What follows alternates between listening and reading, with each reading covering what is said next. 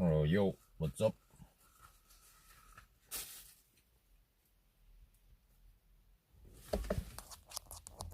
I'm getting ready, doing the final preparation.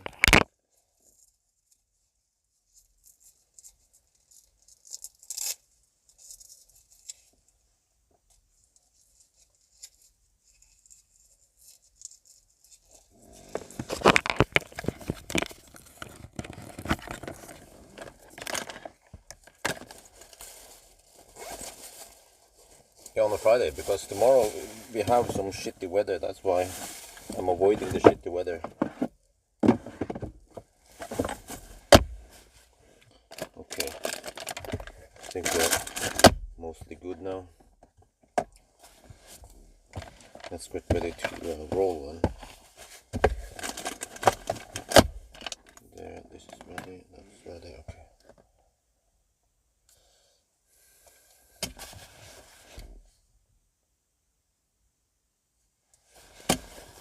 Maybe we'll start in 7 minutes, 6 minutes, okay.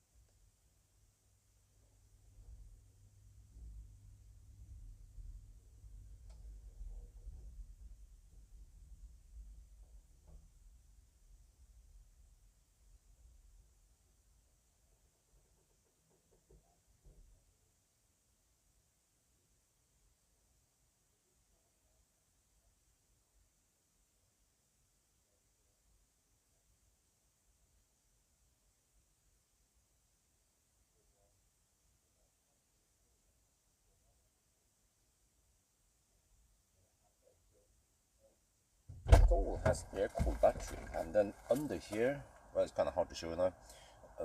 Valdemar from Elvimek, he has rewired or rehooked some, whatever was air vent going to the back there is now going into the battery instead on both sides. And then we have this box here, the emergency box. Well, it is a bit big. It doesn't have to be that big. It's just like for fun that it's that big. But with this box, we can then command the car to run fan speed on 9, which is maximum. So with these two tricks and another one here,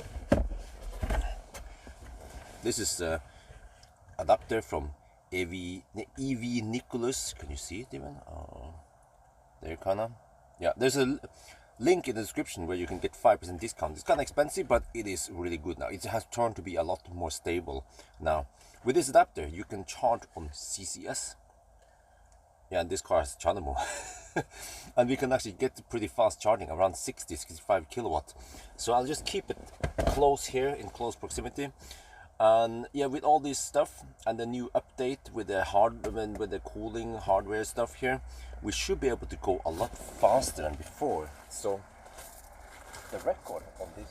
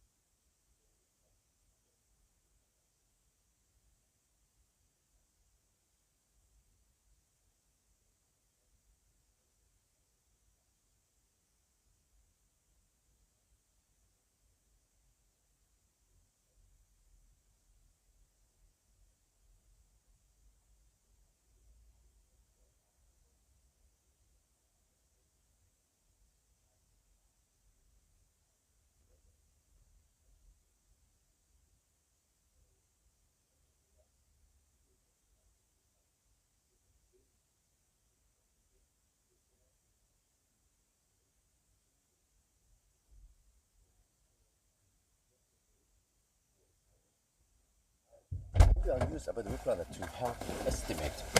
Normally I would just do a ninja trick. So here, what is kind of important is that we start with cold battery. Ideally I want to start with even colder battery, but this is the best we can do. So I'm going to talk about battery temperature a lot during this challenge. But yeah, we also have live stream running. I think we'll start in 1 minute. 23:50 we will start.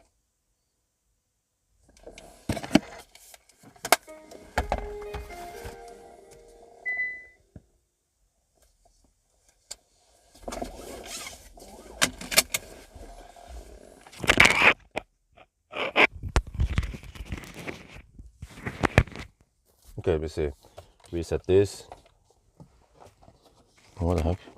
Oh shit. Okay. Reset this. Zoop. Reset this. Zook. And then we are ready. There, we are ready. Here we are ready. We'll start exactly at 23:50.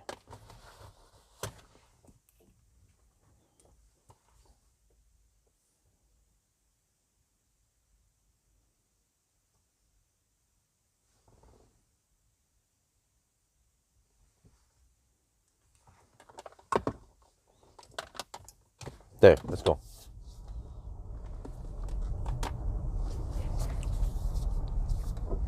Okay, what kind of cooling settings do I want to use right now? Because I don't want, if the fan is off right now. Oh, okay. I can run regular heating, auto. Let me see, 21 degrees Celsius.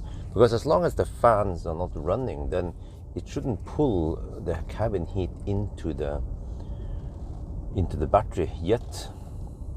Yeah.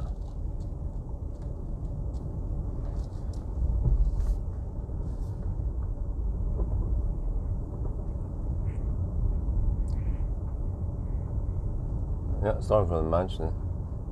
Okay, have you done a test run before for cooling? Yes, there will be a video tomorrow. I've done some test run. I also I tested on I tested the adapter where it works. And great news, it works on Tesla supercharger, but only on V2. I tested V3, V4, it doesn't work, unfortunately. But it helps that V2 works, but it works stable on Ionity, ABB Ionity at least. I'm not sure about Tritium Ionity. It works super rock solid now on kWh, but also on Alpitronic. So I feel a lot better prepared now, and we have finally the equipment, which is the adapter, is good. We start with 21 to 23 degrees Celsius. Not ideal. Ideally, I would like to start with around 15 degrees Celsius in the battery. But it's not the worst, really. Because eventually we're gonna hit the high temp anyway.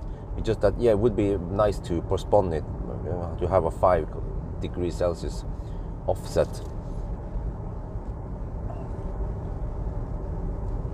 Well, I hope there are no Baustelle today. It shouldn't be because it's weekend. And also today is the day. It's the Independence Day. No, I don't know what you call it. It's a day when they finally open Stenungsund. I think what I need to do is avoid flooring it. We are in eco mode. Okay, that's fine. Because when I floor it, I introduce heat to the battery. And actually, even though we have active cooling, this air-cooled battery can change temperature quite slow. So you don't want to introduce too much heat. It takes a long time to get rid of it.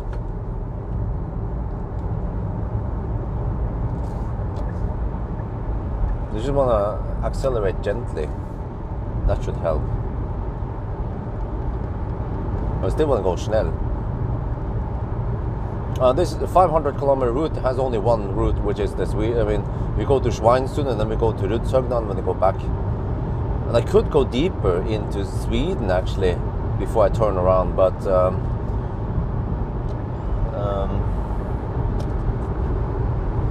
I think that will feel a bit repetitive, because then we will tap into the regular 1,000-kilometer challenge, and it's nice to get a little a little break from that part. So we go to Rudshögnan.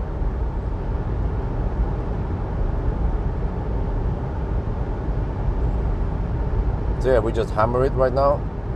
I also figured out that well, I haven't had time to do a consumption test. Well, actually, I will do some kind of a more full test where I start with a certain percent, let's say 70% or something, 75 maybe, and then I actually drive it down to, let's say 10%, maybe 10% is best. And then I charge up, and then I measure exactly how long it takes to drive that route. Plus, now I have to, it's kind of complex. I have to then measure how far I drive, plus measure how long it takes to charge it back up to 75%. And that would be the cycle, like the perfect cycle. And we can then extrapolate and figure out how long it will take for a 500 kilometer challenge or whatever, or 1,000 kilometer challenge even. But and then I just do, I think I'm not sure if I need to do a 90 test, but at least 100, 110 and 120 run. Those three, then I should get a pretty good idea of which speed is the best. But the problem is that once you go fast, you also introduce heat, which introduces rapid gate. But with the new cooling stuff now, it seems like we can not eliminate, but we can severely reduce the effect of rapid gate to the point where we can just hammer it. What snacks? I have a little bit of Circle K snack, and that's pretty much it. I brought some food with a spork. Yeah, wait, what the heck? Freaking left lane hugger. Not me, but the other guy in front of me. But it might be a bit cold in the cabin during the challenge, so let's hope I don't freeze too much.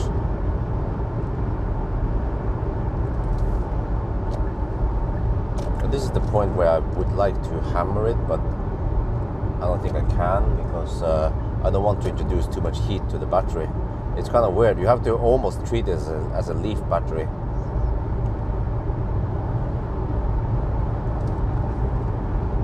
So yeah, I try to avoid too high power output, like 58 kilowatt, 74 kilowatt. Oh, that's close to max, actually.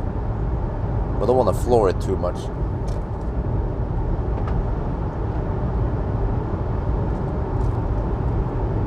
See, climate has been set to 21 degrees Celsius. Okay, that's fine. So the inlet is claimed to be 31 degrees, but since fan speed is 0, then I don't think it pulls any air through the battery. Wait, it actually inputs it into the lower. No, I want to set it to there, forward instead. I have to use manual then. Yeah, I don't want to input it into the battery. Okay, that was a small mistake, but only for 6 minutes.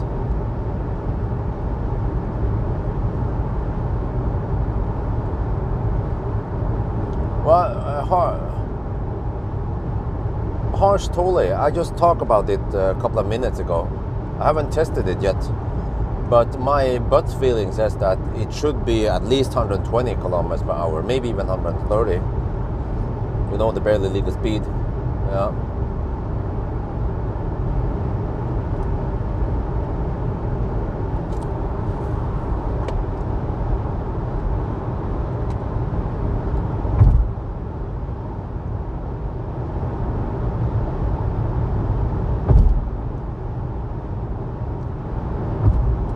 But the problem is that the faster you go, the more you consume, the more overhead you will have. You will have to have more charging stops, which results in more overhead. But also you will have more rapid gate. But if you drive slow, then you just arrive slower, and the car charges pretty fast. We can probably average around 55 kilowatt, maybe closer to 60 kilowatt on the charging sessions. And okay, so I have tested now. The adapter works quite stable on V2 supercharger, Alpitronic, which is quite common, Chem Power, which is quite common. It does not work on Delta, so we will avoid those. And when it comes to Ionity. I've tested on Ionity Dal, but I haven't tested on the tritium chargers, the old tritium Ionity. But we can get away with Kempower, Alpitronic and Supercharger V2. That is already pretty good. And if it's possible, I would try to use Uno X, because right now they have 1 NOK per kilowatt hour price, so it's a freaking bargain. It would also be nice to show off how cheap we can make it. Well, in some cases, yeah.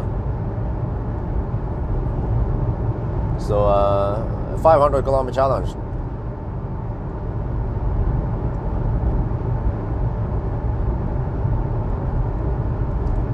So yeah, we're already down to 88%. It goes down quite fast.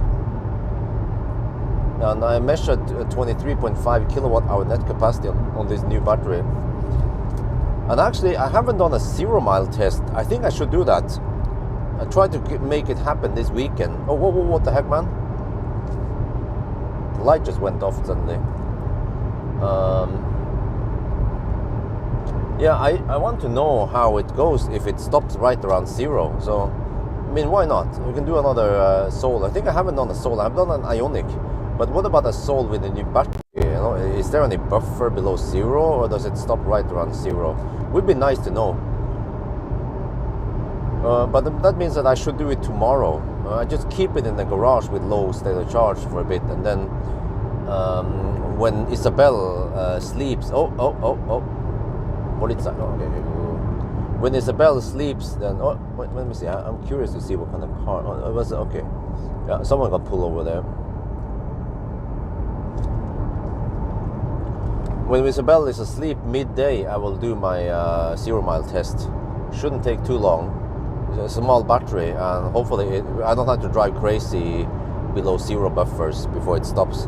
Then I just have to charge it up and then get to cleavage and then get back home. So hopefully we can finish the whole test within just an hour. But I just want to see if it has the same behavior as classic Ionic. And man, tomorrow, like pretty much all day tomorrow, we have mostly 0 price, 0 spot price. I was like, oh, I'm gonna heat up the pool. Unfortunately, I don't have too much battery that I can charge, so I need stationary storage, man. Yeah, I just realized it now. I need stationary storage.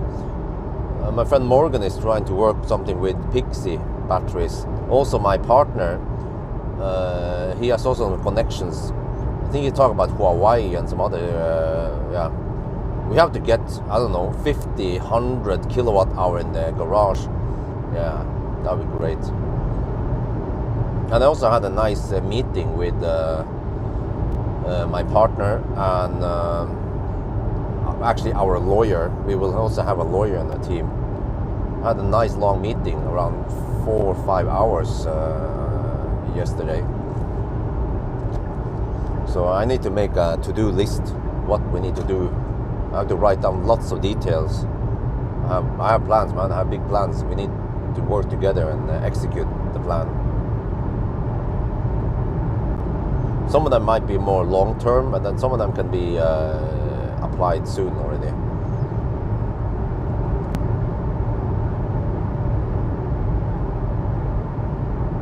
Okay, consumption is 250 watt-hour per kilometer. It's 12 degrees Celsius outside. It's a bit cold, but well, the advantage is that we don't have to run AC. We can actually just run only fans. That's what I did 2 nights ago when I tested it. But actually, no. When was it? Did a test run. Yeah, but it was when it was 14 degrees outside. I didn't have to run AC. I just had to pull cold air from outside and then into the battery, and inlet was sitting around 16, 17 degrees Celsius, and it was cooling really well. The only minus is that when it's cold outside, the consumption will be higher. Man, freaking left lane huggers.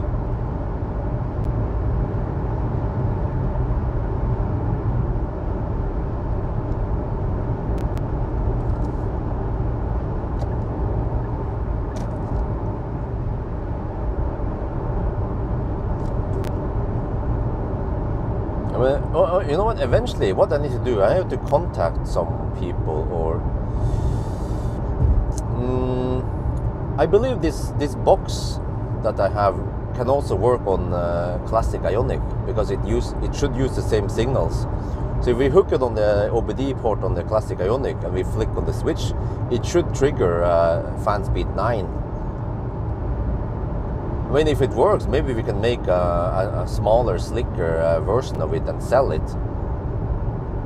Could be someone who's interested in it. If they pay, let's say, I don't know, 200, 300 euros for it, to cover the R&D cost for it. And since this is not mass produced, will basically be produced by hand. But there could be some hardcore Ioniq fans out there, or even Soul fans who want this shit, so they can override. And I also tested that if the car commands, for example, fan speed 7, and I enable the box, it will then override it and go to 9. And then when I disable the box again, or turn off the box, it goes back to 7. So I'm like, oh, that's perfect, man.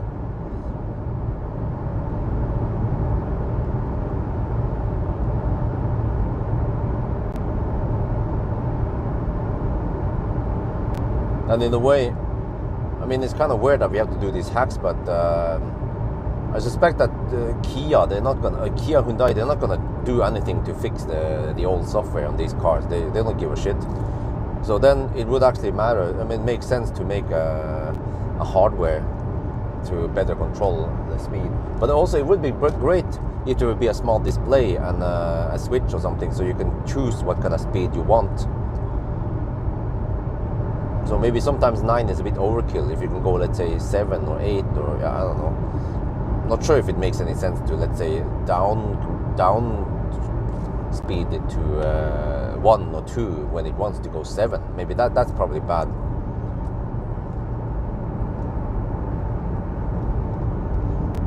But it would maybe make sense to, let's just have a toggle, and you can go from 6 to, well, let's say 6, 7, 8, and 9, something.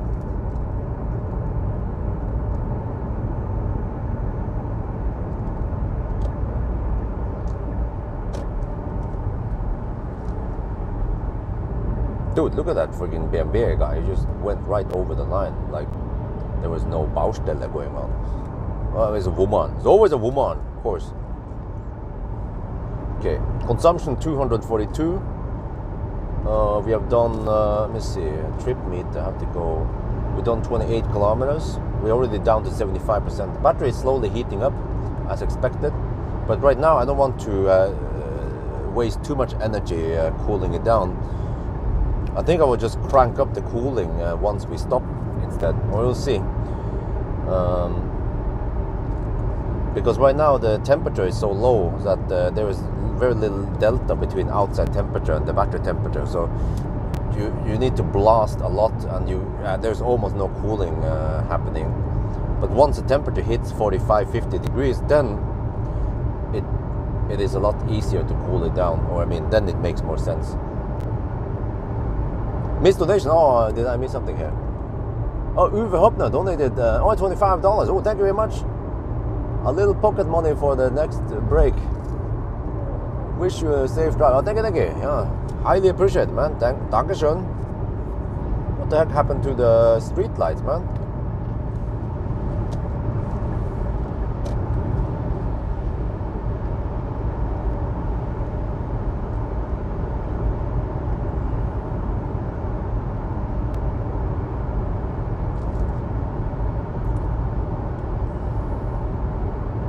Well, okay, so yeah, maybe eventually I need to free up some time in the calendar. I'm not sure when. Yeah, okay, it might be hard to do it now, but we'll see. Might have to wait until after vacation. But I want to actually race this Soul against BMW i3. 33 kilowatt hour. They should have the same 500 kilometer challenge time. So my plan is to race together to Alvdal with Valneman, actually. He wants to drive, so okay. maybe I need to lend him some equipment he can borrow for the challenge. But then, yeah, he's getting better at shooting video now. So, but I have to get ready. I have to get some of the stuff ready. So happy with new C40. Oh, wow, nice. Yeah, it's a nice car.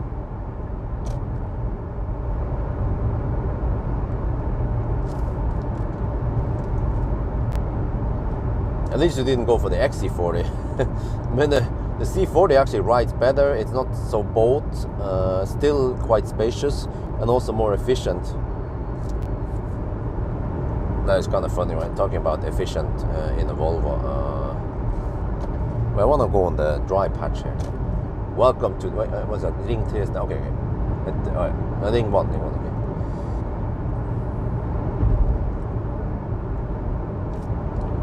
Welcome to Alnabru Ghetto.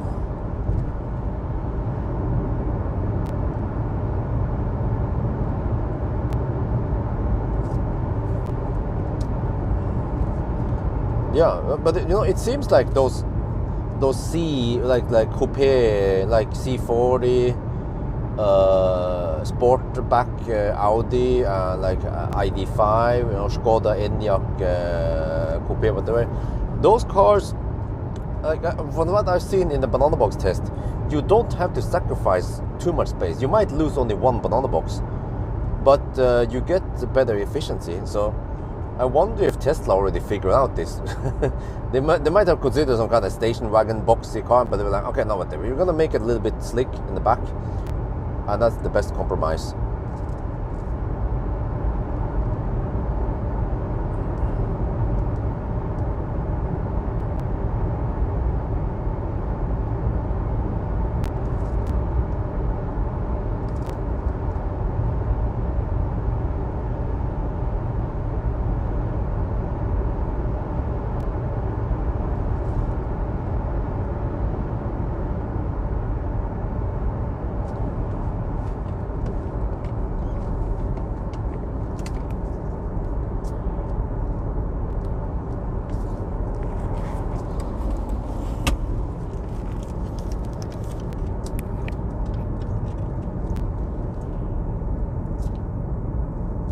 Well, we're on the move, we're now in Oslo, and you see, I cannot use automatic on HVAC because then it will fire up the air vents towards the bottom there, and that it's the bottom that is connected directly into the battery. So I actually have to use this manual mode like this, and now we get some okay heat in here, and yeah, otherwise it will actually input hot air into the battery, which we don't want.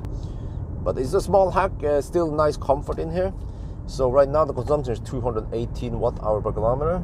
We will, as usual, go for the south loop first and then go back north.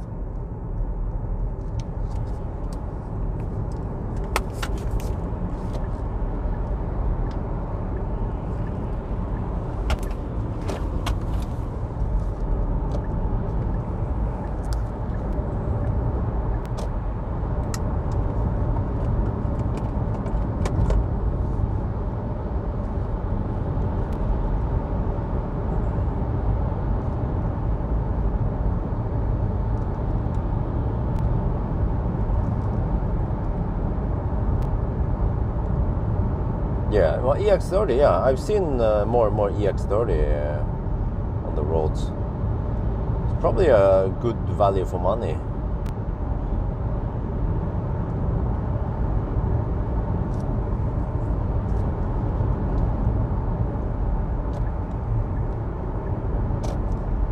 What the heck, man?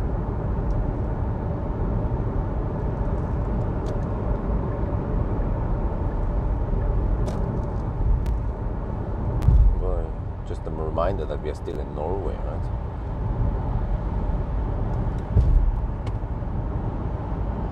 Okay, battery temperature 25 to 27. We have to focus a lot on battery temperature right now, and then fan speed is 0 right now. Yeah, I think fan will start to kick in once we go above 35 degrees or something. Yeah, but we will actually arrive at the fast charger with around 40 degrees Celsius. But But this is where the active cooling helps. I mean, the hack helps, because even when we arrive at 40 degrees, we just crank up the cooling and it will not replicate, or it will replicate slightly, and we lose only 30 seconds versus the perfect session. So yeah, let's see if my test run, I just have to apply the same logic now in this challenge that I did in a test run a couple of days ago. And now I know which chargers to avoid, so I don't have to waste time at the duct and shit like that, and which charger I just have to stick with. So actually I'm not sure where I'm supposed to stop, if I should follow about the route planner or not. I might want to go deep on the first session, or we'll see. Actually, we'll see, but maybe I will go for zone, Uno X zone, and they should have dirt cheap charging.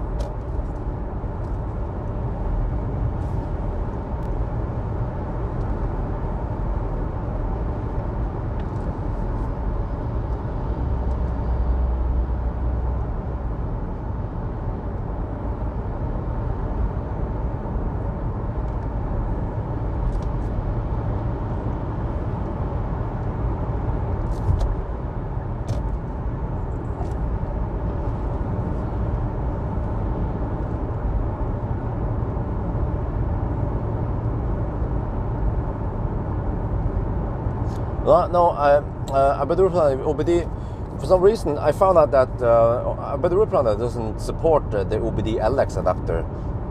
I'm not sure why. Maybe there are some security issues with it, but I have ordered now OBD Link CX adapter that about the route planner supports.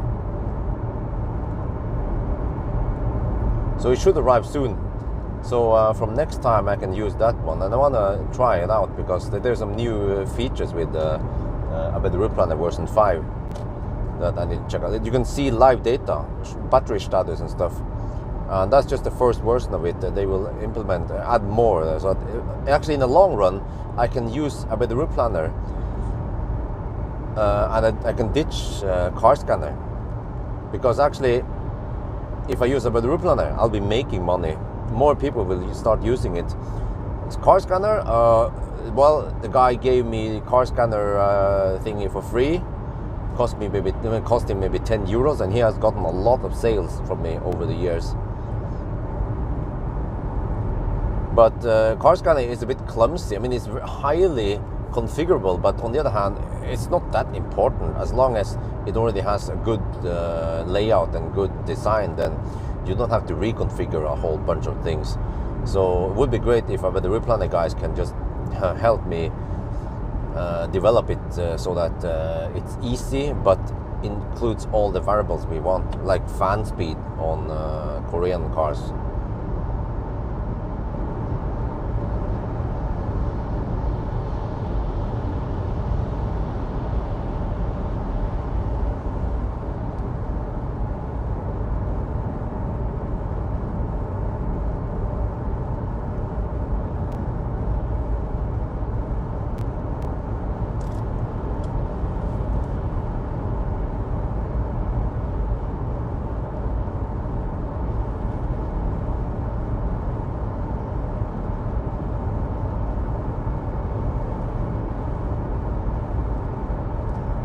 Okay, battery temperature stays low-ish, 25 to 27 degrees.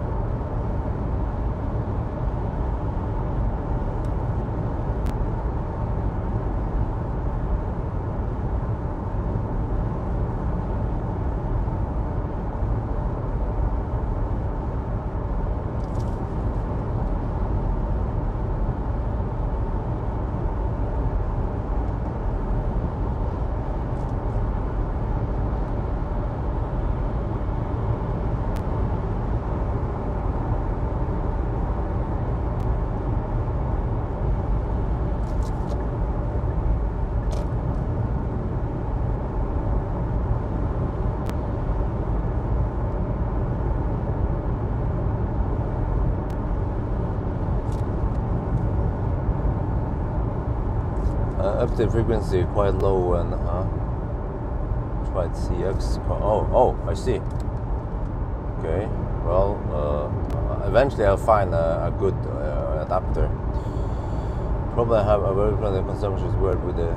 Well, I mean, I don't need super fast update speed. As long as it updates 1 per second, that is good enough.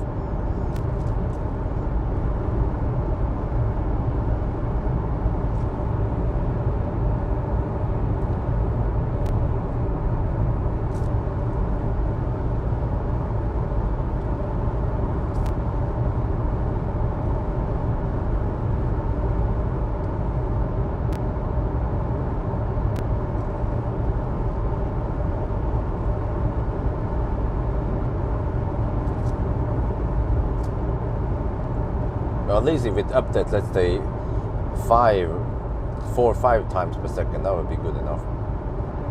But the stuff I have right now here seems to update only around, I don't know, 2-3 times per second in car scanner.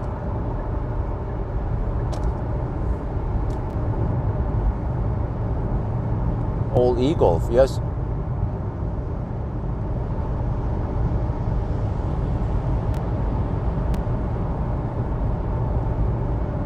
Any news on Fisker in Norway? Well, the Fisker center is supposedly kaput now, bankrupt. So that's a bummer.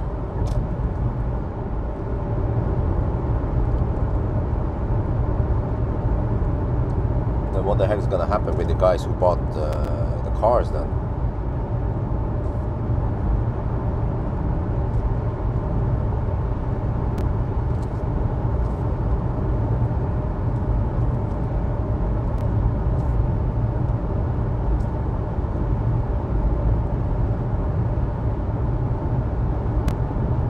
Holding frequency, okay. Well, this is weird. I have to put the HVAC on 23 degrees Celsius to get okay heat. It's only 10 degrees outside. But I mean, when Valdemar tested it, the AC could only deliver around 15 degrees for some reason. I don't know why. It should be as low as 5 degrees, 6 degrees. But if the outside air is 10 degrees, it should mean that inlet can be close to 10. I've seen that inlet is usually a couple of degrees higher, so maybe I can get 12 degrees Celsius inlet. Now we get some heat. I have to crank it up to 23 degrees Celsius. Because eventually the cabin will be kind of cool for most of the time. I have to run cooling while we're driving, but also while we're charging. I have to freeze something. I have to freeze a bit during the challenge. Okay, let me see. 58% now.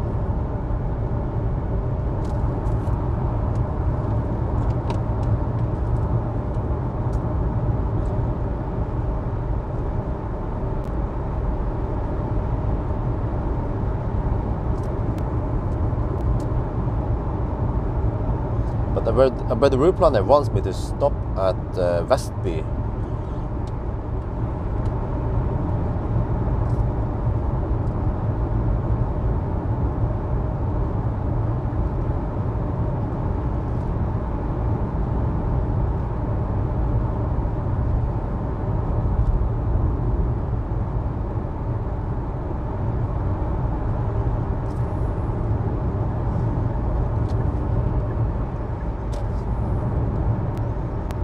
But I think I'm just going to go a little bit further, a little bit deeper. Wait.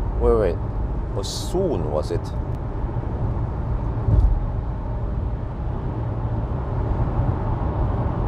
Yeah. Uno X soon.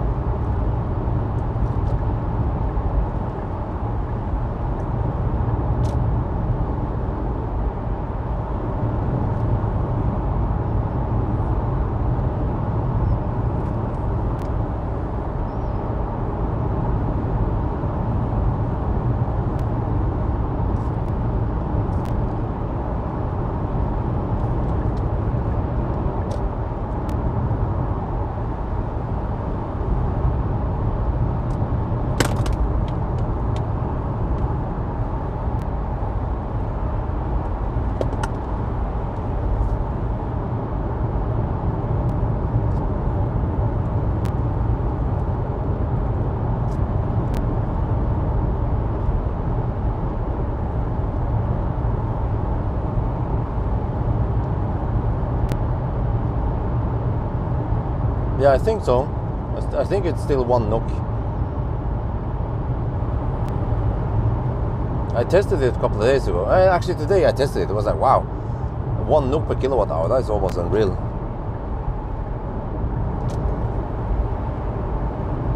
Okay, consumption is 207 watt-hour per kilometer. This car is still efficient when we're not hammering too hard.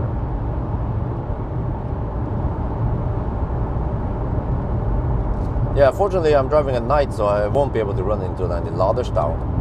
But even in the daytime, I went the daytime, like it was around 10-ish today at the new one, Skedsmo Korset. It was dirt cheap and no one was there, and then the Tesla arrived. But yeah, Uno X, they have been popping up with some new chargers. For example, supercharger V3 Vestby, there is now Uno X charger there. It's not even in the about the route planner map yet. And also Uno X at Sarpsborg. So I'm like, oh, okay, I should try to stick with some Uno X on the route. Try to save money, but I probably still want to prioritize going as fast as possible and not having too many charging stops. So if it makes sense to stop at Uno X, I will try that. But I have to charge to around, I think around 84% maybe.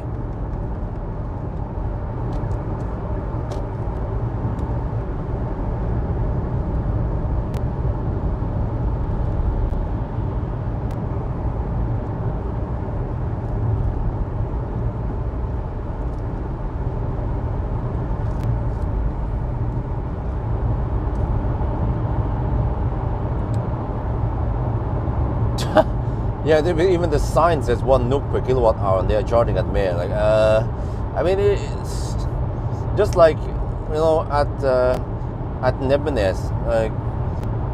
Well, there is no sign, but you can charge at the recharge for 6 NOK per kilowatt hour roughly, or you can get half price at the supercharger. I think even the drop-in price on supercharger is lower than recharge. So yeah, I would try to stick with Uno X supercharger, only with 2 though, and Ionity.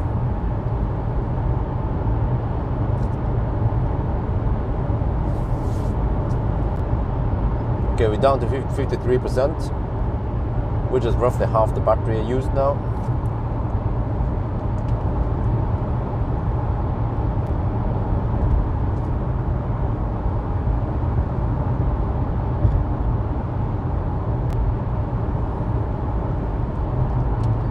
We're 25 kilometers away from Uno X zone. Not sure if I should go deeper.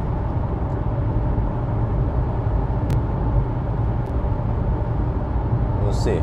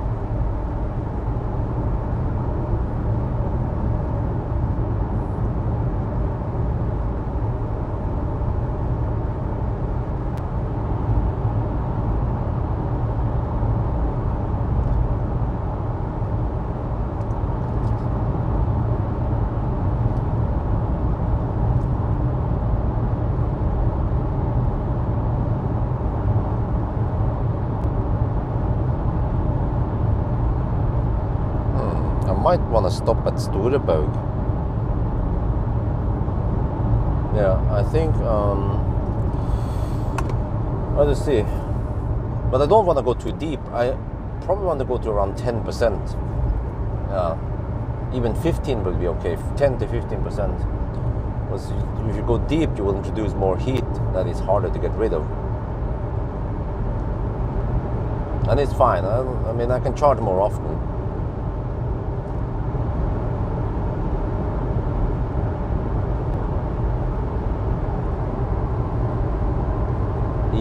Okay.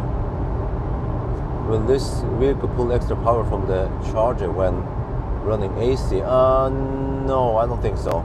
So we actually sacrifice a bit there, but fortunately, because it's cold outside, we can run only fans when we are charging, and we should still get around 15 degrees in the inlet.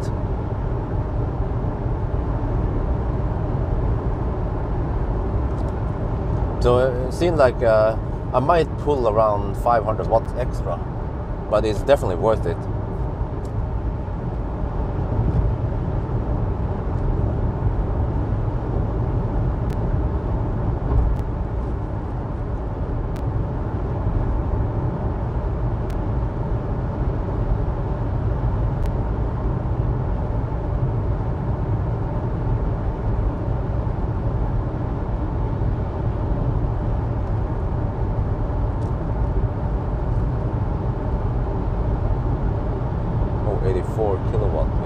I want to avoid too much of that high power output.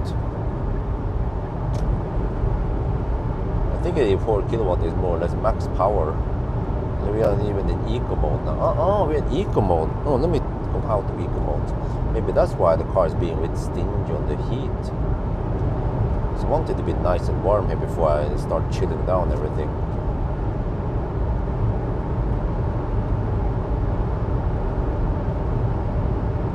Okay, now that we are hammering it on the motorway, we actually pull around 35 kilowatt, 38 kilowatt. Wow, so that's more than 1C, man. Just maintaining speed over here. Can you do multiple? Can you do multiple tests with a dash?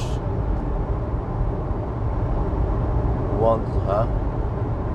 With the dash vents open versus closed. See if it pushes more air into the battery.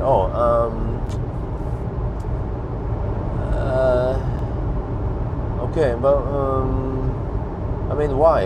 If I want to cool, I want to divert everything to the lower. Plus that it will get quite cold if I also put cold air into the cabin. So I actually want to avoid that. Ideally, I want to just force all the cold air into the battery, and then and actually, you know what I could do? I could open up the trunk so that the hot air gets inside the car, and then it keeps pulling cold air from outside into the battery, and then I wonder if that will work. Then it will actually be nice and warm in the cabin from the battery cooling, and we will still get we should test that. We should definitely test it.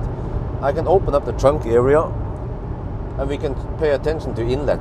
We know what the inlet should be now, around 15 to 17 degrees Celsius. No, I'm doing night now.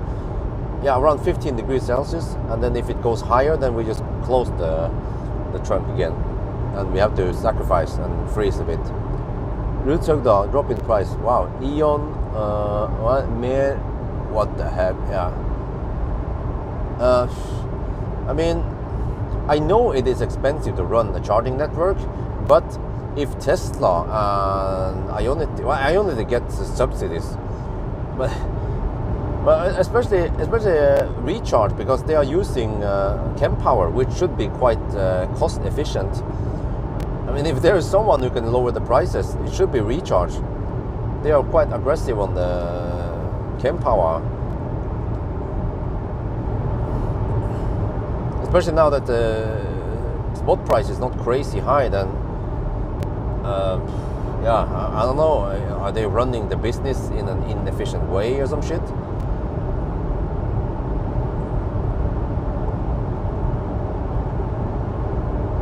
Yeah, no, I mean, active cooling is already default, but we tweaked it a bit. You should watch the previous video to know more about how it works. 5, okay. I mean, nowadays I prefer around 3 to 4 NOK per kilowatt hour because that is actually possible. I have a passport Pawel right now, which gives me 3 NOK per kilowatt hour on Ionity. And then Tesla is around 3.5 to 4, I think. So for me, I would try to avoid, let's say, I would try to avoid charging a thirsty big battery on a recharge or mid. It's gonna cost me a lot, you know. If I need to pump in, let's say, 100 kilowatt hour at 6.5 NOK, is 650 NOK, and that was just one charging session. And if I have to do more, like, it's gonna be thousands of NOK just for charging. It's kind of crazy.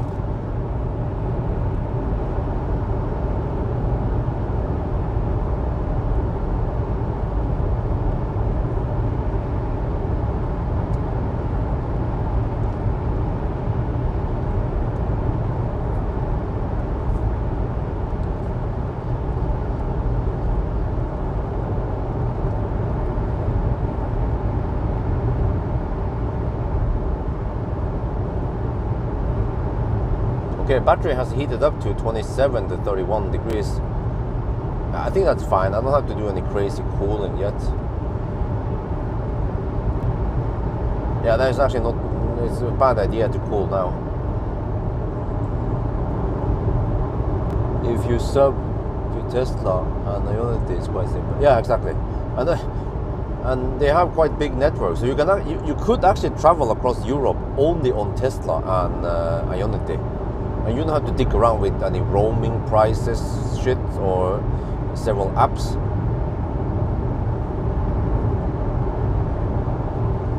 Tesla has access to lots of batteries to use. Huh? They don't. No. That's a big misconception. They don't use batteries. Very few sites I know uses batteries.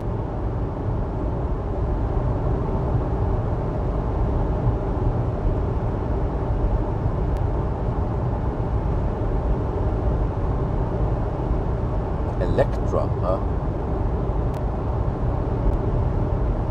Okay, but I'm getting closer soon now. Let's see. I have 25% left. I also need to travel far before I charge first time. 81 kilometer now, okay. Wait, but on the other hand, I can't go 100 kilometer stints anyway. If I go 90 now, then I have 400 something left, which I should split into maybe 75 kilometer sprints.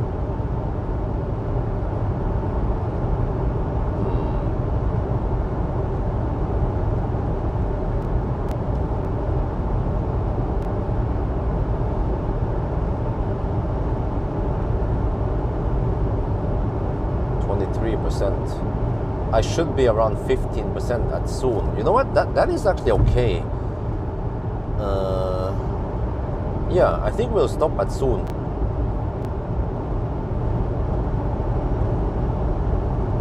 Yeah, I waited for the TP video is coming soon. I waited for this month's bill, which came today.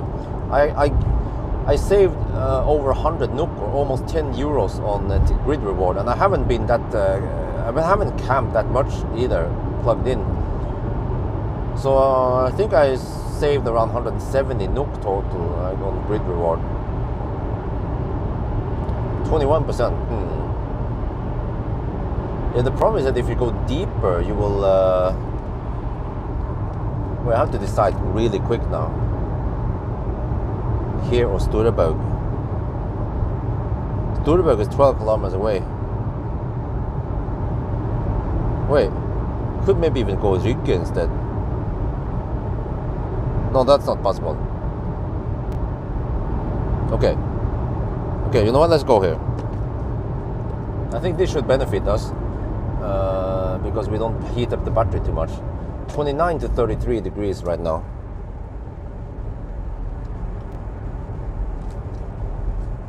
Yeah, 1 NOK per kilowatt hour. I saw the column there. 20%, okay, so it might be 19 by the time we plug in.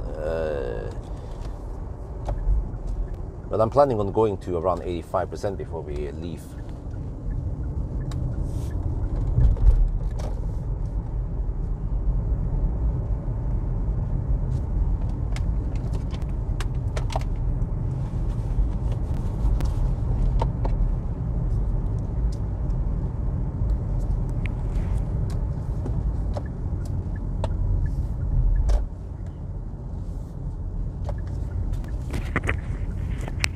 So it has no blinkers. Okay, no one's using it. That's good. Okay, let's see. I want to use this side so I can see the screen better. Oh, we have cleaning and stuff over here, man. Perfect. Okay, let me see. I need to record data. 85.8 kilometers.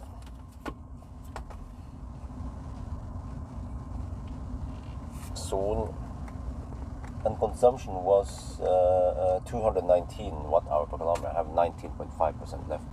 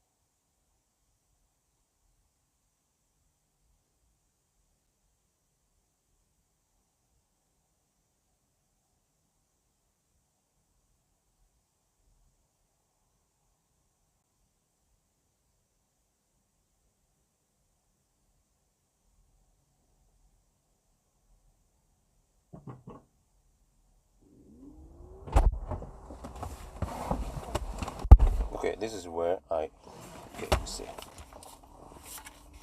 No, I pressed cancel by accident. Oh yeah, we're charging now.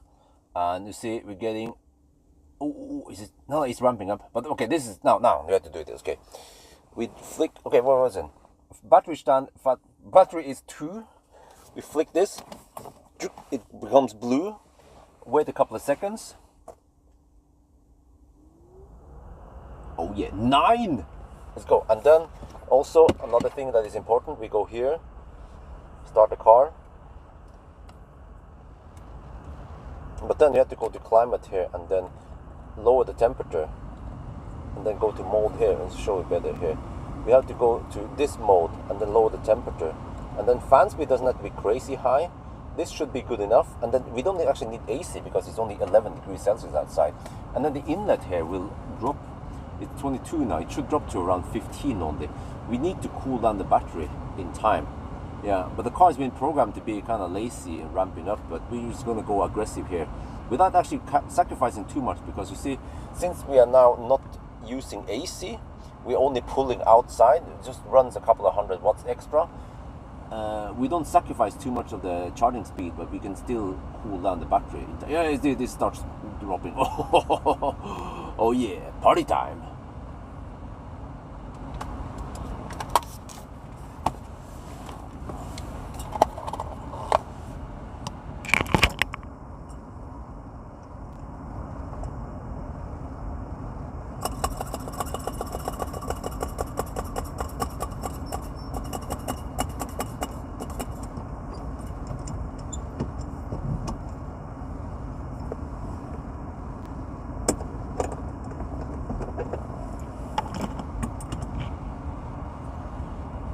Oh yeah, look at this.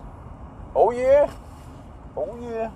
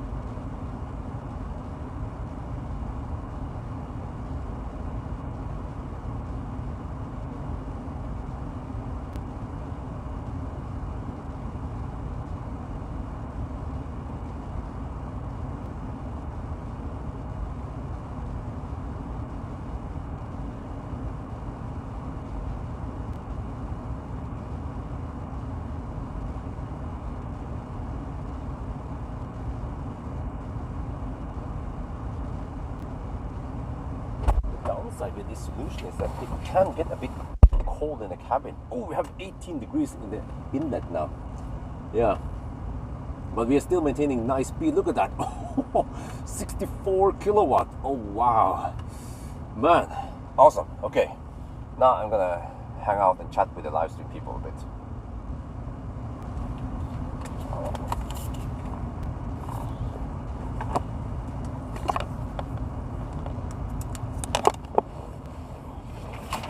Maybe have a little bit of food. Maybe I need to get rid of this. One of them.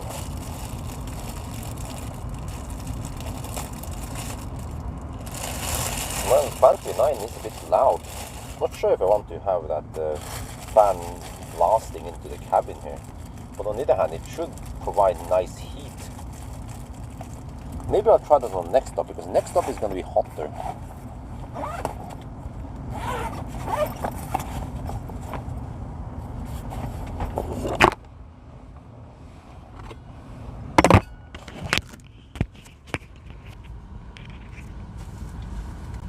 Oh, we are almost good to go already.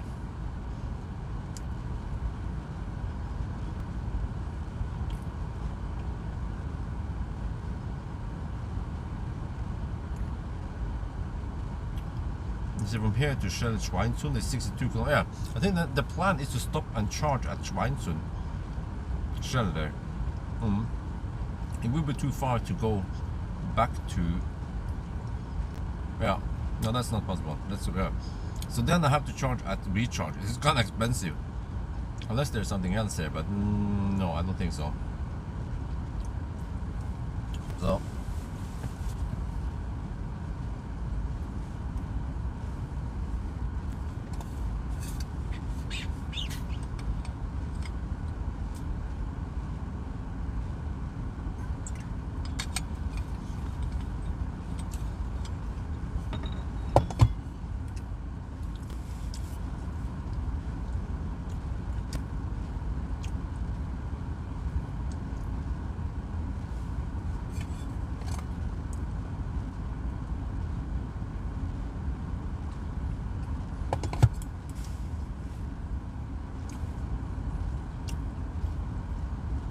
Revenue.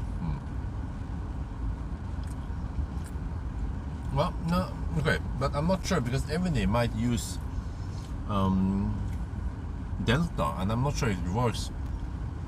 But there's Alpitronic at recharge. I'm going to use Alpitronic. I know it works. Oh, you start throttling now.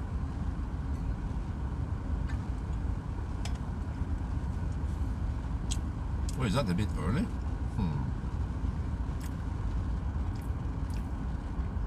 I think it's supposed to throttle now. Oh, there's a donation. Sergudon donated $5. Oh, I forgot one. C40 donated $25. Wish you a good night driving. Oh, thank you very much, C40. And also, Sergudon. Dankeschön.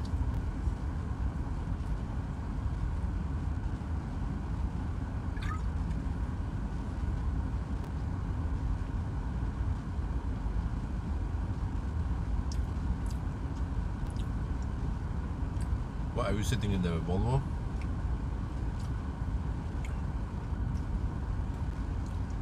Okay, if you're sitting in the Volvo, can you tell me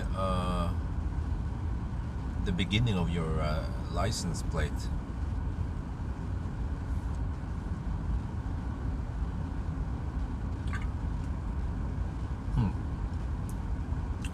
We should leave now.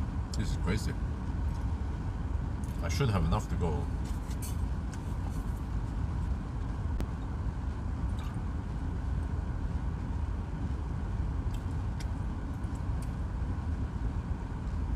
No.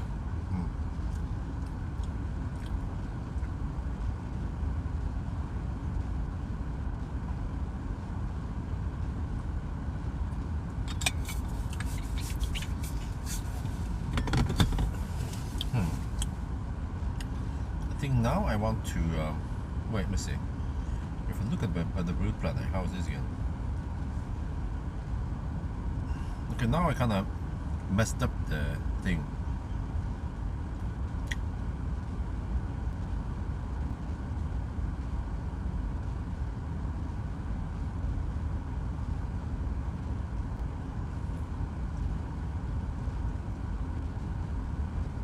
Shell recharge. Okay, so if I go there, what does the routine say? But the routine says that I need 60% to get there. Okay, I have 80% now. I should leave then.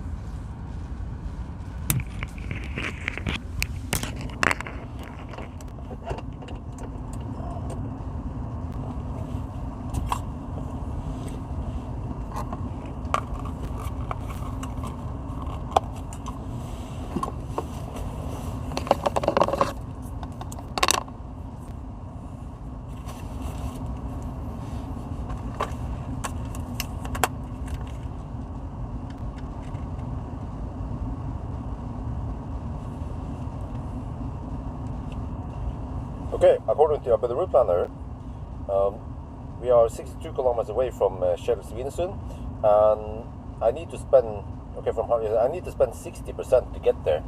I have 83% now. It starts throttling, so we can leave. I'm gonna check outside how long we charge here. I don't know, default assumption. I think so.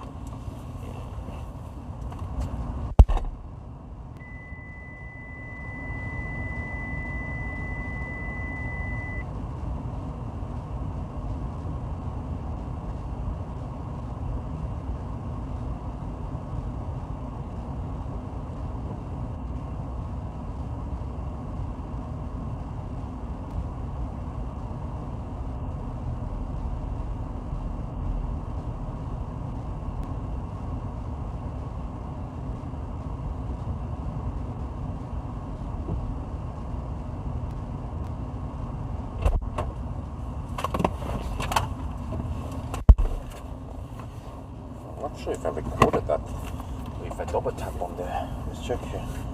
Did I not record it, or I did? Okay.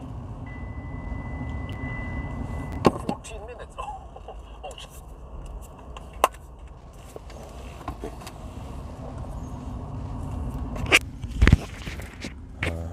okay. 84%. Let's go. Wait, what the heck? Is it not in ready state?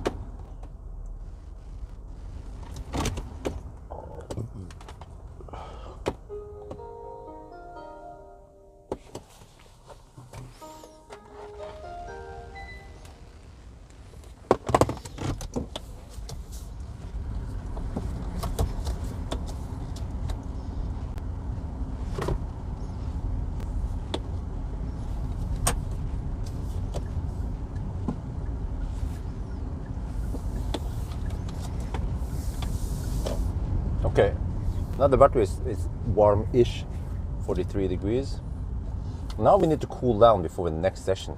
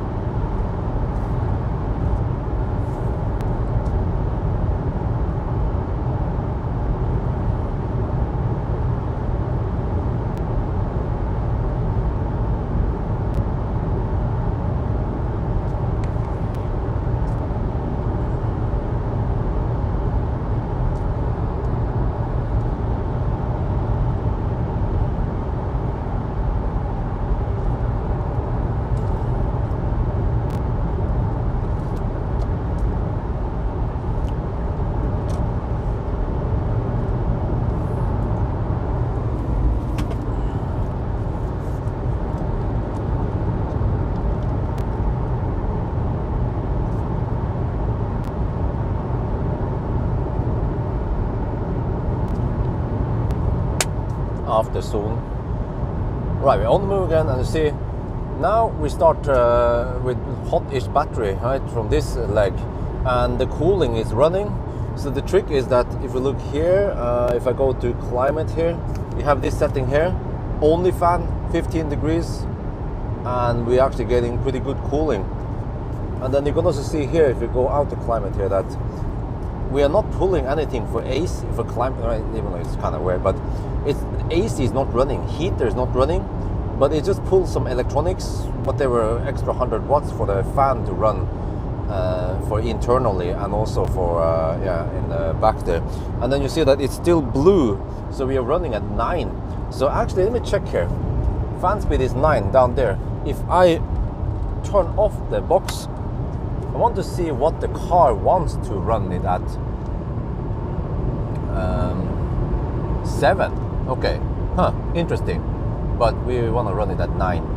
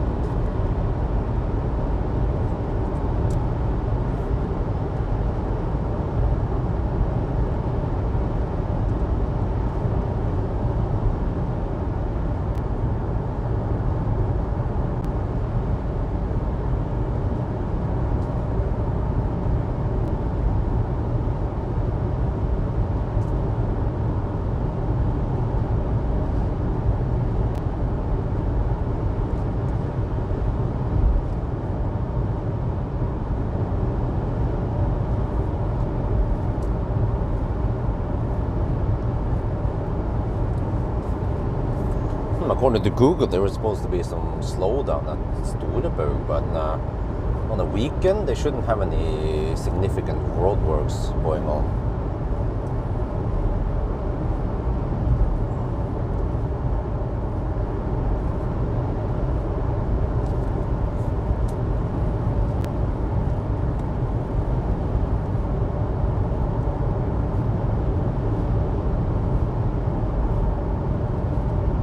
We need to cool down, but we also need to drive fast, so not sure. Yeah, we are at 35 to 43 degrees right now. It will cool down, but not that much. Inlet is 17. Wow. On only fans and fan speed 4. Wait, I'm not sure if it helps to go higher. I don't think so. Just fan speed 4 should be sufficient enough, because it's also pulling. The cooling fan is also pulling, plus that the car's HVAC is pushing. It's like a push-pull.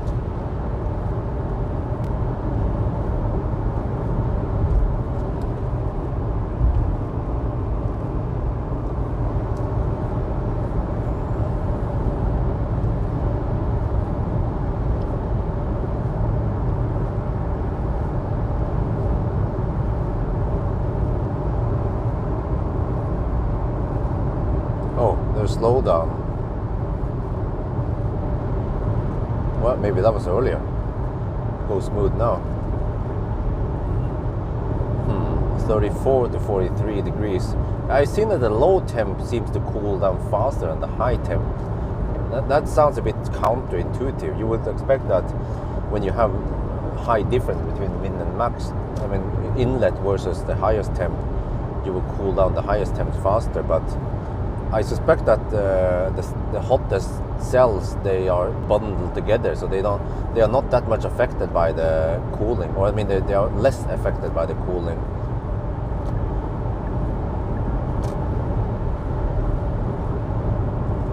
So we'll see what kind of temperature I arrive with on the next charger. But now it starts getting a bit cold in the cabin, and it's going to be like this for the rest of the challenge, which sucks a bit. Well, unless I actually on the next charger, I will try for fun open up the trunk so that I get hot air inside from the trunk area. It's gonna be noisy though, but that's part of the challenge.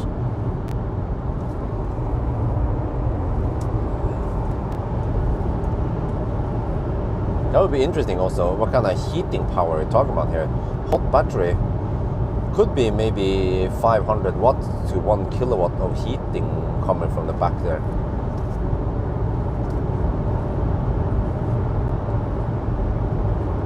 You also have to check if that affects the inlet or not. It shouldn't.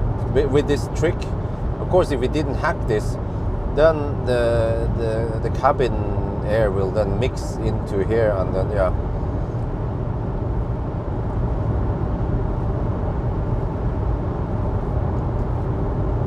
But I mean, you even with the vents blocked, you can still get okay heating and cooling and whatever. You just have to run it on manual mode. Otherwise, it will just try to push hot air into the inlet.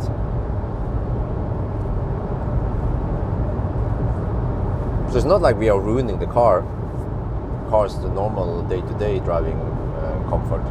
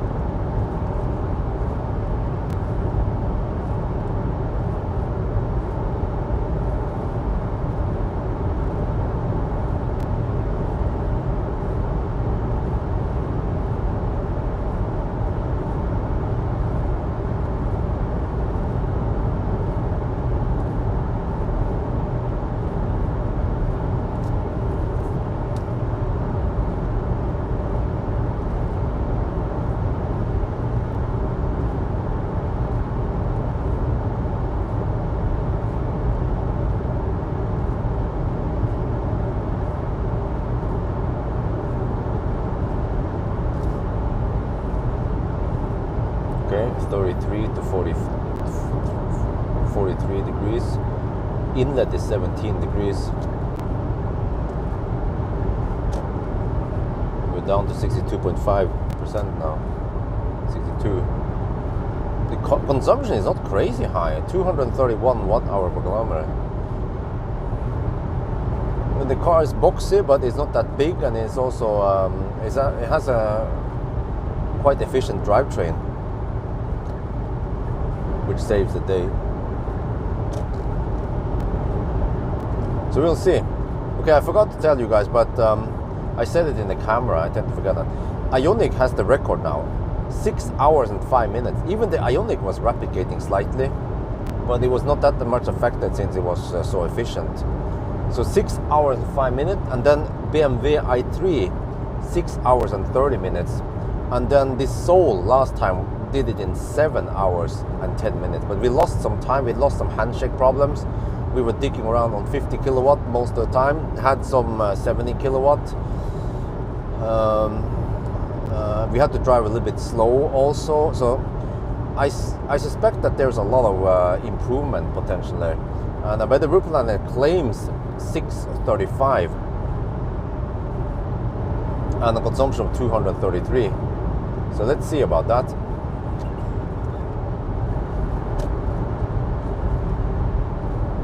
Did you hear about the startup Malfa? Huh?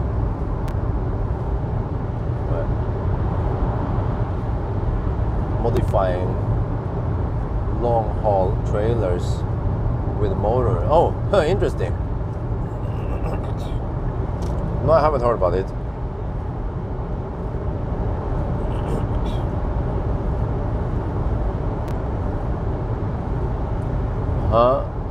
How is the pack temp in the tubes helping?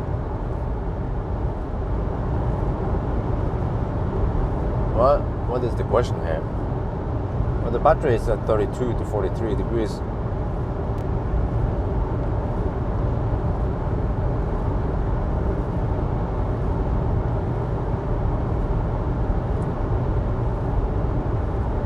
So interesting.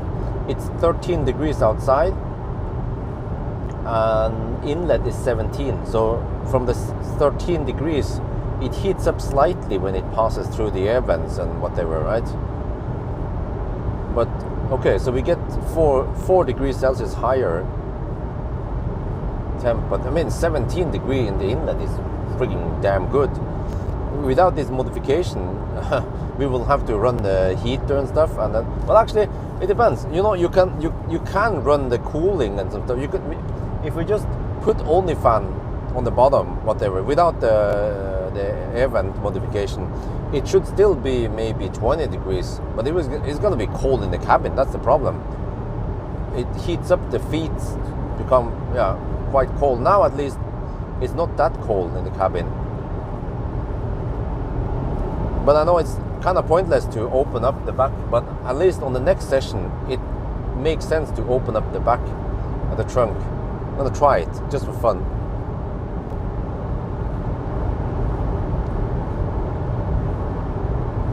Test done, reduced fuel consumption by 50%. Oh, yeah, you can use it on, that makes sense. Huh, interesting. It becomes like a hybrid system. Without maybe the hybrid disadvantages, since you only have electric drivetrain helping the other. Yeah, that actually makes sense. Kind of similar to like the electric bike, the one that goes to 25 kilometers per hour.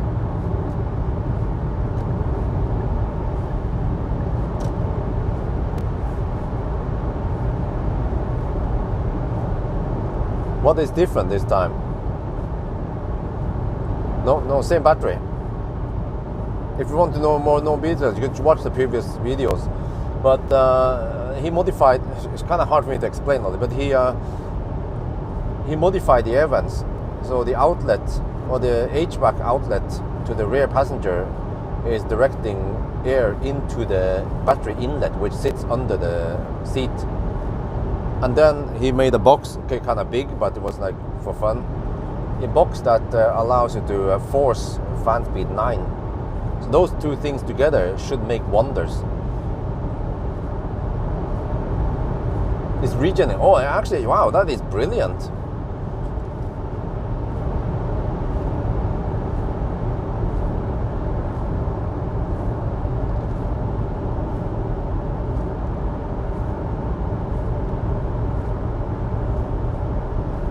I have to see how much juice I burn here, if I'm able to just turn around, or if I should stop at Schweinsund. But yeah, I pull out when I hit 15 kilowatt on the previous session.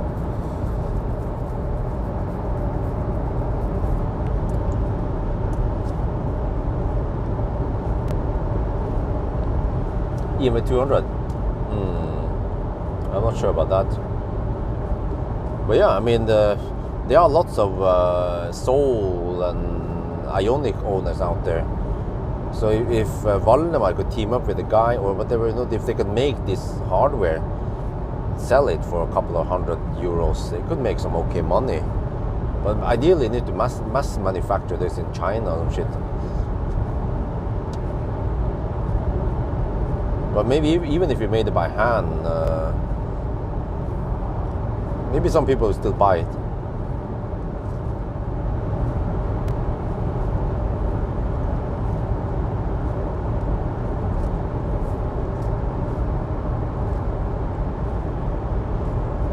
Nine overheats. Yes. Wait, Where is that?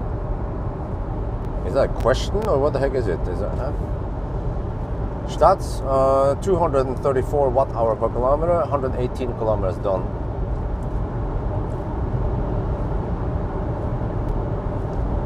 Internal fan. Well, passenger. No, you guys kind of need to watch the video. It explains a lot there.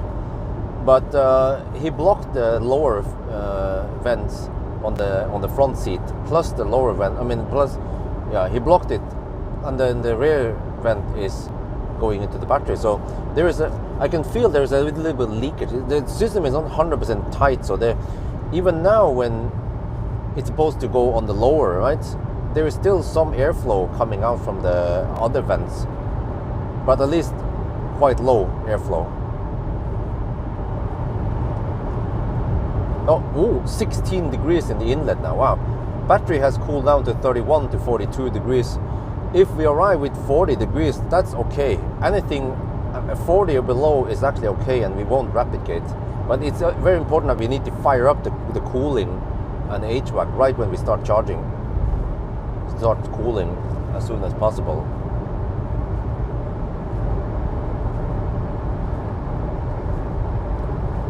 And also, it seems like, yeah, I can see here in the car, actually the car display, that climate control is 0 because it's not running any AC since it's cold outside. And electronics is pulling 400 watts only. So some lights, some screen, and maybe just 50 or 100 watt extra for the fans. I'm not sure how much the fans are running. Well, I can check something here. Let me see, if I stop here, I disable the box. So fan speed drops, goes from 9 to 4. Okay, so the car wants to run it only at 4. Interesting. So at 4, we are pulling 34 kilowatts. And then at 9, we are pulling 39 kilowatts. So that's 50 watt extra only. So the car is being kind of stingy and trying to save 50 watts. What do you guys think? Should the car do it? Or I need to document this. I'm gonna film this.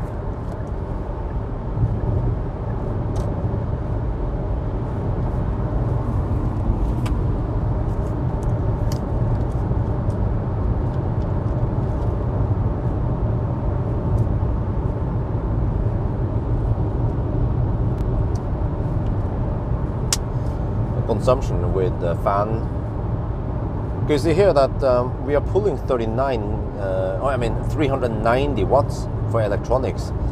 But if I switch off the thing here, zoop, it will drop. I just have to wait for this to drop. There, 4. So the car wants to run it at 4 right now, given the battery temperature. And you see that it dropped to 340 watts. Wait, so that means that if you flick on the switch again here, okay, wait for it. Look at this one. After a couple of seconds, should go up again. 3. Yeah. See. So it seems like that higher fan speed from 4 to 9 cost 50 watt extra. The car is being stingy. I mean, 50 watt, yeah, should equal to around 0.5 watt hour per kilometer. So it's literally a drop in the ocean. But yeah, the car has been programmed to be stingy, but we just want to go maximum cooling. So that's awesome, man. And also, yes, you see that the inlet is 16 degrees, but we are not running any AC, so we are just getting free cooling. 12 degrees outside. It's wonderful. Maybe this is the best time to run it, at night when it's cold outside.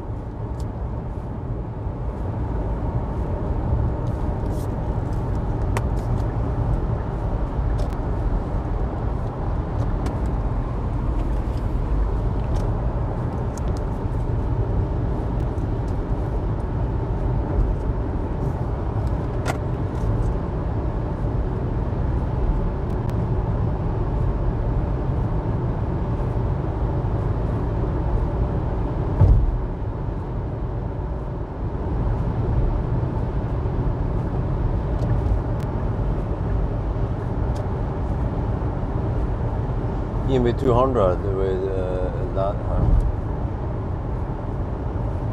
But yeah, what do you guys think? I mean, 50 watt is roughly 0.5 watt hour per kilometer, depending on how fast you drive, of course. But it is very little. So yeah, we are spending 50 watt extra for extra cooling. But okay, I mean, but then how much extra cooling do we get going from 4 to 9 in the fan speed? Well, I don't know, hard to tell.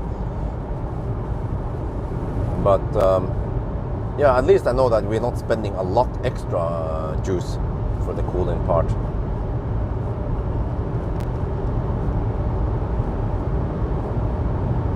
But it seems like it's going to be hard to keep the battery temperature low. I need to hammer it. We have headwind It's going to be better on the way north, at least. We get the tailwind. But yeah, 31 to 42 degrees. So we might have a slight rapid gate. I'm not sure. We'll see on the next session. Is it noisy? What? Huh? What is noisy? The car, the fan? You mean fan speed 9, right? Versus 4. I could barely hear a difference now, but the car overall is a bit noisy.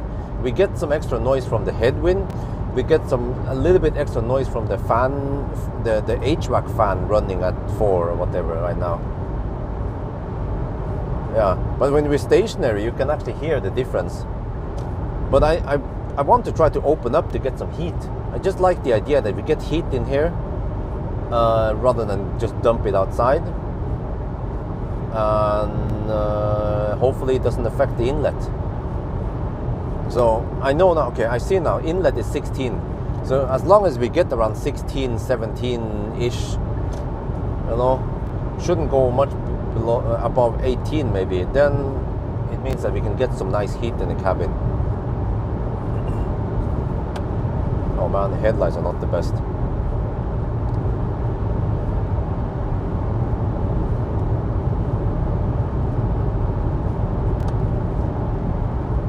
Oh, it pulls 100 watt extra. You see, even the high beam pulls more power than the fan would at 9, so it's really nothing. Why is fossil car? There's so much engine noise. Yeah, absolutely. Okay, we are getting close to Schweinsund now. Let me check here. Distance, 130. Okay, in around 12 kilometers. Wait. Yeah, I think that's fine. We are 25% now. Okay, you know, that's fine. Yeah, we should charge there, recharge. Alpitronic. It's gonna be a good deal. Let's see if I can get some heat in the cabin. Wait, do I have cabin temp here? Not sure.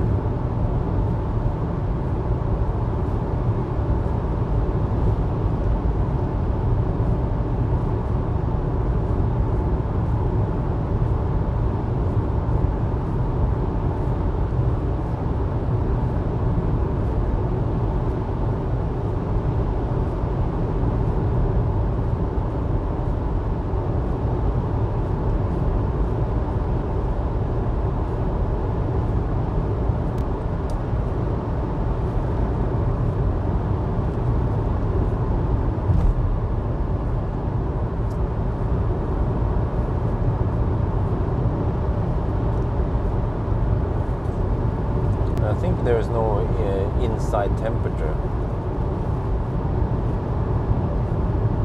Yeah, no. Okay, that's a bummer. Would be nice to know the cabin temp.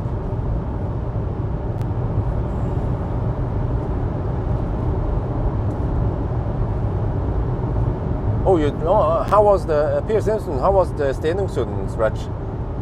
Was it just like before? They just rebuilt it and so on, with some nice smooth asphalt. Can't wait to test it. Next weekend I'm planning on doing it with Fiat 600e. It's basically just Stellantis drivetrain.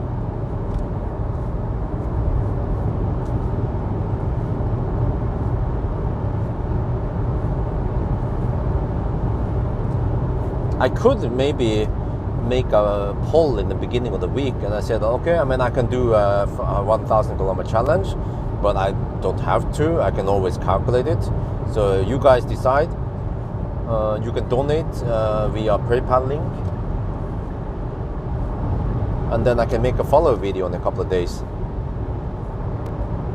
So it's not like I'm begging for money. I'm just saying, you guys decide. If enough people donate, then I'll go for it. And if few people donate, that is an indication that you don't want it. Well, actually, maybe you don't have to donate even. You can just say, maybe I can just have a poll instead. Yeah, that would be less annoying. Yeah, I could say I have a poll instead.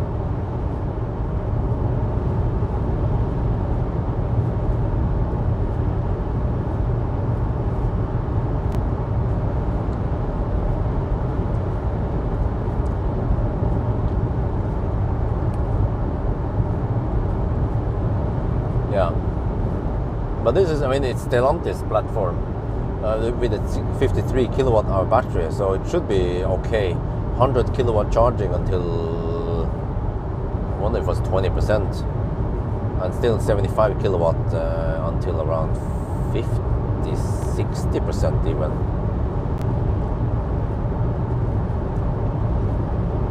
Oh shit, temperature is actually going up now.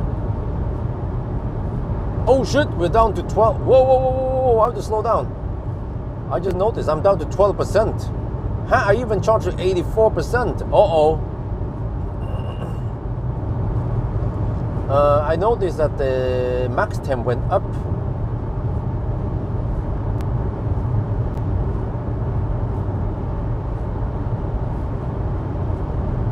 According to the route planner, I should arrive with 20%. I'm down to 11%, so not sure why. Maybe I hammered harder than the route planner expected me to do. 11%. Oh,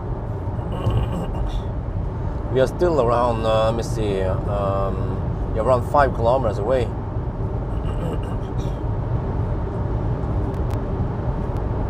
I'm down to 10%. Don't wanna jinx. I mean, I don't wanna challenge the car here or anything. So.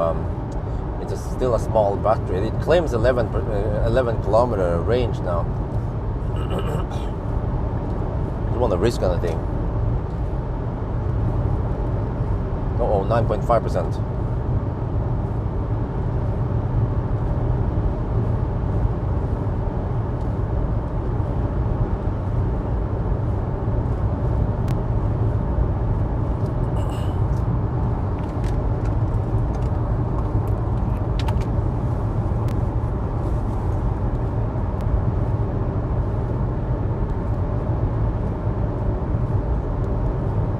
Again, man.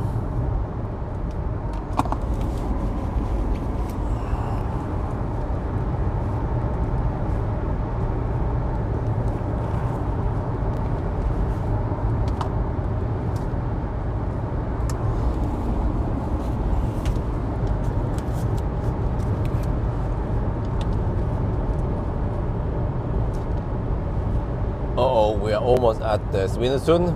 But I had to slow down because we are down to 8 kilometers and 7.5%. I'm not sure why this didn't correspond with a better route planner. According to a better route planner, I should arrive with 20%. So maybe I drove faster than that, or there might be some stuff here that consumes more energy. Well, we can't blame the fans at least. Okay, but at least we're gonna make it there. Oh, we have no indicated range now. But still 6.5%. So okay, we are there. Okay. Oh yeah, it's time to pull out now. Oh shit, 44 degrees in the battery. That is not good. This is why I want to avoid going deep. Let's hope it cools down a little bit now. It means I'm going to rapid gate. This is a little bit more intense than when I tested a couple of days ago.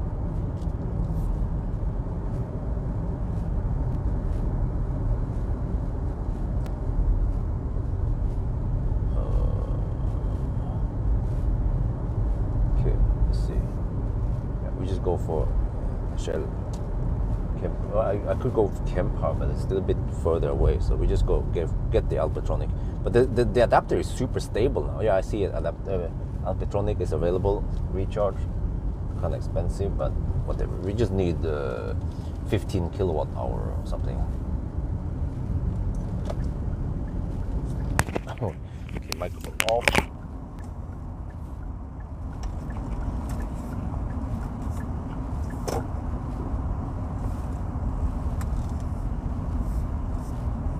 Why is one of them white? Okay, but they just use the one to the left, it should work. I'm not sure why the heck one of them is white.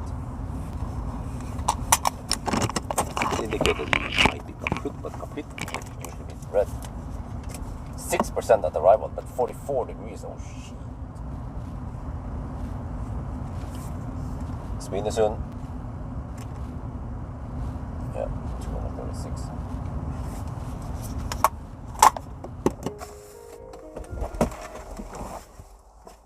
Quick adapter.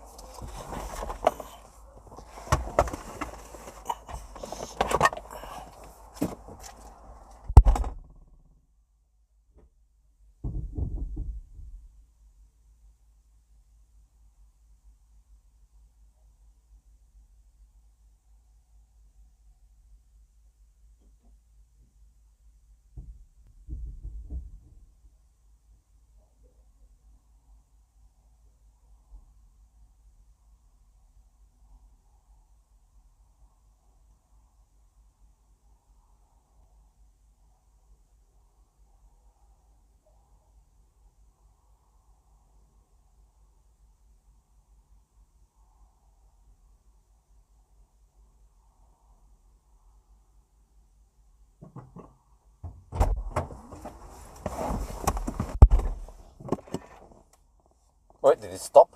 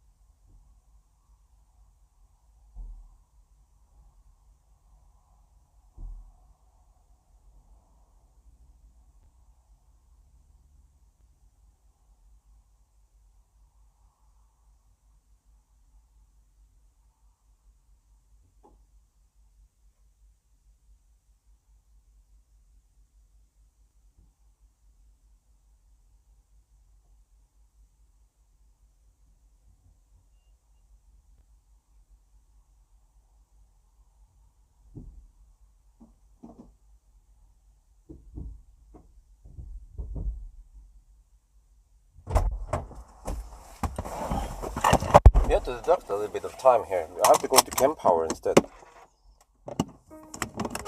The display claims that the charging plug is kaput or something. I was like, huh? Okay, so that was 30. Oh, I have 6. I think did it charge a bit? No.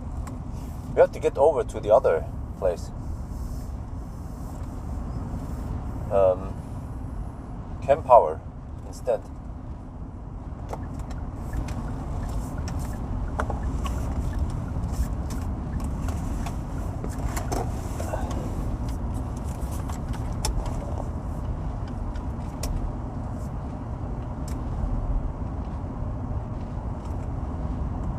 We were just at Shell right now, trying the hypercharger, and the display claimed that the plug was kaput. So, okay, whatever, we're gonna go to kWh instead over here. Fortunately, we have plenty of options. We're in Norway. Well, I could go for the Alpitronic also, but let's just go for kWh. So that should work. Everything is closing. We have to deduct a couple of minutes. This is charger fault. Quite unfortunate and also quite rare. I've never seen a plug just go kaput. So we try one of these. Okay. Here, let's go. Ladebolle. Oh, you get a free bun. Oh shit. Okay, let's try again.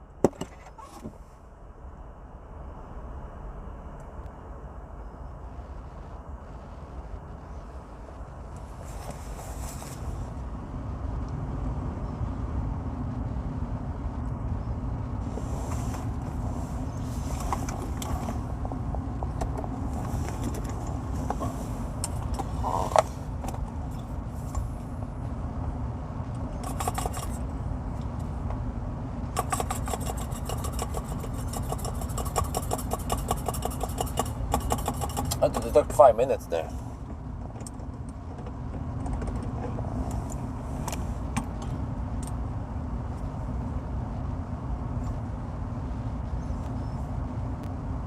Oh yeah.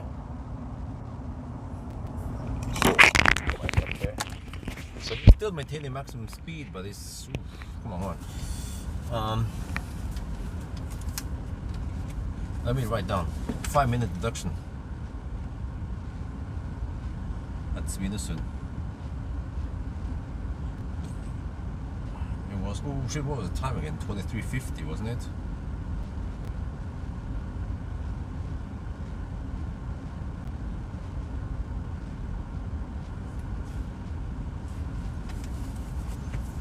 I think 23:50 we started.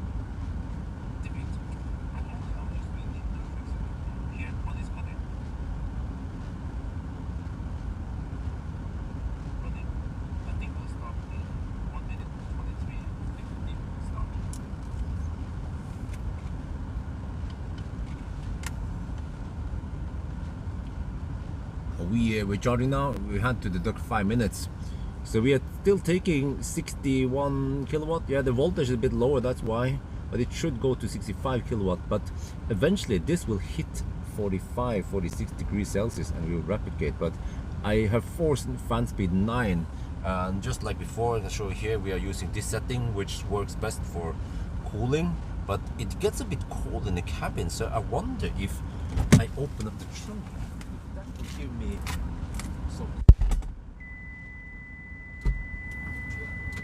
without messing up the cooling. Yeah, so let's try, because here, this, if we open up here, you see that you have to dig from. Okay, down here we have the fan. I have to get it out first.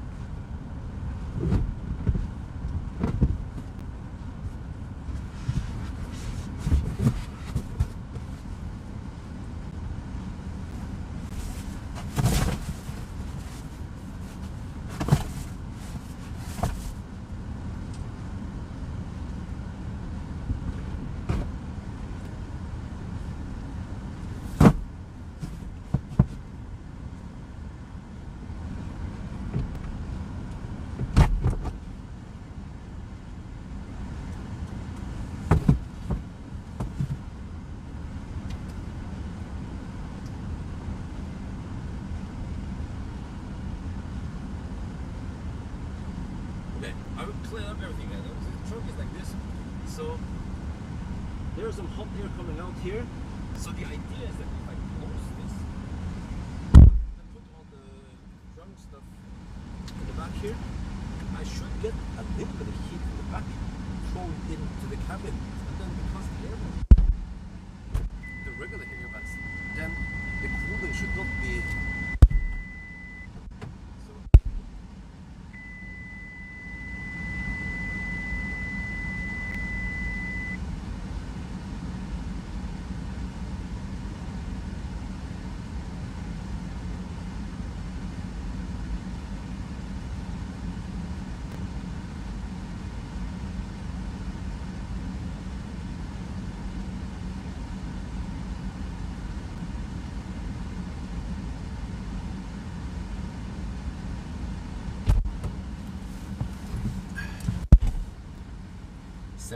Yeah, that's still okay.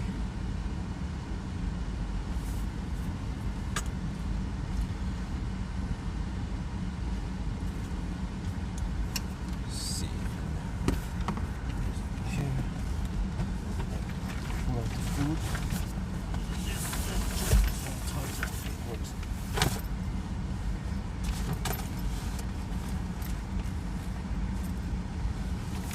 Oh shit, 45 degrees. It's gonna rapid gate soon.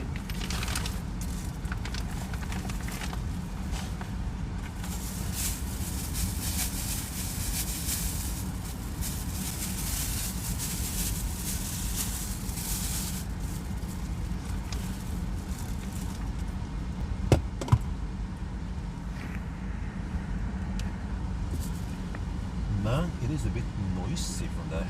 Yeah, normally the trunk stuff covers and blocks a lot of the noise, and now you can hear the full intensity of fan speed 9. But I have some Stormbag, just a Stormbag container and spork. I brought some food with me from home, so I don't want to get sick from bad food poisoning, what there is. Just a little bit of carbonade. I'm not sure what the heck it's called. Carbonate.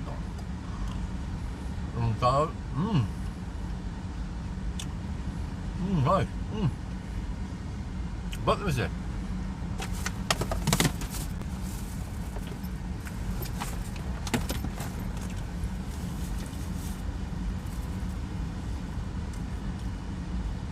Here we have bar. Huh? What the heck is that? Bar cola. Okay, let me try it. Some kind of non-original Coke. How does it taste?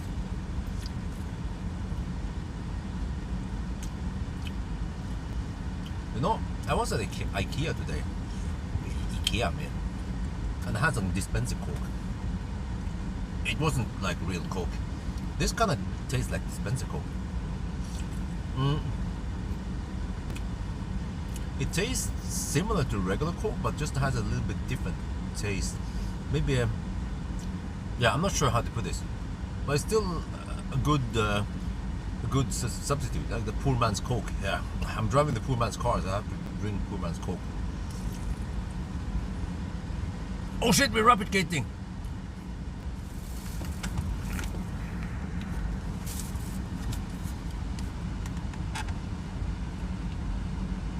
It's supposed to be 172 kilowatt, 172 amp. Wait. It's supposed to be 172 amp all the way to 72%. So yeah, we lose a little bit. We lose maybe a couple of kilowatt. It's not that bad. I'm guessing maybe 3 to 5 kilowatts. So because the battery temperature is high, but we had headwind on the way here. Consumption is high, so hopefully on the way north now we get tailwind and lower consumption, and then we get out of the rapid gate.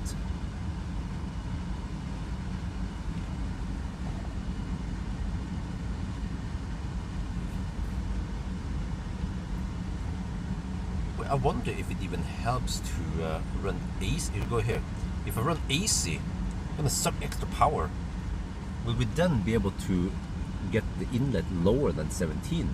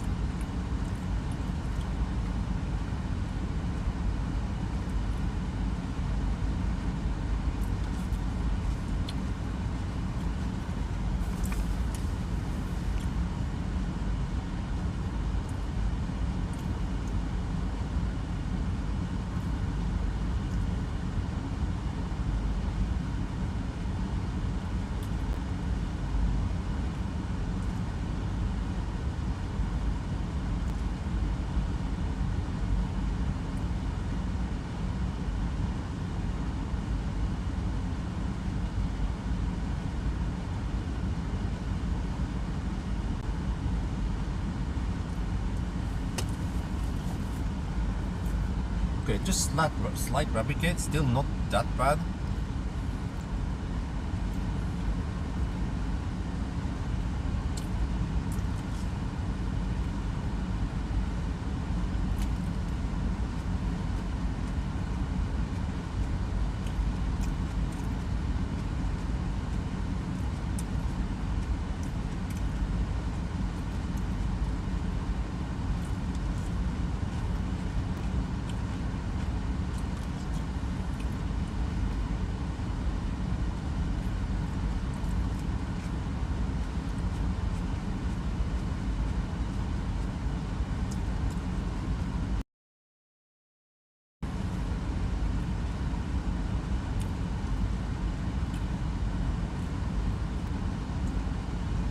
I think ideally we should get 66 kilowatt, right?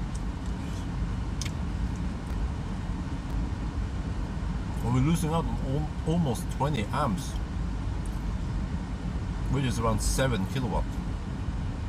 Or I don't know, 6, maybe 5-6 kilowatt. What was it? I think I saw around 65, 64 earlier.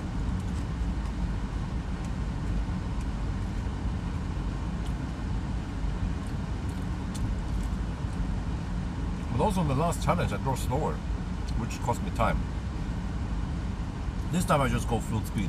It's still worth it. Oh! What? Charging stop.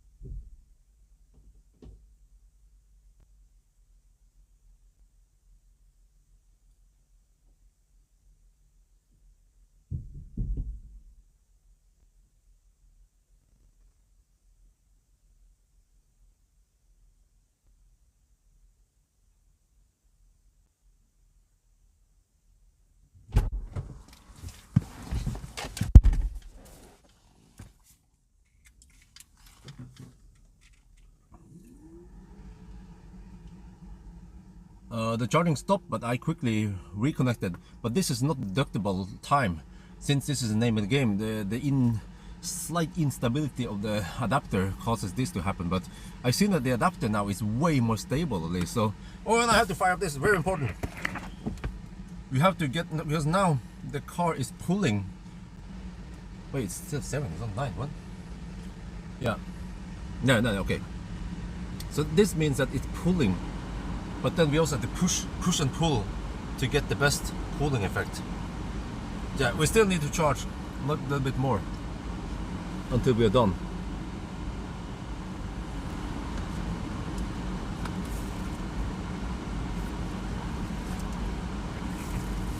No. It is worth it to use the adapter, because it is way more stable now.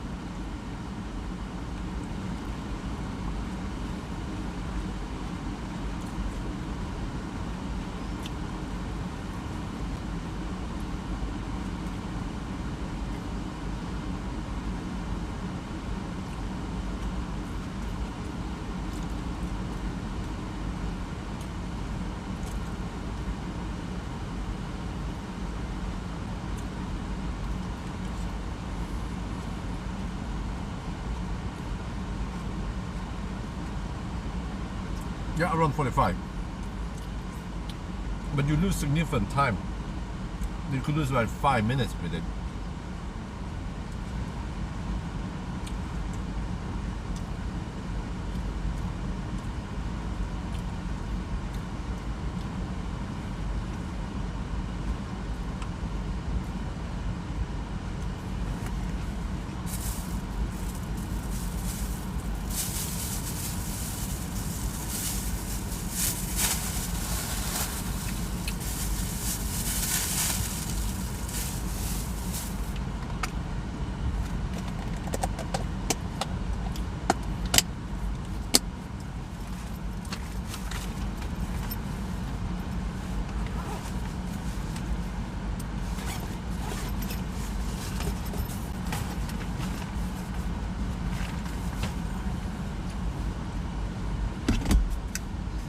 Yeah, it works on leaf.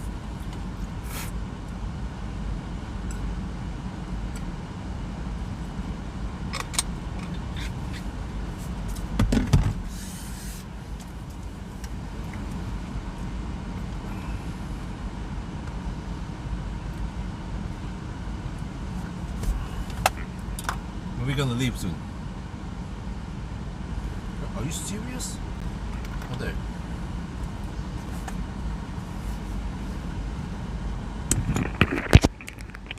Yeah, postpone it up here. Yeah, that is a good point.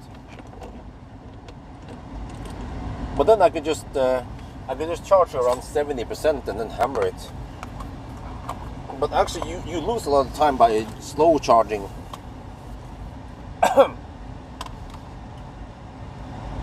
Wow, I just realized this car has done 110,000 kilometers now. But okay, anyway, I have some good news and some bad news. The good news is that this trick is working. So in the back, we should be getting some heat, or free heat. You see here, inlet is still 16 degrees, even with AC off, we're getting that. But the bad news is that the battery is already at 50 degrees Celsius. It's not replicating, it throttles earlier than before. So I think we just have to leave now. We don't want to camp on this speed too long.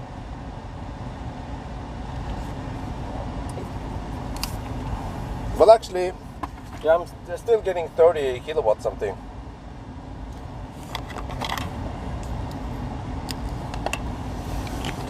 Let me check if this. I have to put in the bottle.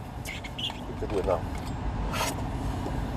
Pour the cork into the bottle before I leave.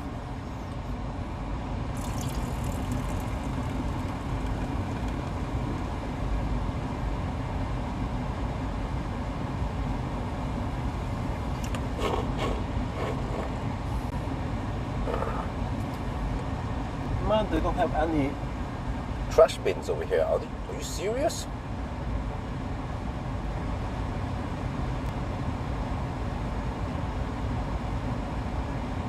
$30 kilowatt. Well, I don't have any link to show you guys, but I'm preparing to leave now. 30 kilowatt. I mean, it's still okay-ish, but I don't want to camp at 30 kilowatt too long.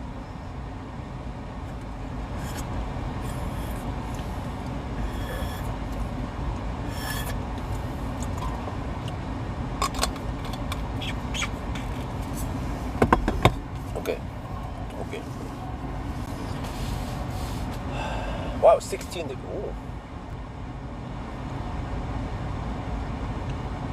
Modified cooling from the inlet. Wait. Does the modified cooling from the inlet heart first? What? What do you mean? Okay, I still get 30 kilowatt, but okay. I'm almost at 80% now.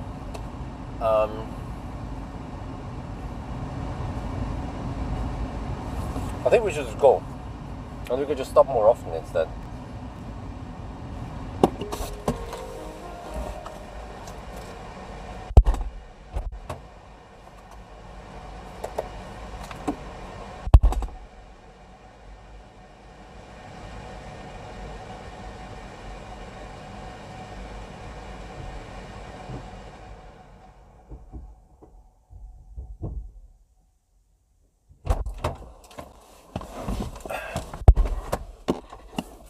Okay, so very important to run the cooling at all times now. What? Not sure if I need to run the fan speed on. Let's see, energy information, power consumption, okay. But the fan speed could be one lower maybe. There. I don't think I have to go crazy on it. But it is kind of loud. From the other stuff anyway.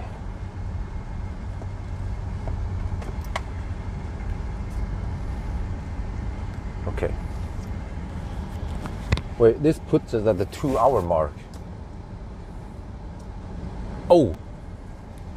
Yeah, we are at the 2-hour mark now.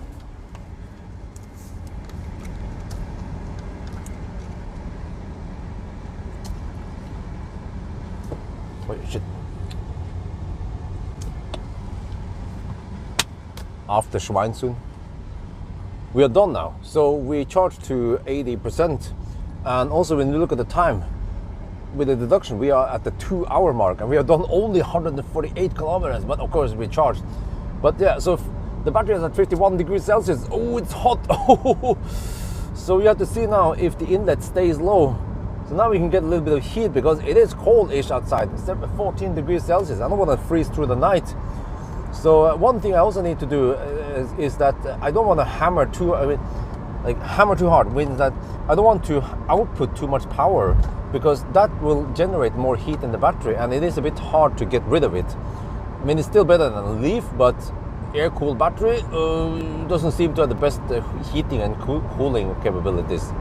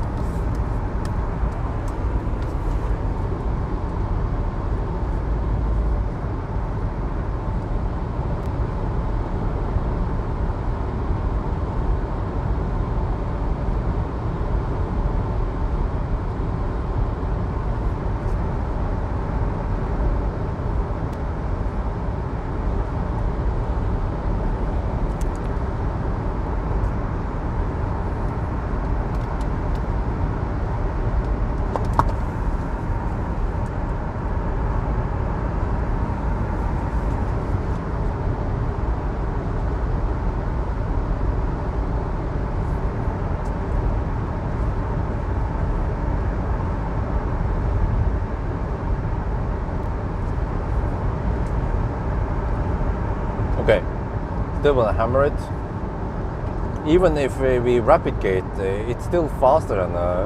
I believe we are still faster than a 125 amp session.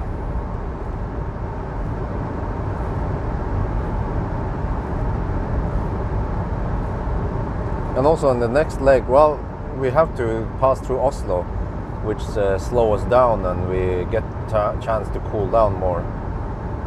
So the battery is hot now, 31 to 51 degrees Celsius, but we're actually getting some heat in the cabin. But then inlet is 17, so there's a little bit of leakage, but still pretty good trade-off. I just wonder if I should run AC right now. I can try AC, see what happens. See how much it sucks.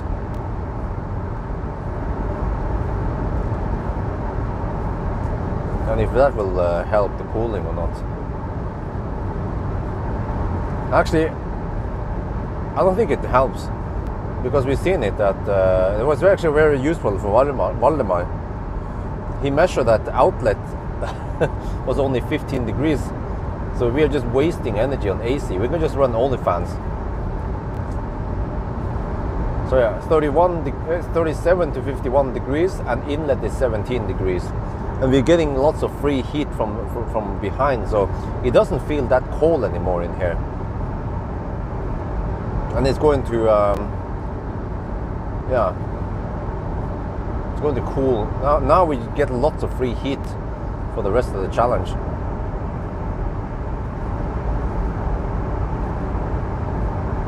$188 trip, okay. The average speed is probably low around Vestlandet. But it seems like this trick is working. It's like a poor man's octaval. I don't know if you guys understand the whole workflow here, or airflow rather. Yeah, is that we pull cold air into the cabin. I mean, actually, the HVAC pulls cold air from outside, but some of it goes into the cabin, but most of it goes into the battery inlet. Yeah, 17 degrees. So we have 14 degrees outside. It becomes 17 degrees by the time it enters the battery inlet, and then when it exits, it is at around 25, no, more like 25-30 degrees, and then that is dumped into the cabin in the back there. I haven't folded the seats.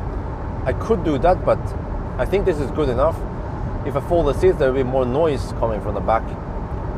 At fan speed 9, it should already throw that air nicely in the back there. And then especially when we're stationary, we also get some heat from the back. But the inlet stays at 17.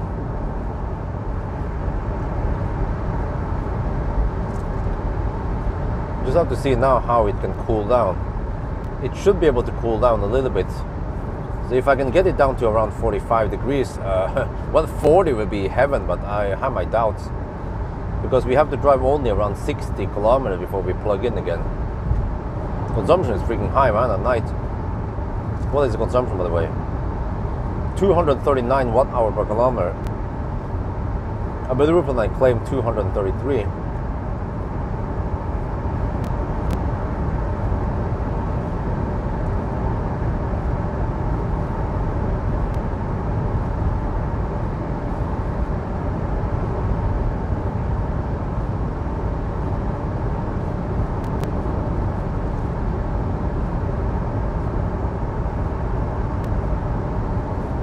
Yeah, that's low.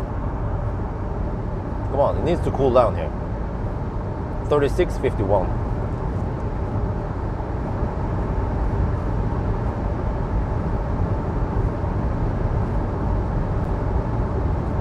We have about half an hour of cool down time. Oh, yeah, 36.50. It is working.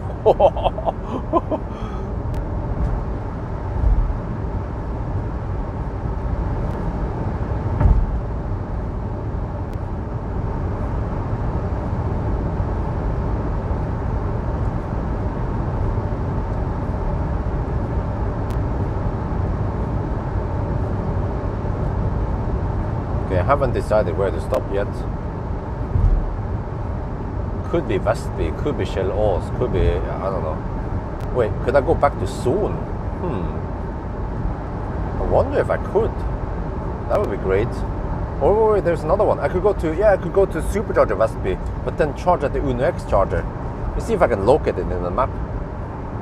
Or actually, no, it doesn't matter. I don't want to waste time there.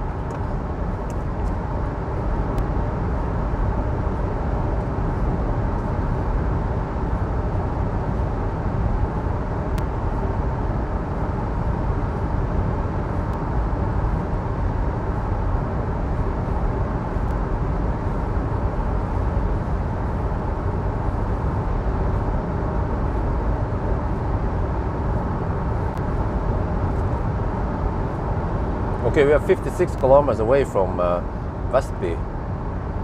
Yeah, okay, we'll see if we can make it there or not. No big deal if I can't make it there. I think right now I'm more pumped about the time rather than saving money on cheap chargers.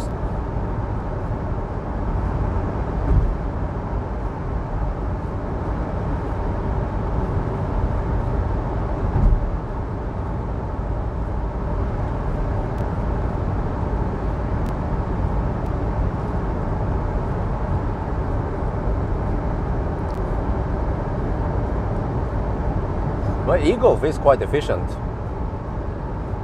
It seems to have efficient drivetrain, plus that the car is also relatively aerodynamic.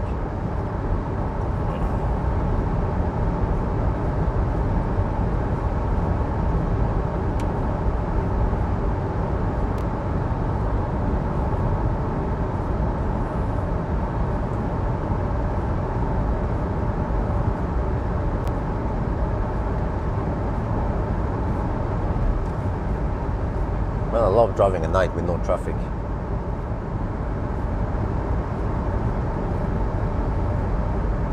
I think Son might be... Wait, how did I do it? I went from Son to... Oh, yeah, I could also go to Son, we'll see. But with tailwind, I should be able to go further up there. Vestby, yeah.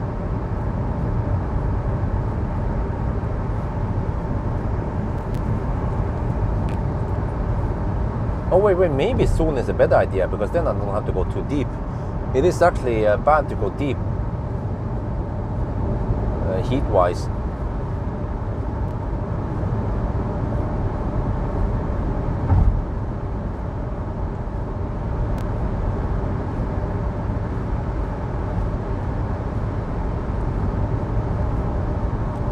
It's 35 to 50 degrees now.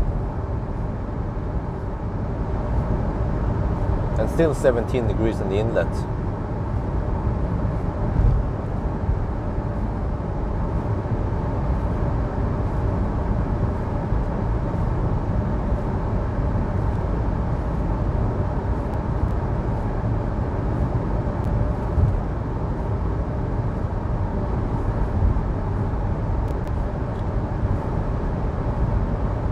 Now we should have tailwind. And that actually is getting brighter already. Wow.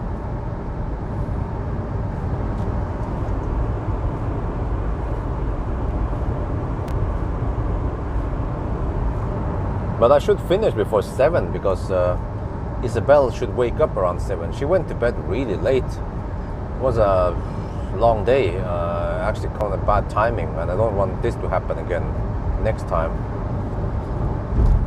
So she fell asleep around 11. That was ultra late. Ideally, she should fall asleep around 9. But it was my fault. Well, kind of bad planning. Bit much the noise, huh? What? Oh, okay. I'm talking about tires.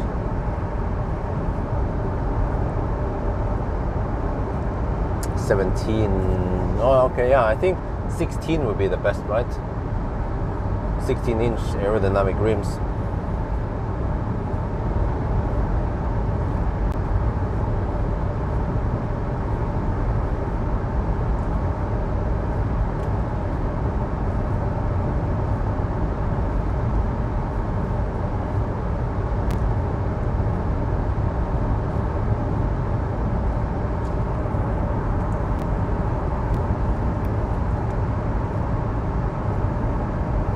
But with around 240 watt-hour per kilometer, it means that on a full charge I have exactly 100 kilometer range. So which means that 1% is roughly 1 kilometer. So with 55% left, I have around, I don't know, 45 kilometers of range left then. Then how far away from Vestby are we? 46? Oh, okay. I could either go to Vestby or I could stop at Son even. I might stop at Son then, which means that I will arrive with 10%-ish at Son, which is a good deal. I think, the problem is that when you go deep, you build up heat. And when you charge up at low state of charge, you also build up heat. So that becomes problematic, and you lose average speed at the end because you rapid gate. So I think I will go back to Son.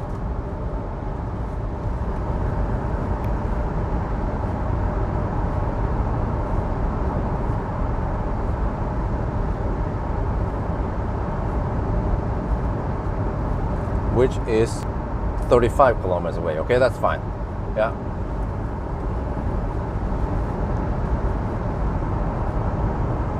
Oh, you're using 15-inch for winter? What the heck, man?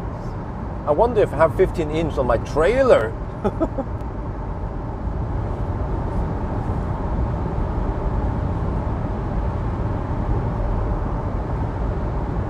Oh yeah, it's cooling down, but it's kind of slow. 34 to 49 degrees now. Well, fortunately there is some 100 zone here. It's not 110 all the way. So we get to cool down a little bit more. The lower speed the better, of course. So yeah, we can get some nice cool down when we pass through Oslo. But I mean, I'm happy if I can get around 50 in the beginning around 60 kilowatt until the rapid gates, and then around 55 kilowatt. I mean, that is still way faster than 45, so I'm quite convinced that it's not worth it going for 45 kilowatt. Or I mean, the native Chadamo plug is not worth it. And even if I lose 1 minute on the handshake, I just have to be standby in case it fails. I can just reconnect and lose 1 minute, and it's still okay. We're gonna see now. Supposedly, we should be able to do this in 6.5 hours, and the old time was 7 hours and 10 minutes. Wait, yeah, I think it was 7:10. So it was actually over an hour slower than Ionic.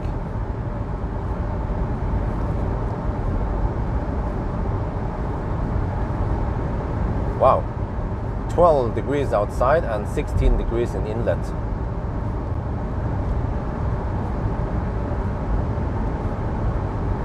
We're down to 49%. Yeah, let's go for soon. I like that location.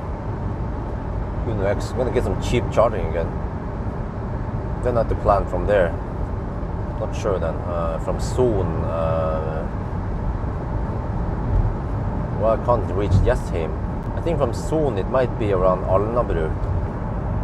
Or maybe if I can reach Skedsmokorset. Oh, yeah. Let's see if I can go there. Yeah, that is possible. Because there's Uno X at Skedsmokorset. Remen.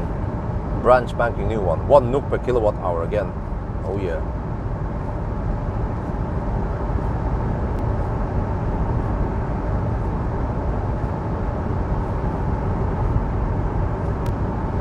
But oh yeah, it's gonna be a sunny day, so I get a little bit of sun in a couple hours. Well, actually from around 5, but then I should be almost done with the challenge.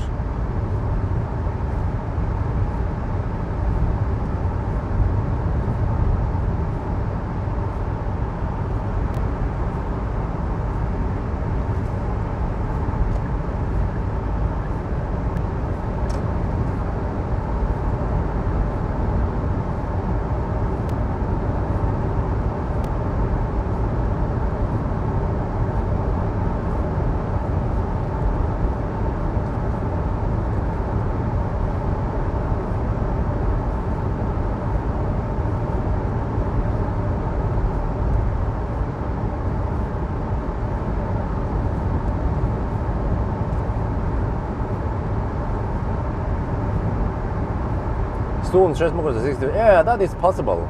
Since we have to drive through Oslo, it's going to be slow and yeah, consumption is lower. Yeah. Oh, I like that plan. And then I also should try to include Kåterud. So maybe Skedsmokorset Dal and then Dal Tangen. Or I don't know. We'll see.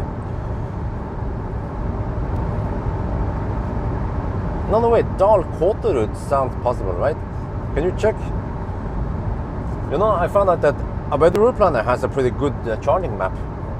Very well updated.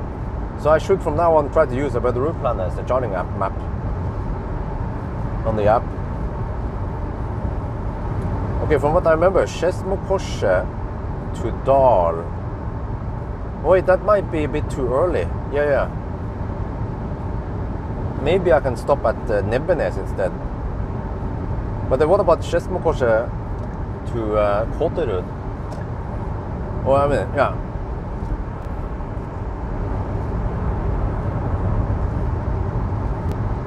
I mean, supercharger is still okay. V2 supercharger at Nebbenes. Still okay price. Way better than 6 NOK per kilowatt hour. Huh? That's too soon. Wait, what is too soon? Oh, okay. You mean Ionity, right? Dal. All right. So, but at least if I stretch it over to Nebbenes, it will be maybe still too close. Okay. Maybe Minnesund. Then that's roughly 50 kilometers. But then, or maybe even Espa. Oh, how about that? But then that's 110 zone all the way. No, it's 100, but then mostly 110 zone from Skedsmokorset to Espa. Yeah, but then maybe Espa Kåterud afterwards. Or Minnesund, yeah, or possibly Minnesund. What about Minnesund Kåterud? That could also work.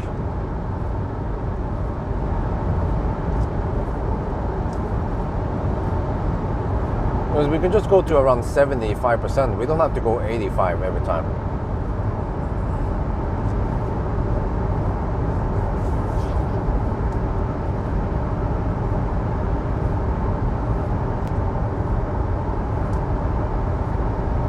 But it seems like roughly 50 to 70 kilometers is the best distance for this car. Just ride on 60 kilowatt wave. But man, it is intense, man. the battery doesn't cool down that much. 34 to 49 degrees still. This could be bad because we are going to plug in just 15 minutes.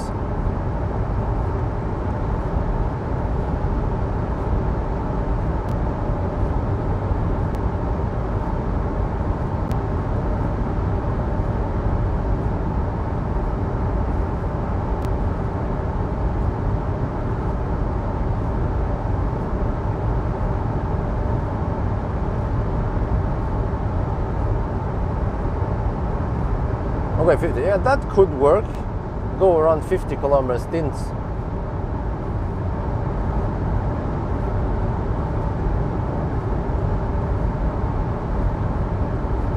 What about Kåterud to Rudshøgda? I could just turn around and then stop at Brumunddal. There we have V2 supercharger.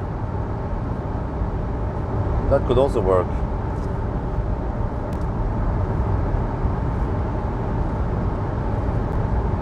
Man, it cools down really slow. Shit. Wonder how bad the rapid will be now. I mean, as long as we're charging faster than 50 kilowatt, then it's still okay.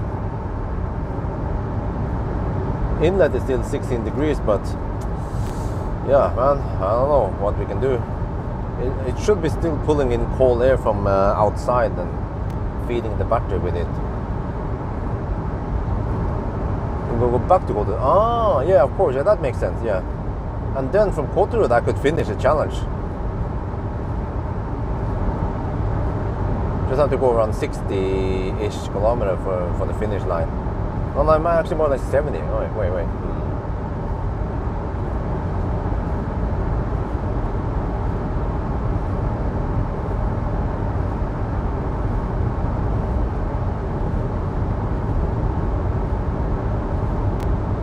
Okay.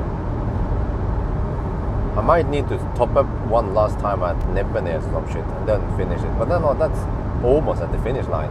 In that case, I should just camp on 30 kilowatt long enough so I can finish the challenge. But I have to consider everything once we get there. We have a rough plan now.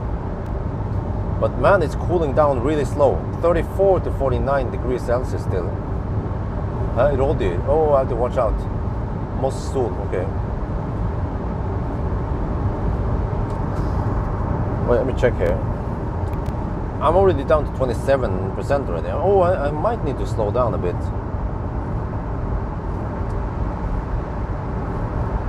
Udrecht zone. We are 15 kilometers away. Okay, I have 27% left. Okay. Yeah, we have to slow down soon in the 100 zone here.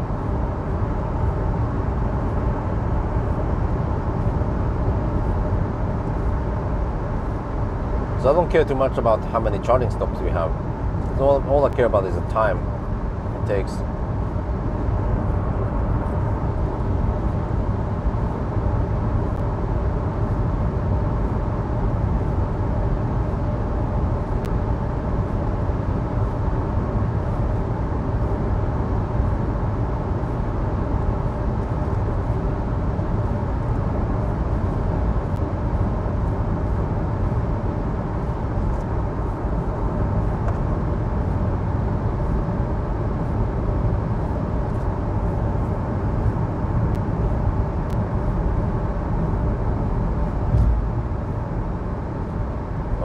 Battery is going to be hot once we plug in now.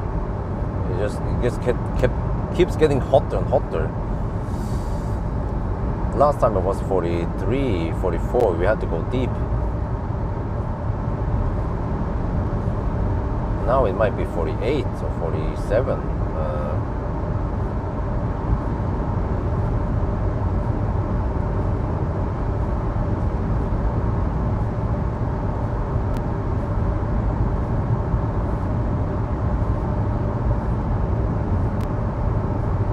Point that you should adapt it. No, well, no, it isn't.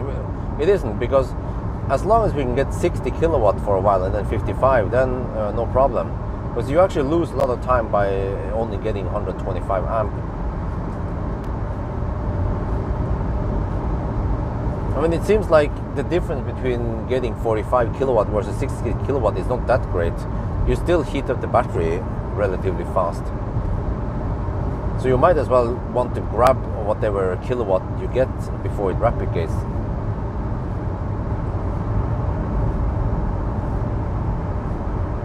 Can you cancel a car you well, it depends on the condition when you sign on the reservation, I guess.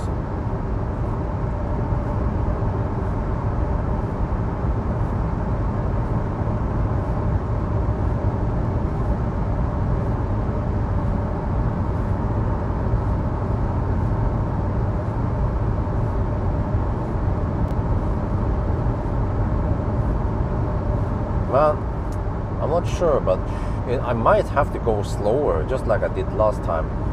My idea was just to hammer it, but as long as I hammer it, then the battery temperature almost doesn't drop.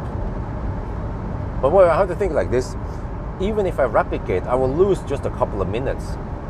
But I will lose more minutes if I slow poke.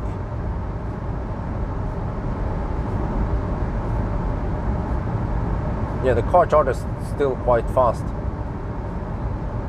Low battery. What? 18%? What? Dude! What? I'm down to 17% already. Okay.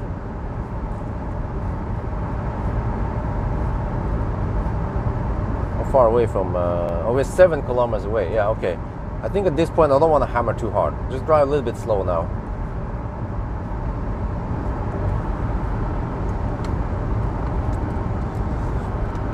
Okay. But man, shit, we will arrive with 49%, 49 degrees maybe. Uh-oh. What the heck, man?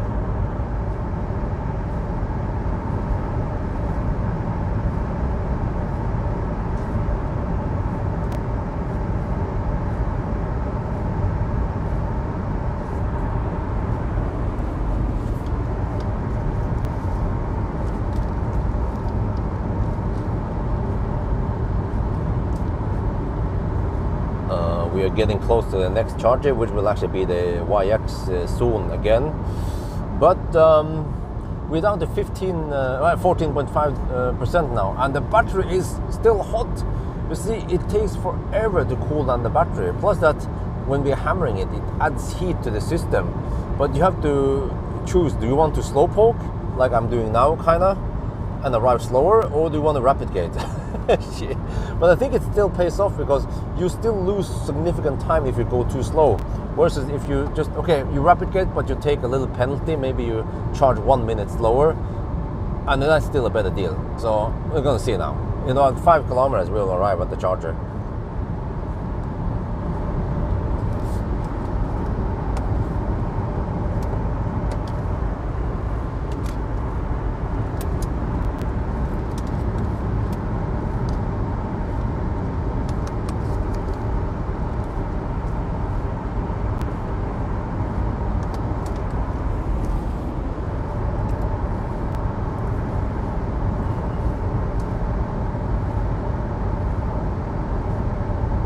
Man, it's still 34 to 49 degrees. What the heck, man?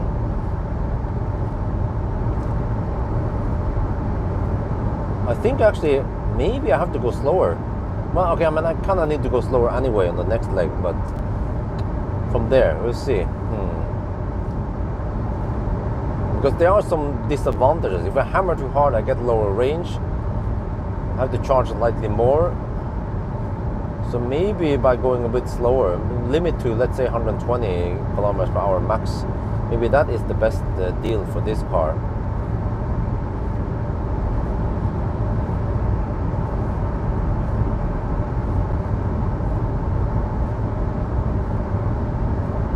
Oh shit, we go kind of deep again. Yeah, this is the problem. I have to go deep, which then introduces more heat to the system. Okay, microphone off.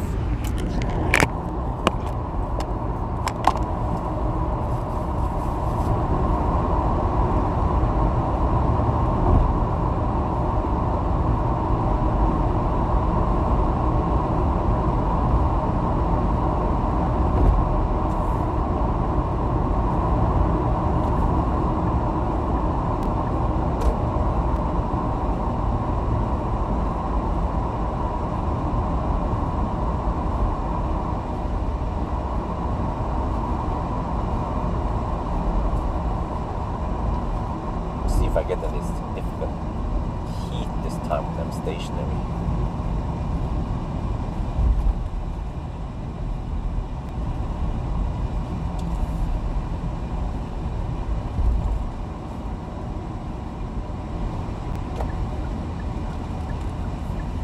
Oh man, 49 degrees. How, oh shit. How bad is this gonna be, man? Maybe, oh shit. Maybe I will be forced to go slow, like dog slow. I mean, not dog slow, but I don't know, maximum 110 kilometers per hour. Let's see. Okay, let's see. Port everything.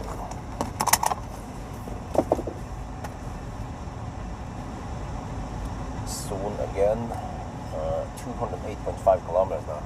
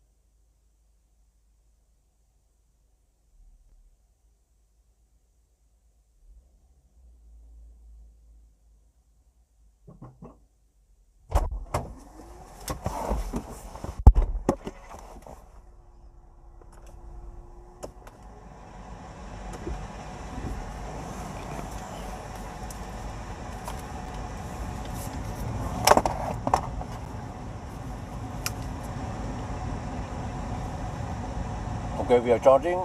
First time attempt, it failed, handshake, but I don't deduct for it because this is the name of the game with the adapter. At least second time it works, but oh shit, we are getting only 53 kilowatt because you are rapid gating. Oh man. Well, okay, I mean 53 kilowatt, that is still fairly fast, so just have to see how long we can keep that speed then.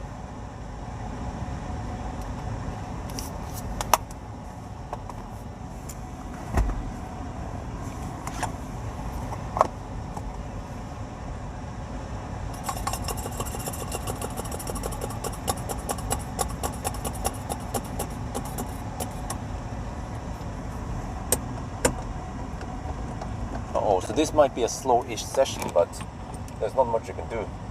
The Oslo pass-through will actually cool down the battery quite nicely.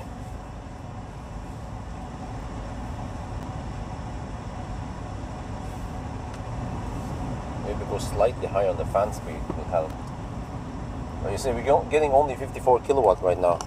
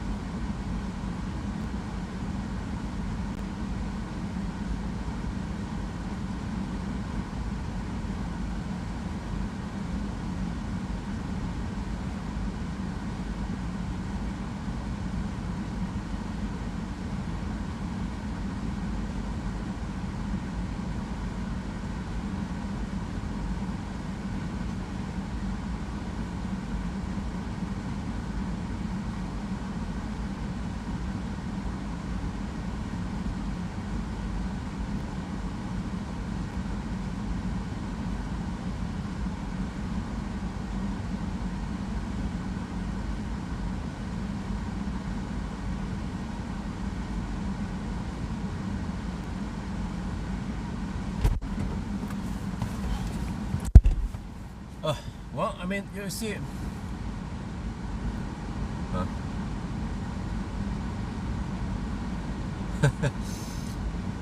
but I mean, you see that getting 55 kilowatt is still better than getting only 45 or whatever with the cut. So I think it still pays off to hammer it.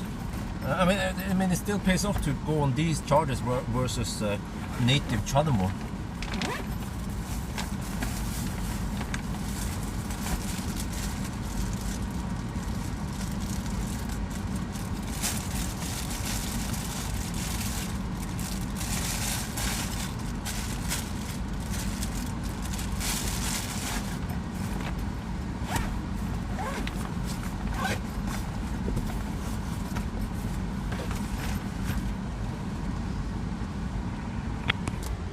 But it seems like it can maintain 55 kilowatt at least.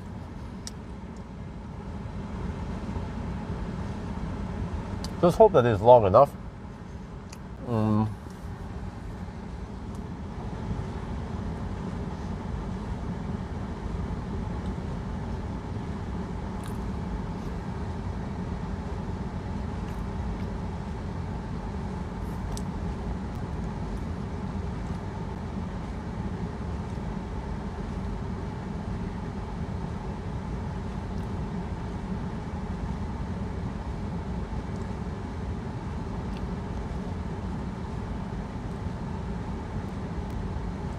Let me see what a better planner estimates.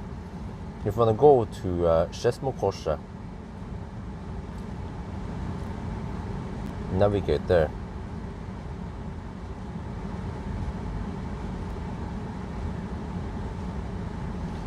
A better route planner claims I need 60%, 61%. Okay, I might need a little bit more, but okay.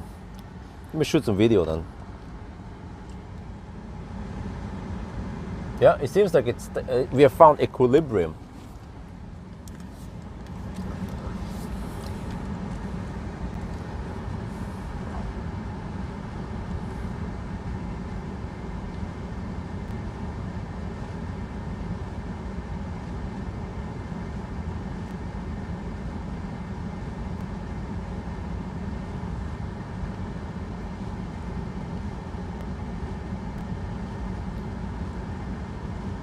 Okay, I want what the heck, man.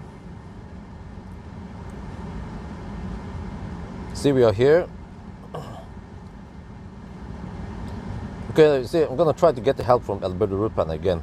We are here at Son, and I want to stop at Skedsmokorset, another Uno X with almost free charging.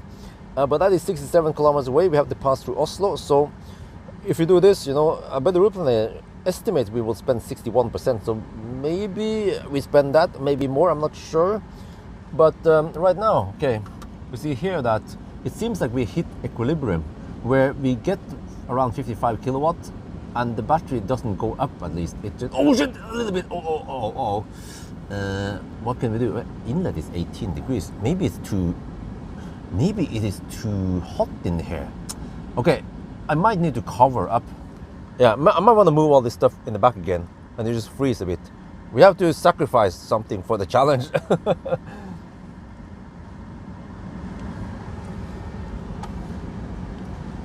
Yeah, I mean, it is 10 degrees outside. If it's 10 degrees, then inlet should not be 18 degrees. So there's too much leakage of heat back into the inlet.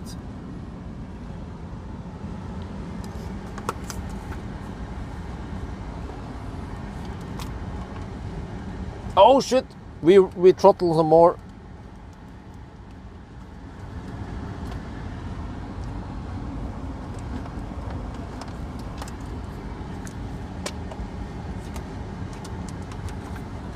That is not good.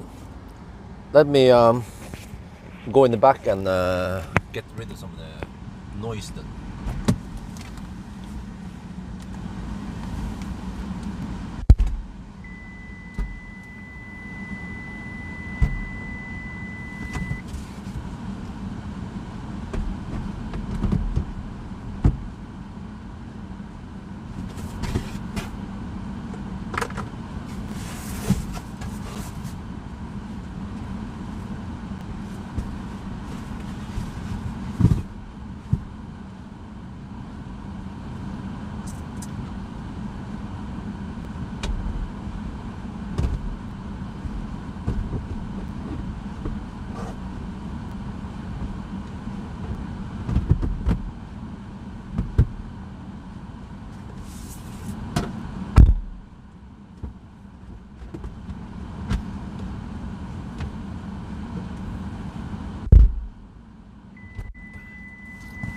Okay, let's see if that helps. Man, it's 10 degrees outside. Inlet should be a lot lower.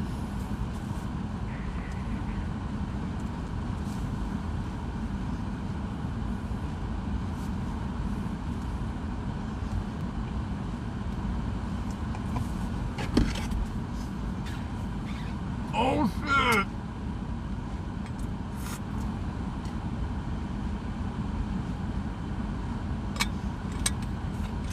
This is not good at all.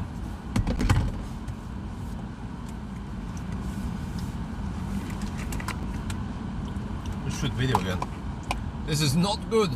It seems like I can't drive too fast. I was hammering too hard.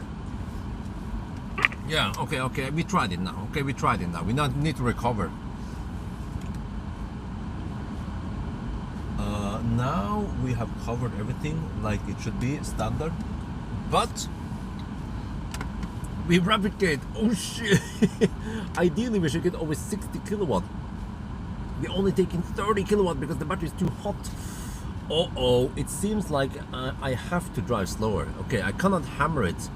I have to drive slower. Yeah, that's just how it is, because I was thinking, okay, if I can maintain around 50 kilowatt, that's fine, but getting 28 now, this is really killing it, man. But okay, I did cover in the back. I just hope that the inlet can be better soon. Come on. What is wrong here? No, not outdoor, not outdoor. Oh, shit. I misclicked. We have to don't go there and then... Let's try AC. Okay. See if that helps. If not, then we just turn off AC again. No, actually, no. There's no need. We don't need AC when it's 10 degrees outside.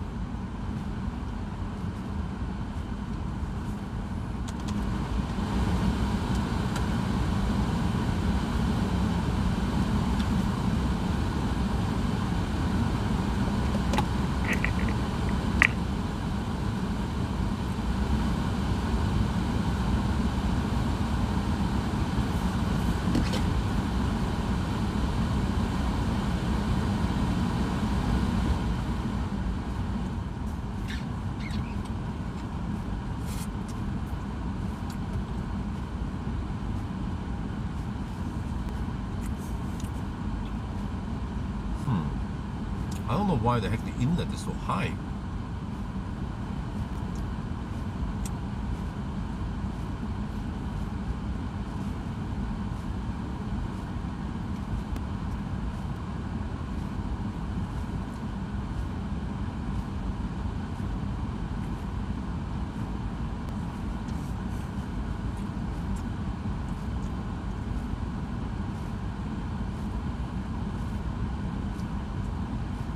This is even worse than the previous challenge.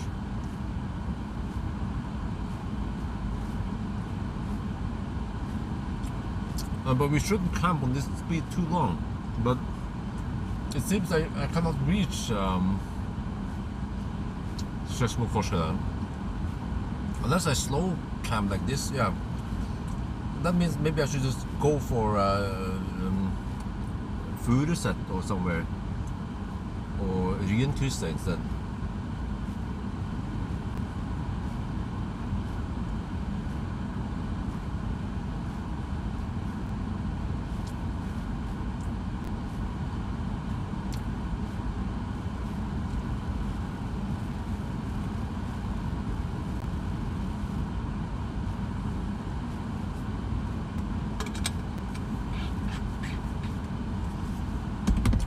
No, fishball. You have to watch the previous video to understand how this has been configured now. We are already pushing cold air into the intake.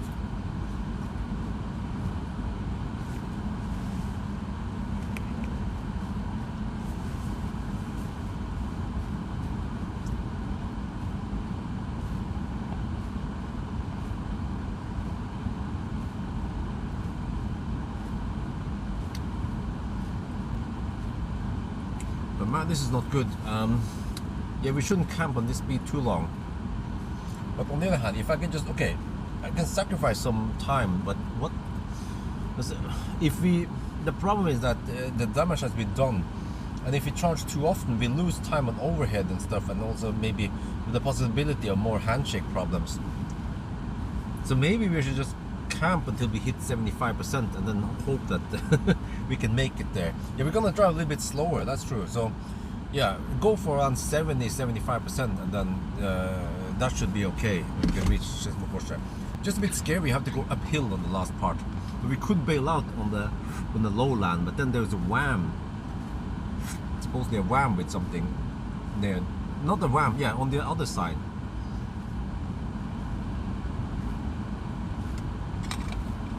Because the Mere charger, they're Delta, and it doesn't work with this car. But to check out here, let me see. So there was supposedly something at a new site at the gas station. Recharge. Yeah, oh, they have chem power problems. No, wait. No, this seems like, yeah, it seems like chem power at BOM. So there's a slight detour from the main road, still okay. Worth it, especially because we need to cool down anyway. So I could bail out there if I cannot make it to Skedsmokorset. It's still OnlyFans. I don't think AC. Okay, we can try. Okay. No. Oh, shit! I keep completely wrong. AC is on. Let's see if that makes any difference.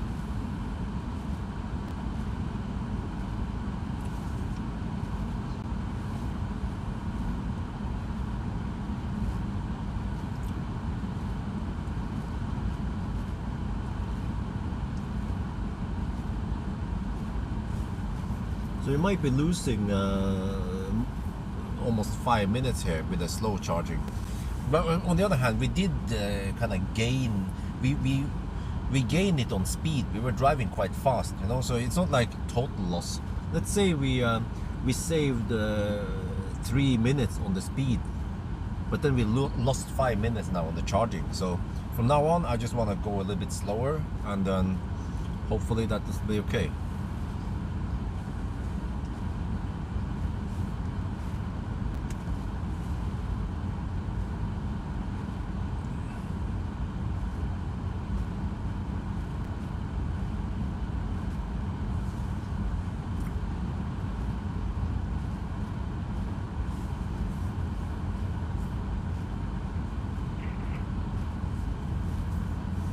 Man, but 18 degrees, okay. I don't know what's wrong with the inlet. We had 16 inlet before, but for some reason it's 18 now. I mean, it's still okay, yeah. If we didn't have this hack, it would be something like 20, 25. We just have to hang in there a little bit more until around 75%. There we go, unless the speed plummets. But it's still kind of bad now. Yeah, we had okay speed in the beginning. It's 55 kilowatts for actually quite some time until it dropped to 40 and now 28, yeah. So we're getting close to the 3-hour mark. And now we're halfway. Oh, not even halfway, but we are charging, of course, so that counts.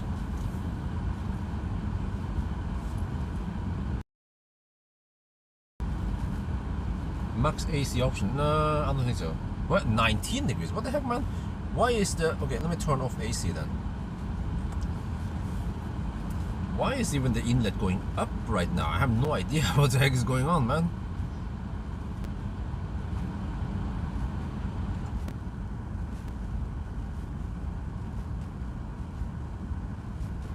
Yeah, okay, I decreased the fan speed.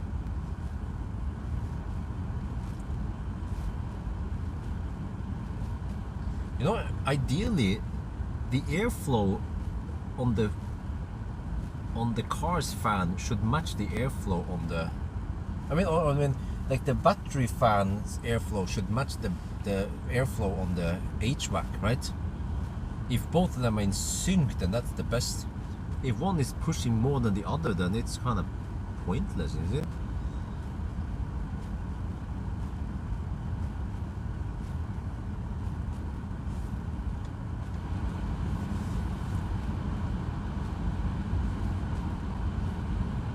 But I wonder if the inlet has also something to do with the battery temp.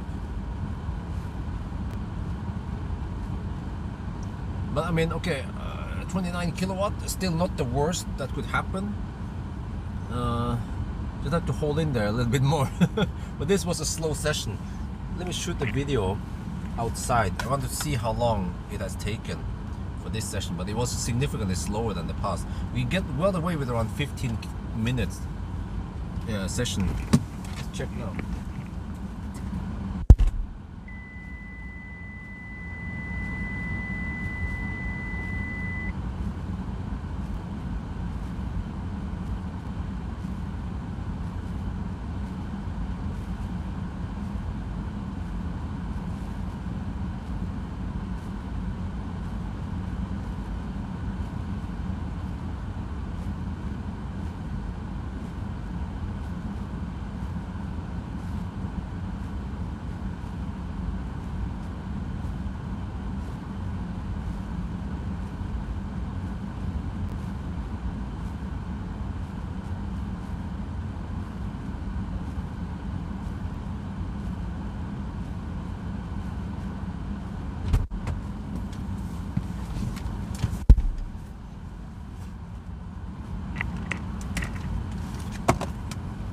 seemed to be slight heat leakage into the cabin regardless. But okay, whatever. Okay, 70%.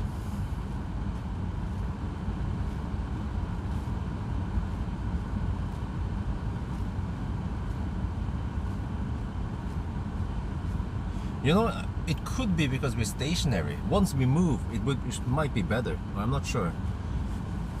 But I suspect there is some heat leakage here.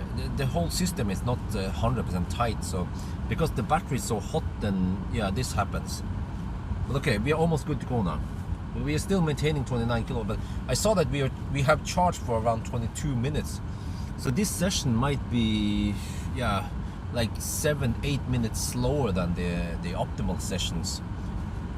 So yeah, and then I mean, but I hammered it. So when you hammer a 60 kilometer stretch, if you drive 10% faster, yeah. So you see, I possibly saved 5 minutes because I hammered it, and then I lose 8 minutes because of rapid gate. So in that regard, we only lost maybe 3 to 5 minutes we lost because of this. So it's not the worst thing that could happen. It would be way worse if this was a Leaf.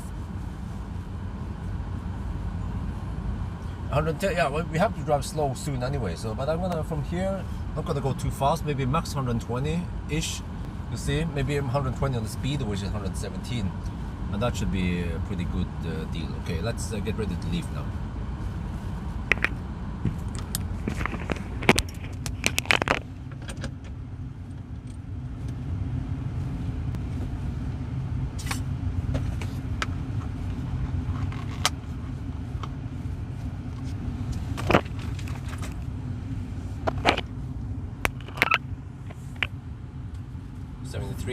Yeah, let's just wait. But at least it's flat 29 kilowatt. Yeah, I just want to go 75% just to be sure. And I can reach Skeavenging with a backup plan to bail out either at Furuset or WAM. No, I think 100 kilometers per hour is too low. At least 110, somewhere between 110 and 120 should be okay. Because you're losing a lot of time if you slowpoke at 90 or 100. Okay, 75%. Let's go for it.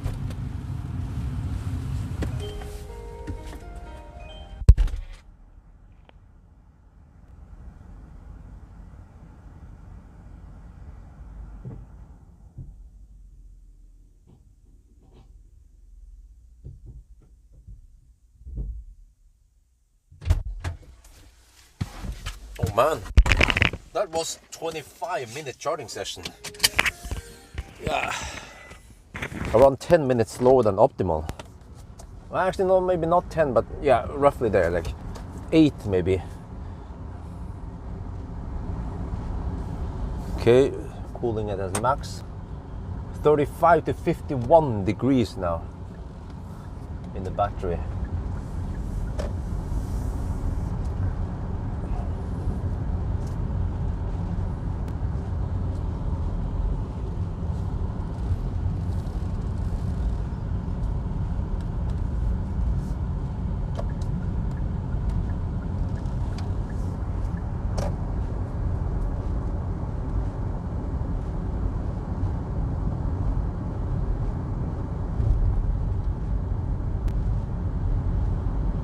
But they keep going deep. Ideally, I need to arrive with around 10-15% only.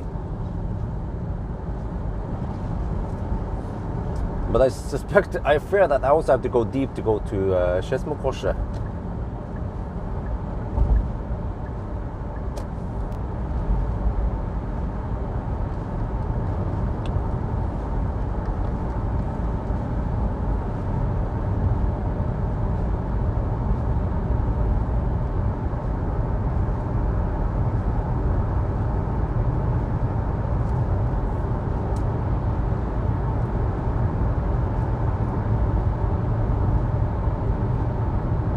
Because when I did the test run a couple of days ago, I cruised at around 120. and I was able to maintain some okay cooling in between the battle.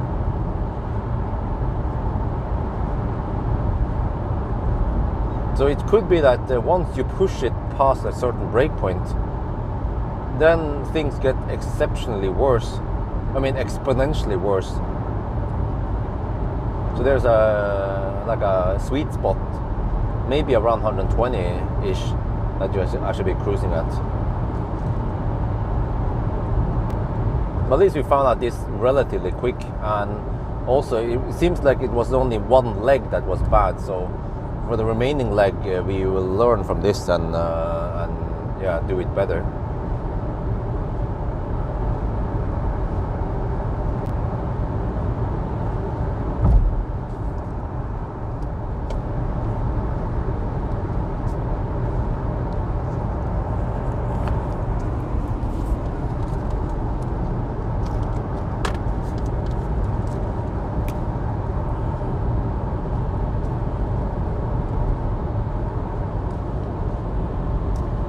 Well, we're back on the move again. It's almost 3 at night now and it's getting bright.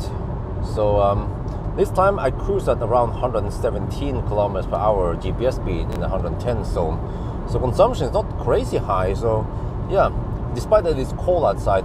So yeah, you see, the reason why the inlet is a bit high could be because of heat leakage. The system is not 100% tight. So when the battery is quite hot, then the inlet is not as low as we have seen before, but okay.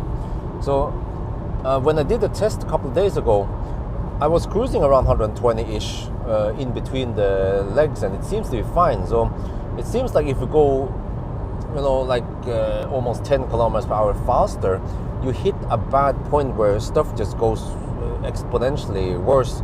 So maybe this speed is the sweet spot. We'll see.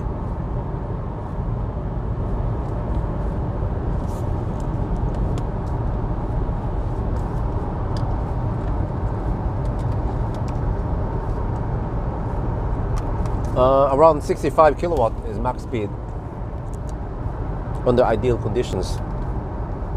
We are now learning as we go. But yeah, so now I cruise at around 117 kilometers per hour max, and that should do wonders. Plus that eventually we have to go slower. So there is actually quite a long stretch now before we, I mean not long, but the time-wise long time before we reach the next charger. Not crazy hammering like in the past. But the 10 degrees outside, we fire one on the seat heater.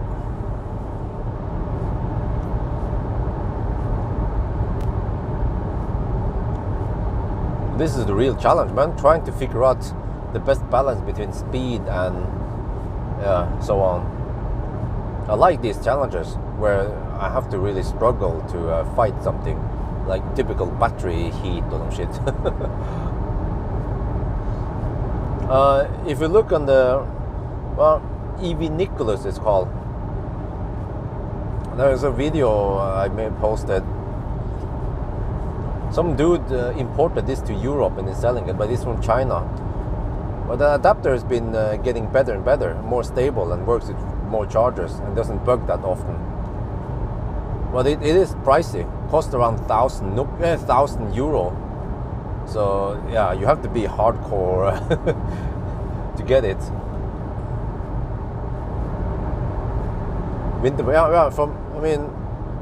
From Vinterbro, I mean after Shell Ås there will be 90 zone, and then slower from there. So we'll see how it goes.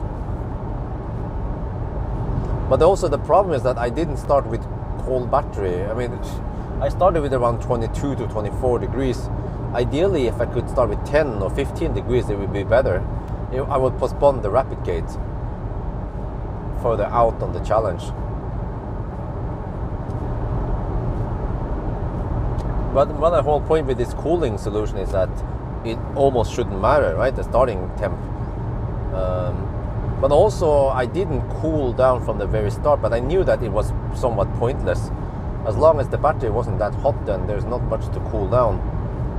You have to then cool with minus 10 degrees inlet or some shit like that.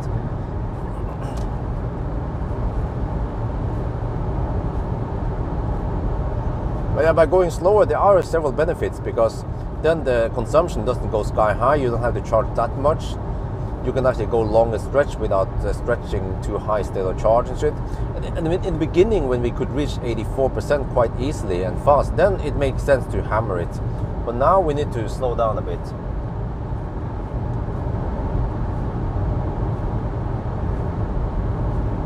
Oh, 50 degrees on the max now. Okay. 34 to 50 degrees, but inlet is still 18.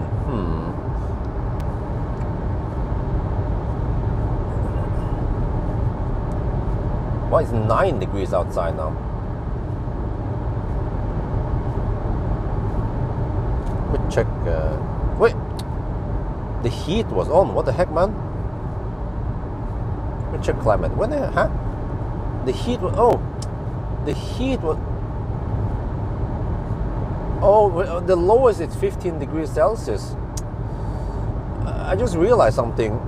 HVAC doesn't go lower than 15 degrees, so when it's 9 outside, it's like, oh, we need to heat up the air before we put it in the cabin. No, don't do that. Yeah, now inlet went up to 20 degrees. Oh, it was so cold that it wanted to heat up. Oh, okay.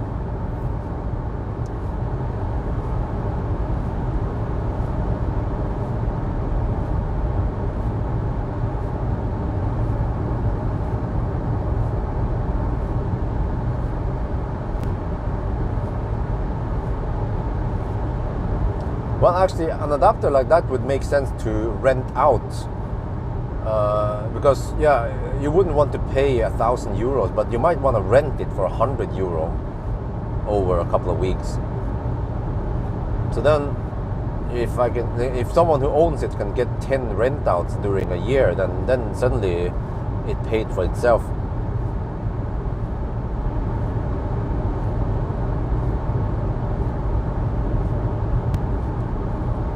So actually, if it's too cold, that's also not good. Ideally, you want it to be around 15 degrees outside, because then you get nice free cooling, but you don't have too high consumption because of cold weather. Well, it has an eco mode, and it's default on every time you start a car.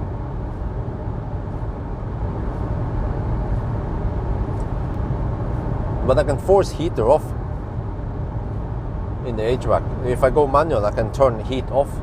So now inlet is back to 18 degrees. It was 20 suddenly because of the heater fire up. So we just now here is Shell Oz. Soon it's going to be 90 zone. We'll see. I know that lower speed will cool down the battery, but it's not going to be like night and day. But it will help, of course. But it seems like, yeah, hammering it in the 110 zone. Like that was the thing that pushed it too high.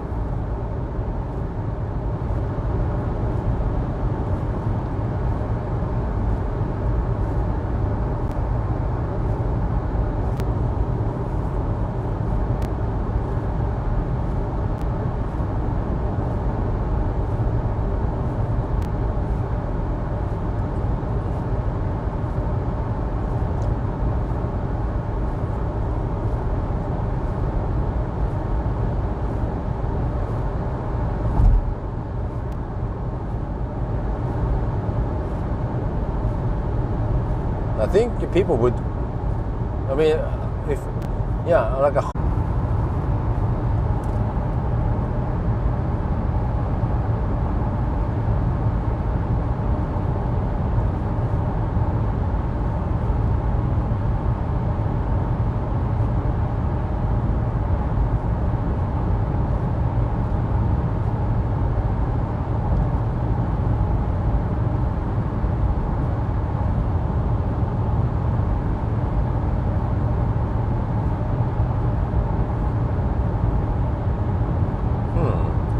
I wonder if that guy has sold any adapters. I need to try to promote the adapter, because I need the adapter myself for some test. But if I don't need it, I could actually just lend it out for free, just to the community. Because basically with the adapter, it allows you to charge on CCS sites like Ionity and supercharger, at least V2 supercharger. That would be very useful. Because the problem is that CHAdeMO is getting harder and harder to find nowadays. It depends where you are, of course. And the fact that you can get 65 kilowatt rather than just 45 is also a nice bonus. But there are some 200 amp CHAdeMOs, but they're also quite rare. Oh, what the heck? Dude, like, inlet is suddenly 15 degrees Celsius. I don't know what the heck is going on here. Why? Okay, I have a theory. I don't know if you guys know Soul or what, but it could be that when you hammer it, there is some heat in one of the loops, the inverter loop or the motor loop or something, and then the inlet that passes through the air goes to that to get extra heat. But that wouldn't make any sense, right? Or actually, does it? Or maybe, I mean, that would be a way for it to scavenge heat from other components. So maybe it's doing it on default, but when you drive slower, then suddenly there's less leftover heat in those, and that's why suddenly inlet is 15.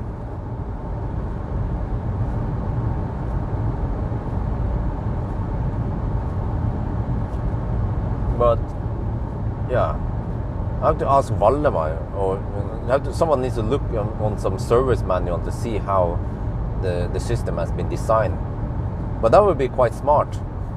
And I also heard that Kia and Hyundai, they scavenge heat from onboard charger and motor and stuff. Like, that's why the classic Ioniq was so efficient in minus 25 degrees Celsius. Probably scavenge heat from the motor, and then, but then, yeah. So it might do that by default.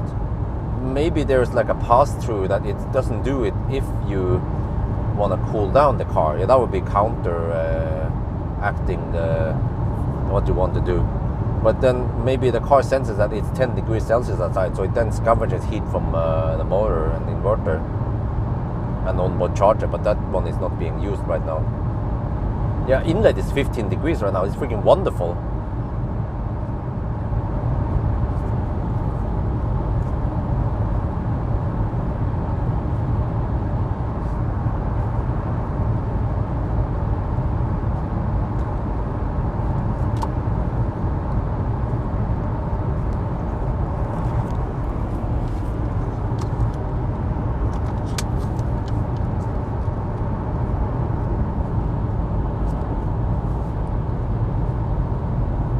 We are getting close to Oslo, and this is so weird. It is 11 degrees Celsius outside, but the inlet has suddenly dropped. You know, it was at 18 degrees. Now it's only at 15 degrees. And the cooling is actually a lot better now. So, I mean, we're at 50% and we still have to drive a while. So that means that we give the car a lot of chance to cool down. But I have another theory right now. The Korean cars, like, yeah, Kia, Hyundai, they have heat scavenging from motor and inverter and even onboard charger. So my theory is that as long as the battery, as long as the temperature is low, the car will default to scavenge heat from the motor. That goes to the, maybe from the outlet, it passes through some scavenging, and that's why inlet is a little bit warmer than outside temperature. And this is probably why the Ioniq did it so well in minus 25 degrees Celsius, because it scavenged heat from the motor, right? But then when you hammer it, going in the 110 zone, and you just hammer it, you then generate unwanted heat.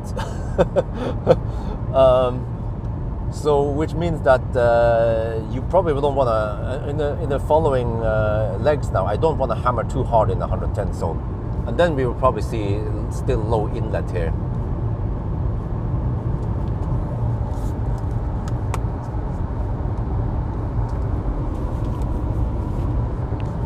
Yeah, there's, actually, I got a theory now that after testing this, I should of course have tested this when I tested a couple of days ago, but at least we found it now that there are some disadvantages when you go too fast, maybe. If you go too fast, you consume more energy, That's one thing. You have to charge more. You have to discharge at higher rate, which means that you trigger more heat. You know, you pull more amps out of the battery, which generates more heat. But you also generate more heat in the drivetrain, possibly. Inverter and motor generates more heat suddenly. And then, because the system, if my theory is right, the system by default scavenges heat. Yeah. And that causes this. But then I can't explain why the inlet was at 18 degrees when we were stationary and charging. Maybe it just kept sucking leftover heat from the motor and inverter until it cooled down enough. So then it stopped scavenging. That's the best theory I have. But I know that Kia bragged about. Oh shit, that's a deer. Kia bragged about this, that they have heat scavenging. I think maybe it already came from the first gen Kia Soul, and then also second gen had it.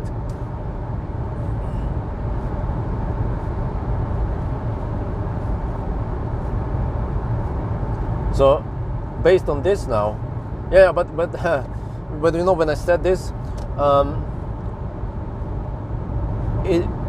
if it's warmer outside, then you can go faster, because then the power output won't be that high. It boils down to how much you have to, how much power you need to maintain that speed, and at the higher temperature you need slightly less power. Yeah, wow, this is wonderful. 31 to 48 degrees Celsius and 15 degrees Celsius in the inlet, and it's 8 degrees outside. But maybe the inlet won't go lower than the set HVAC temp, which is 15. So we'll never see 10 degrees Celsius in inlet, because HVAC doesn't go lower than 15 degrees.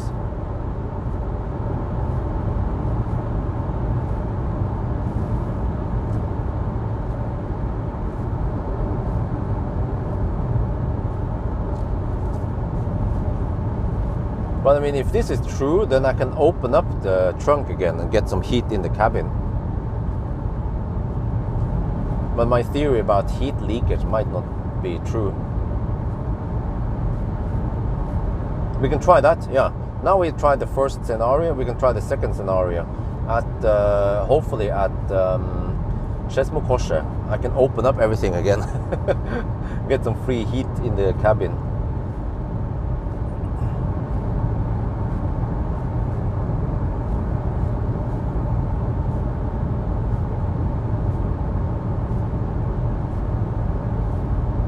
Degrees. Well, okay, this is way better.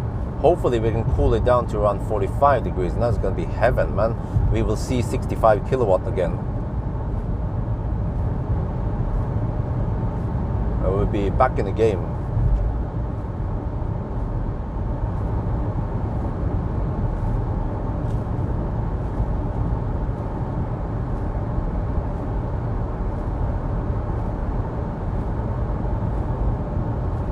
It is getting a bit cold in the cabin. Yeah. So I would like to get some leftover heat from the trunk.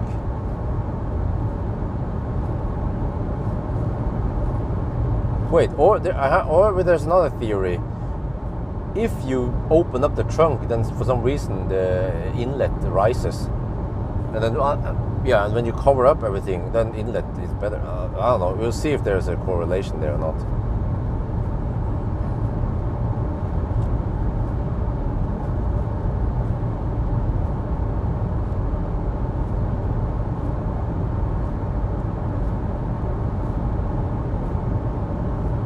But I can simply not run the heater to heat up, because then I will heat up the battery. Oh, 14 degrees in the inlet. Oh, 47 max temp. Oh, we are back in the game. Of course, cruising in the 80 zone does help big time.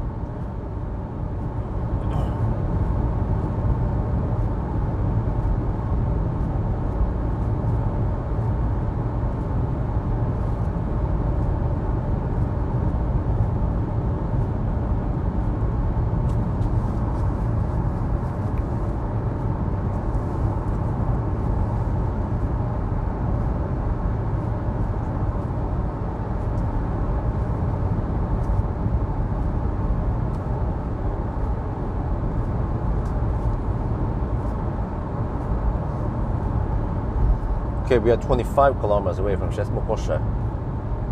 Alright, that's good. We might arrive with 10% then. That would be heaven, man.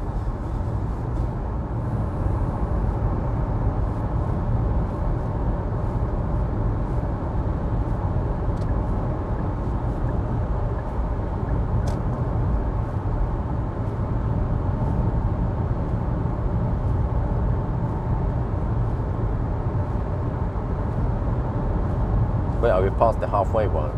251, yeah, we passed the halfway now. 251 kilometer.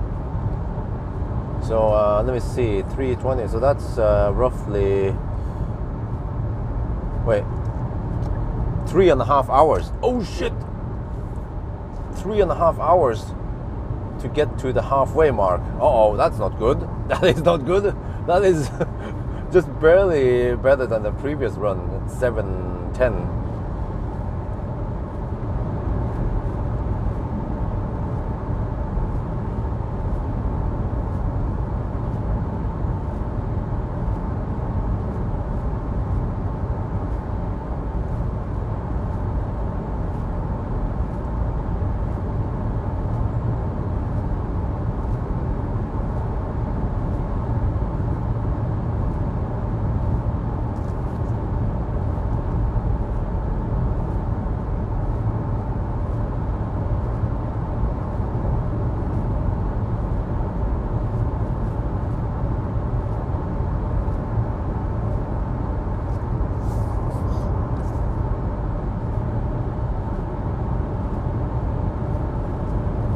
This is wonderful, but holy shit, man, 30 to 47 degrees Celsius. That's 17 degrees Celsius delta between min and max temp, and then inlet is 14 degrees. That's wonderful, and it's 8 degrees outside.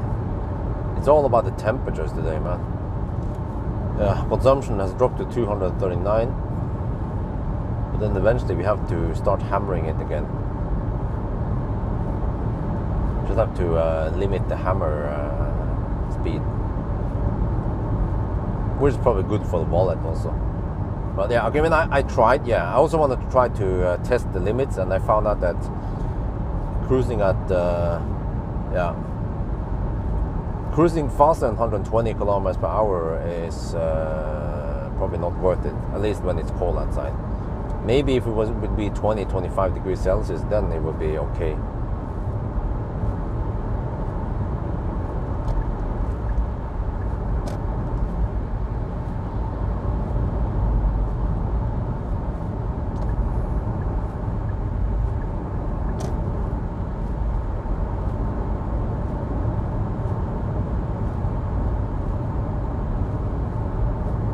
Yeah, I'm hoping now that the next session will be rapid gate free, or maybe we rapid gate at the last few minutes, or maybe only the last 10% of the session will be rapid gate.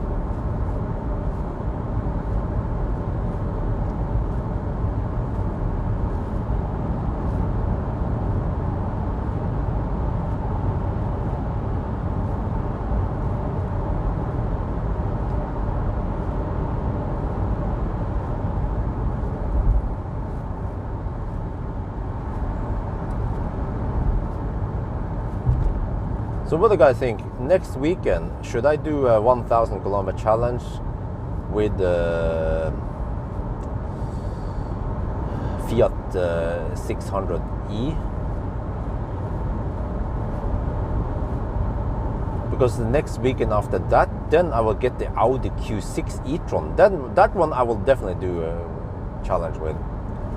But I might skip the Fiat because it's not that super interesting. It's just the Stellantis car.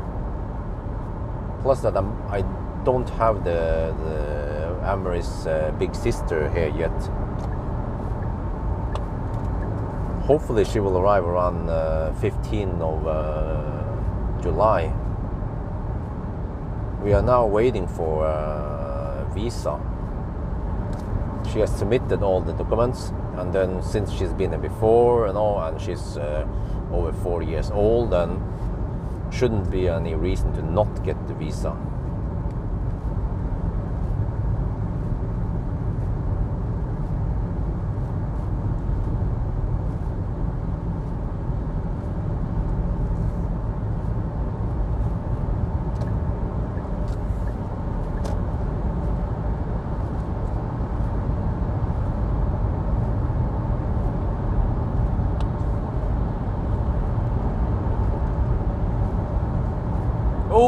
30 to 46 degrees. Oh yeah, you're back in the game. Oh shit, man. And then the freaking taxi drivers, left lane huggers. What the heck do you do with them, huh? I need lead bars. I can shoo these guys away. I mean, two taxis blocking the left lane. It is kind of ironic that professional drivers like taxi drivers, they're supposed to have good driving skills, but they are the worst when it comes to lane discipline and in general other things also.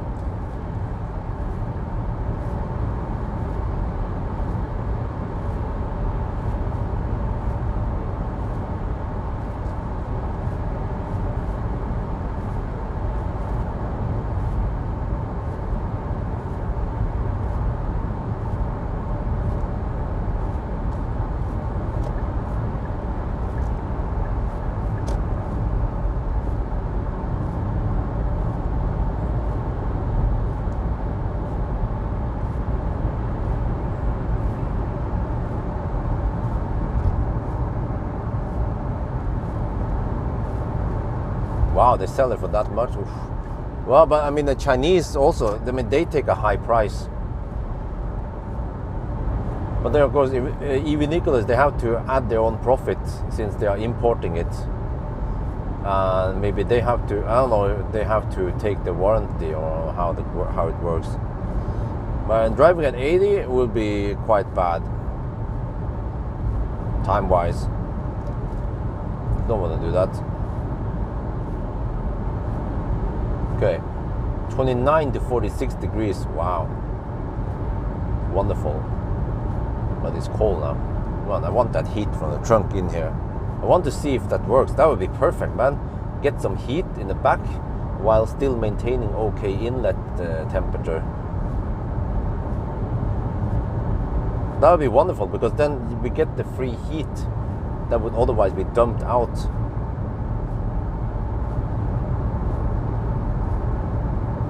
Replicate at that speed, that is unlikely, because when you go that slow, you will allow the car to cool down for a long time. Even now, the pass-through in Oslo here allows a lot of time, a lot of cool down time. The 110 zones were quite intense, but it means that after Skedsmokorset, after cleavage, well actually it's Frogner they start, 110 zone all the way. Except for, okay, there's a little stretch with 100 zone in a tunnel near Eidsvoll. So that would be also quite intense. But I'll probably just cruise at 117 or 120 on the GPS, I mean on Speedo, and that would be the best deal.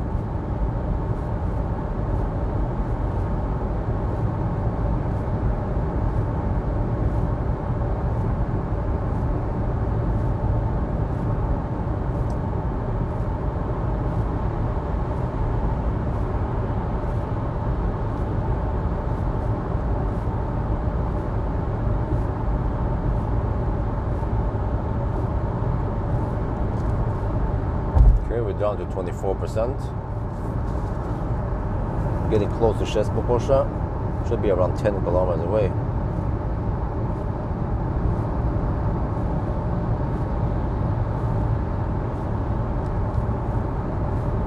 Yeah, we're 10 kilometers away. Which means that we could even go to Berger, but no, you know what? I don't want to go too deep, because what usually happens is that if you go deep below 10% or even below maybe 15%, you start building up heat. So it's a bad deal. Because this car can go quite flat, so it actually pays off to just arrive with 15% and then charge it all the way to 85% or 80%.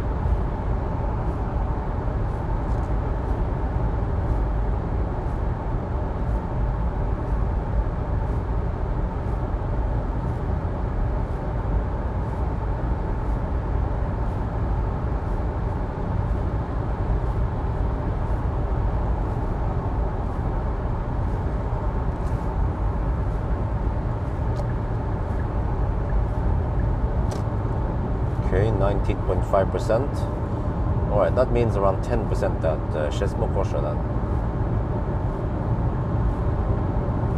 Yeah, 29 to 46 degrees now.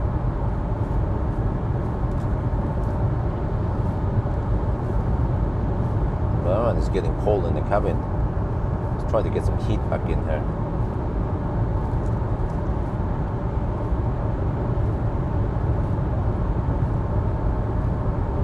Okay, so let's see. If I open up again and then inlet rises, then okay, then it means that we don't. You cannot open the trunk area.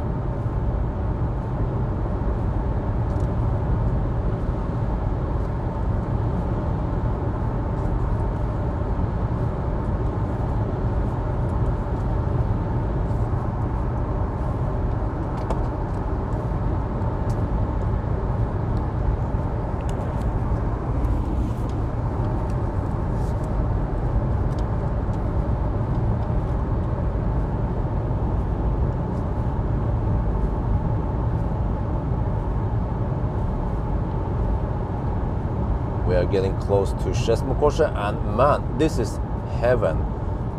It is 8 degrees Celsius outside, and we have 46 degrees in the max. So this is way better than before. And inlet is 14 degrees. So okay, let's get over there. Now just go up the hill now, and we should be at Skedsmokorset in 5 kilometers. And then it sounds a bit counteractive, I mean counterintuitive to plug in at around 15 degrees, 15%, but that's actually the best deal. Yeah, you don't want to go too deep because then you introduce more heat.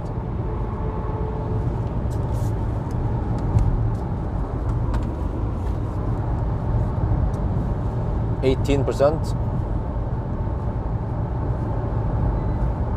Oh, low battery now. Okay, that's fine.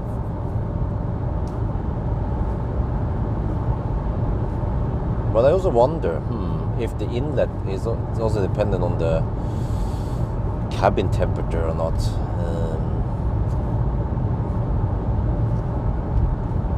17%.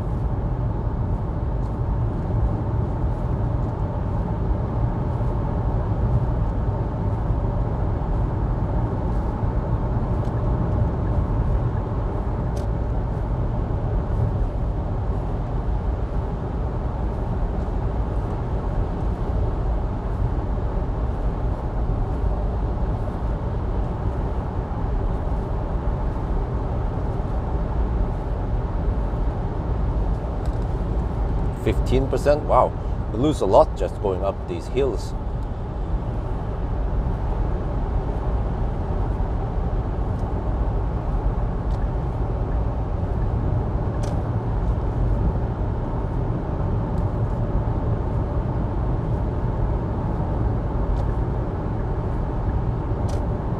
Okay, this is a slight detour from the main drone, but well, you get a little bit of time to cool down then. Still driving the distance. 13%. Yeah, I think that's good. 29 to 46 degrees in the battery.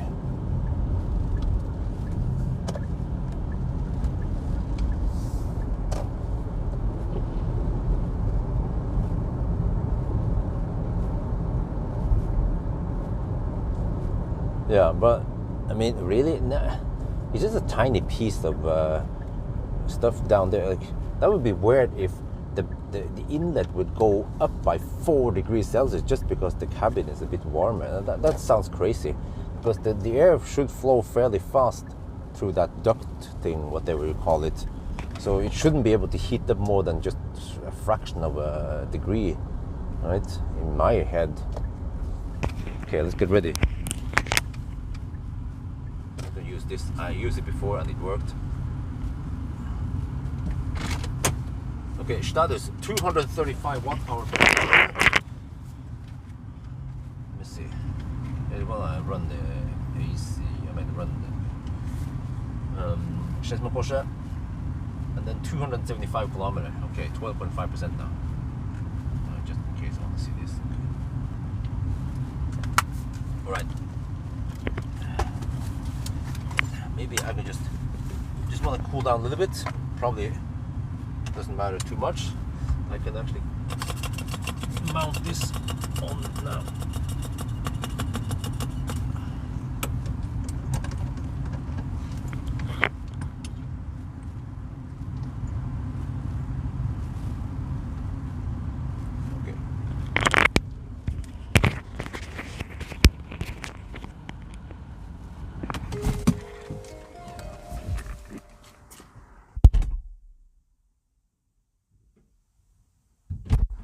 I forgot the adapter.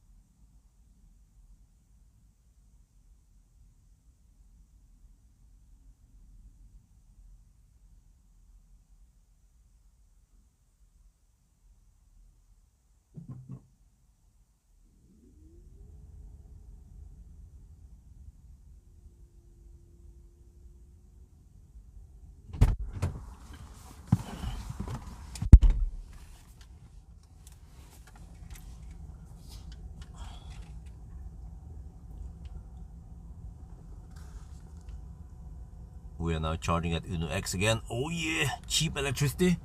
And we get, oh, we are back in the game. 45 degrees Celsius is wonderful. Oh yeah. Let's see how long we can keep this speed this time then.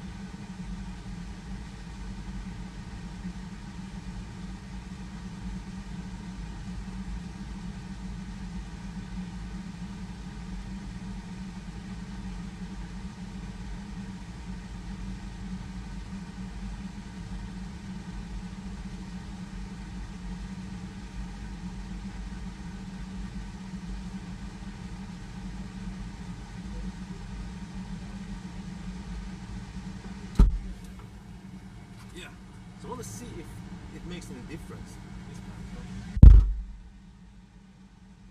Stuff in the back here. See if inlet rises. Oh no, I forgot to. I had to start the car. Oh no. I forgot to start the car. Okay, it's on now. Yes, okay. Let me just double check climate settings here.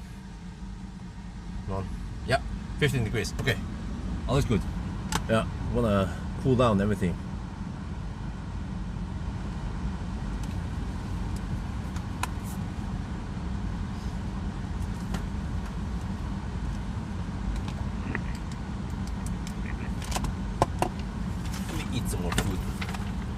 eat when I have the chance. Yeah, well, next stop is possibly, was in Minnesund or no, Nebbenes. Yeah. So if I replicate, I will just go to Nebbenes.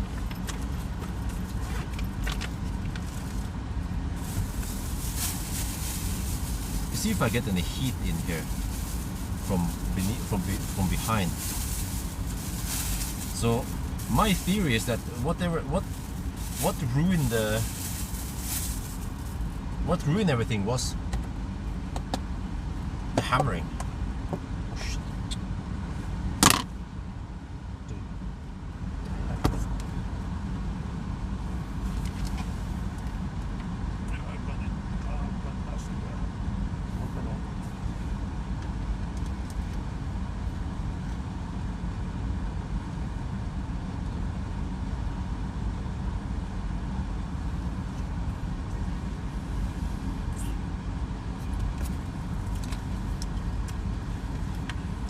Minnesund.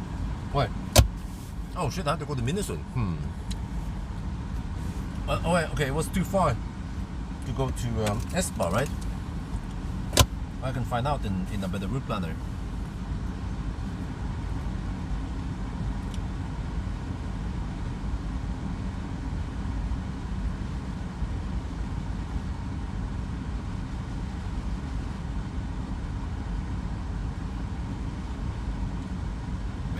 Minnesund could work, but let me just check here. What about? Well, that would probably be too far away. Espa. Okay, what? Huh? Why? There's Espa. Why doesn't it show up on the map? The heck, man?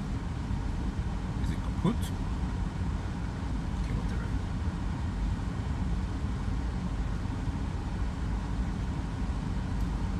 And that is 71 kilometers away. And but the route planner claims that I need 70%. So if I go 80%, 85%, I could reach Espa.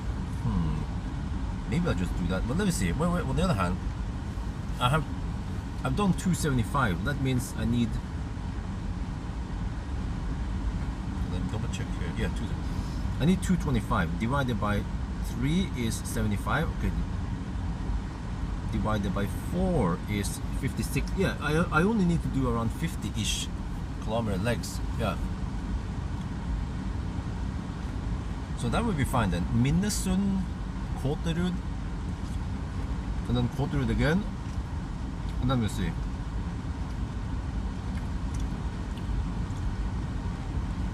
But this charging station is wonderful. It has a slight rapid gate, but still okay.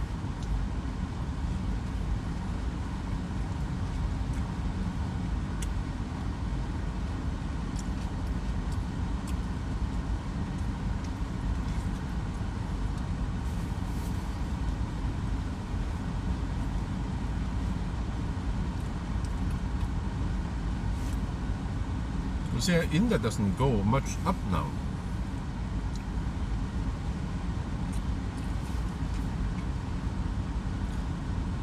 So I wonder if my theory is correct, that it scavenges heat from the drivetrain.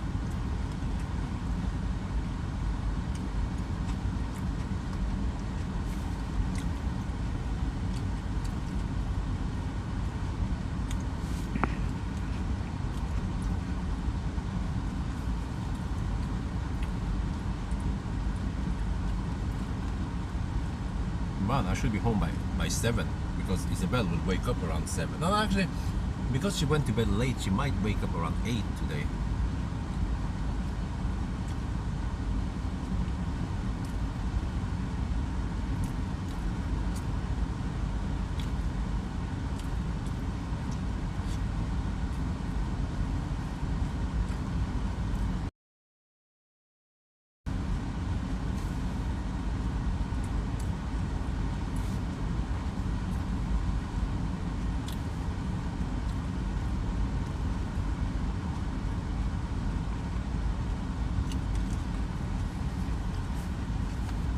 Because I have to go Minnesund, right?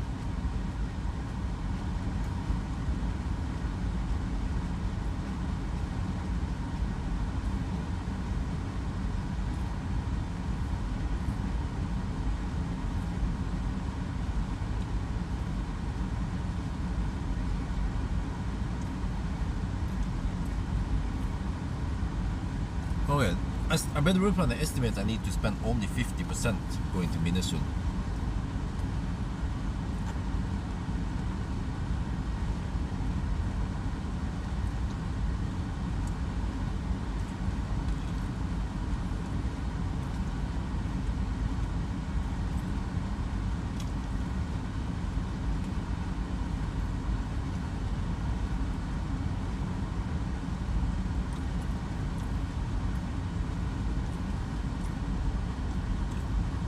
What consumption? I think I set around 15% over the speed limit.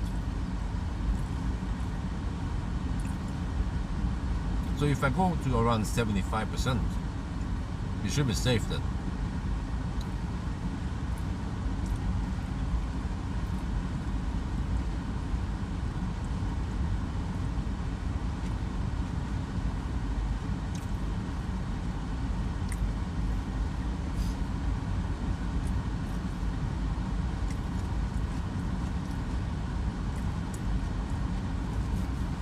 Oh yeah, okay. Well,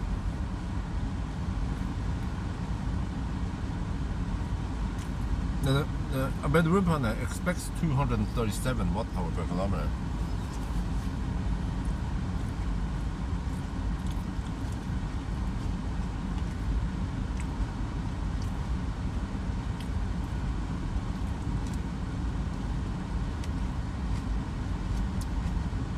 Uh-oh, we're heating up.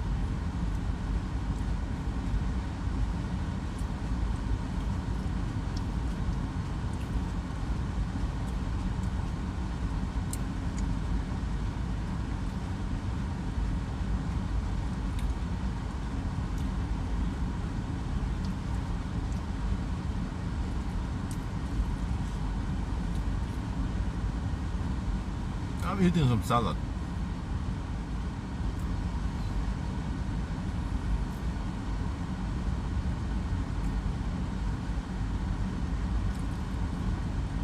Well, you see, this speed is still way better than the native CHAdeMO or the 125 amp CHAdeMO directly. So, yeah. I still think it's worth it to use the adapter.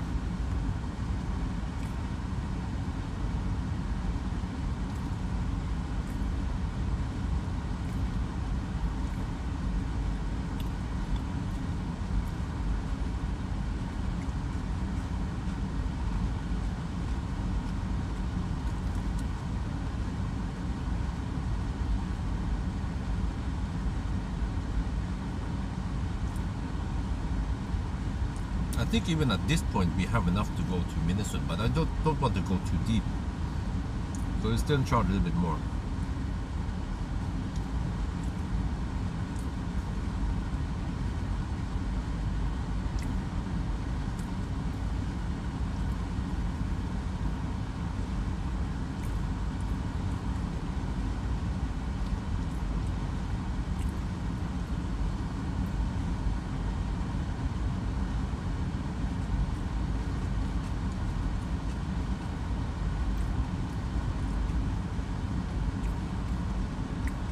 The adapter needs to go down in price. It's too expensive.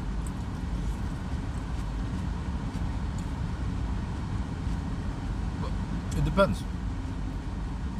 Because versus a Soul that costs so little, yeah, but if you own a Leaf, for example, the latest generation Leaf, then it kind of makes sense.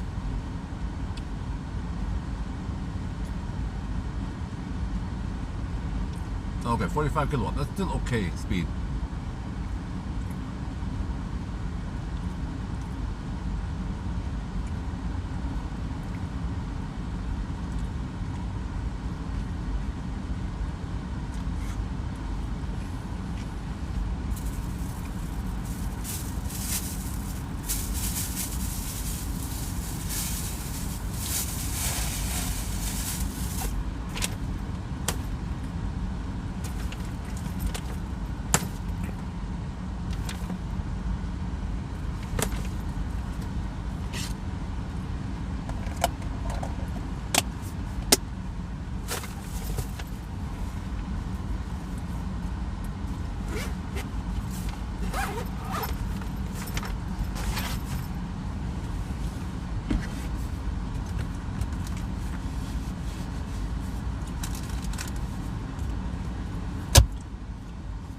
yeah, I mean, the thing is that if you purchase that adapter, you have to charge a lot. You have to, yeah, you have to charge. Okay, now we should leave.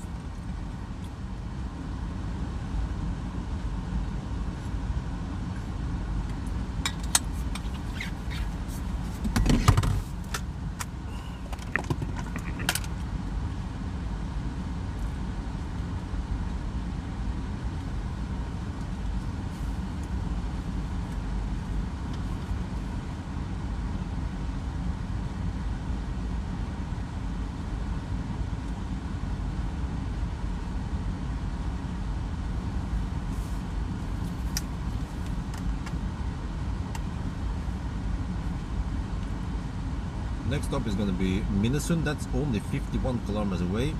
And then but the route planner estimates that we will spend 50% of the battery. And also, yeah, you see here, okay, if you click, it was like this, but if you click on details here, you can see that it estimates 237 watt-hour per kilometer.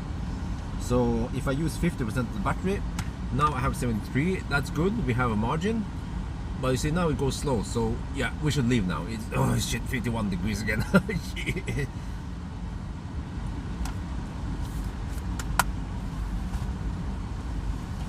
Okay, let's leave. This was an okay session. We can check also how long it took.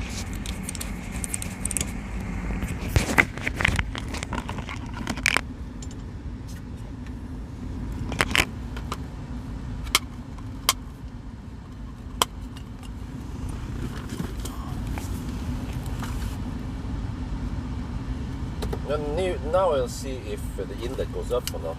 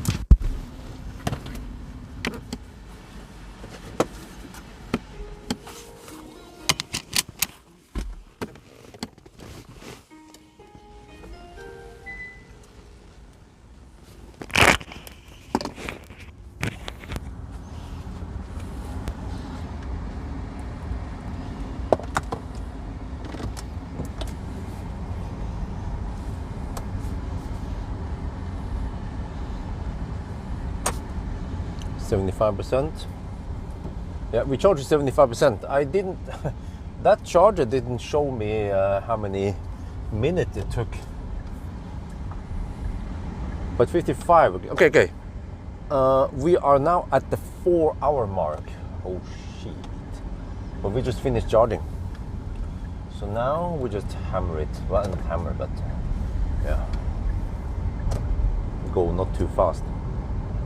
Because it doesn't mean that we have to slow poke at every speed limits. It's just that once we hit the 110 zone, we just avoid going too fast, and that should make wonders. I will see now 35 to 51 degrees and 15 degrees in the inlet. I'll see this time if the inlet goes up or not.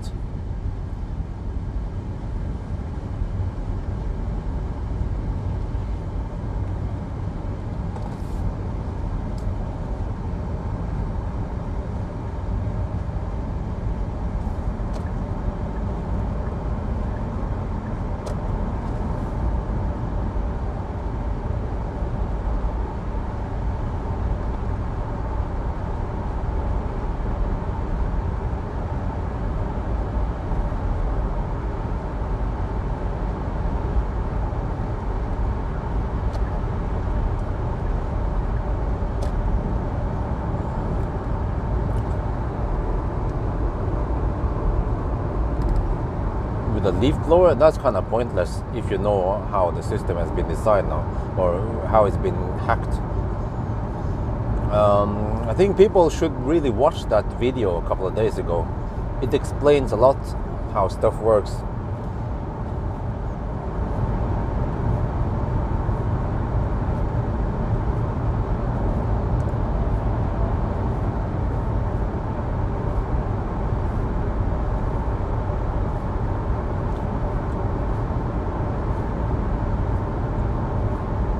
So if I can cool it down to 45 degrees again for the next session, then we're good.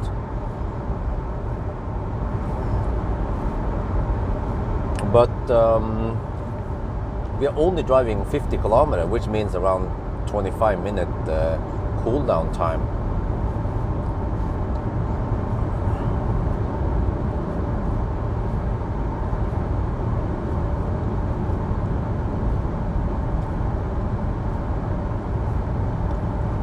But if I can lose 1 degree Celsius every 5 minutes, then we are there. Then we are down to 46 degrees.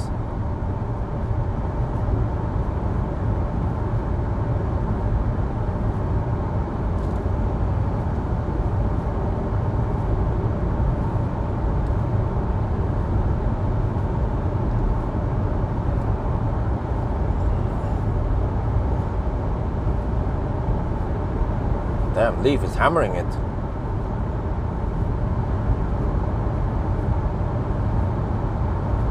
Yeah, that's right. It will cool down really slow. But if I could just lose a couple of degrees, that would even help. Because now I'm only doing 50 kilometer sprints, so yeah. It seems like I only need to reach around 70-ish% every time. Don't have to go 85, 84% anymore. But that made sense in the beginning when the battery is nice and cool.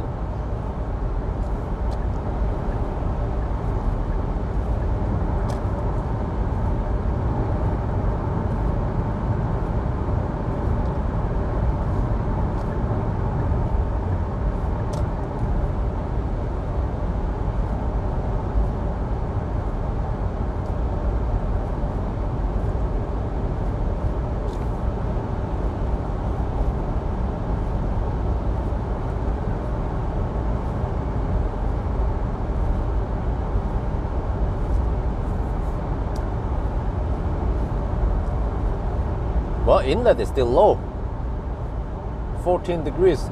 So I wonder, and that supports my theory that the HVAC loop must go past, or it scavenges heat by default. Like, that's not something you can change, right? And do you guys believe in that theory? We could test it again or something. For example, we could test this on the last session by hammering it and see if inlet rises again. And then yeah, I should, if it's not raining too bad today, I should do a 0 mile test.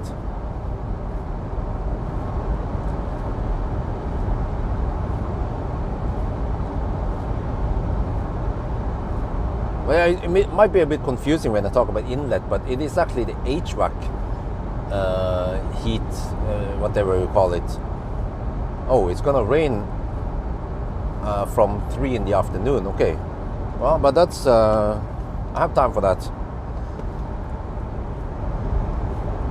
Isabel should sleep around noon-ish or 1 in the afternoon. Then I have time to run the car out of juice. Then they recover from it. Well, yeah, great news is that Isabel seems to be able to recover by herself now. If she wakes up at night, which happens from time to time, she will be able to go back to sleep by herself. So we don't have to worry about getting in there. So that means that is actually big for me, because that means I don't have to hire some woman to sleep in the bed, and I have to pay her 500 NOK. But that means I have roughly an 8-hour window when I can get some work done at night before Isabel wakes up.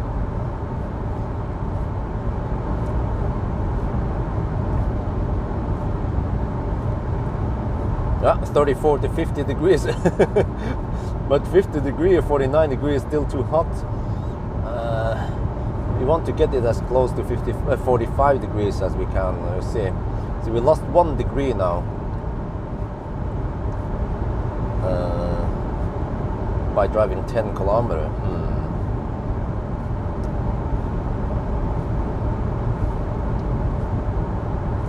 Oh, okay, see. There's a guy who wants to hammer. Go.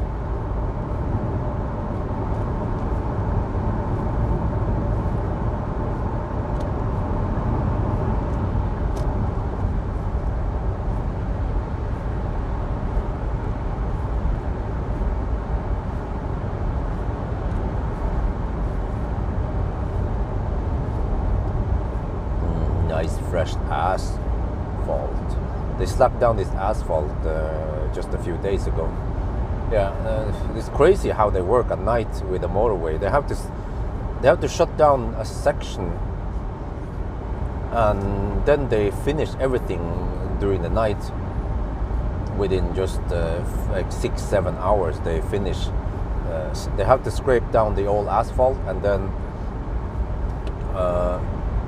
slap down new one. Do all that stuff.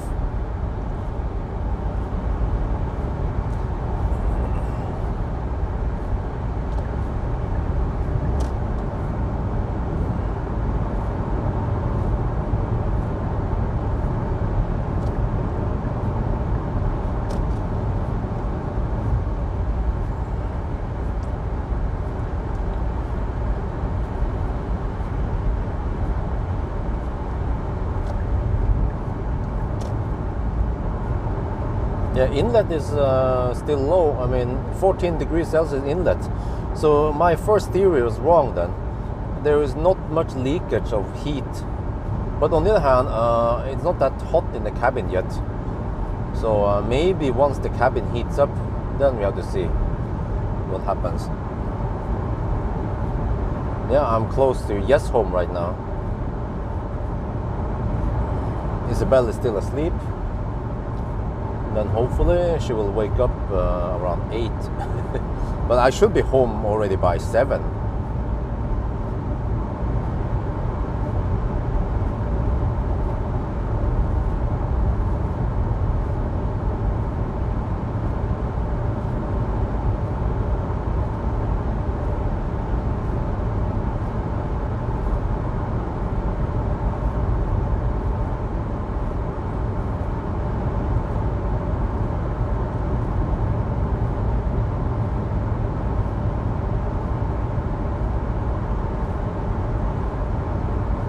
We're getting close to 300 kilometers now.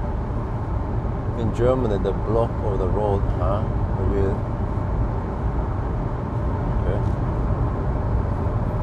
Oh, 9 degrees outside, 14 degrees. Oh, 49 degrees. Oh yeah.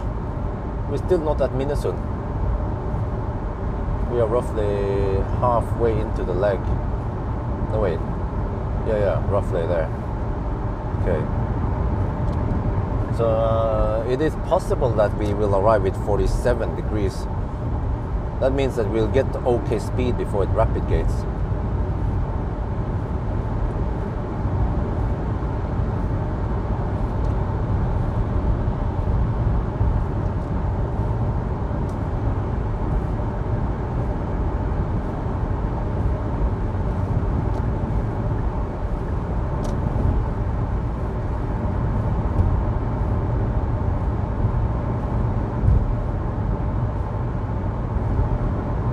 Yeah, next week. Wait, yeah, next week I have 3 cars that will park at my house. So okay. I need to show them in some house update or something. They're like, yeah. By the way, I have more space. I want to see how much space we can squeeze. I mean, how many cars we can squeeze there. But I think if I just park them tight, I could squeeze at least 10 cars. Or at least 6 cars maybe without them being too much in the way. road, huh? The new road near you is open now. Oh no. Well, it is open, but no, there's a last part near Gystad that is not open yet. And I read in the news that it takes longer time than expected because of, they call it undervann or something. That part needs extra time because they're building an under road, for pedestrians and bicyclists, and they have to make some concrete stuff and whatever. And yeah, the opening has been postponed until November. So that is the last part. So lots of cars now, they have to drive past our house. I mean, not past our house, but they have to take that detour to go to Gystad. They live over there, right? There's a big housing area, the residential area, and they have to drive all the way around for now. But eventually they can just take the shortcut there, but that means more pass-through traffic. And even though they have the what you call it, like a trench for the car, for the road, I can still hear some noise from it, especially fossil cars.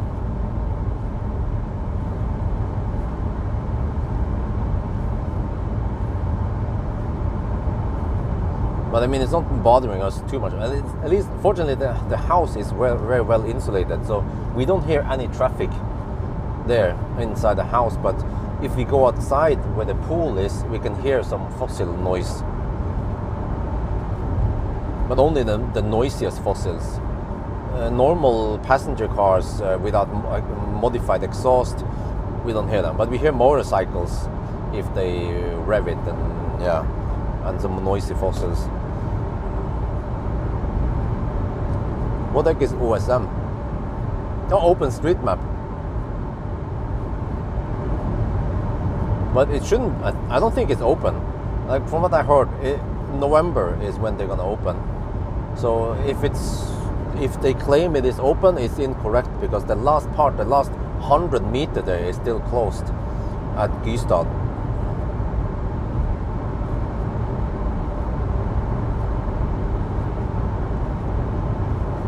And supposedly, my story about the house and that I asked people to loan money.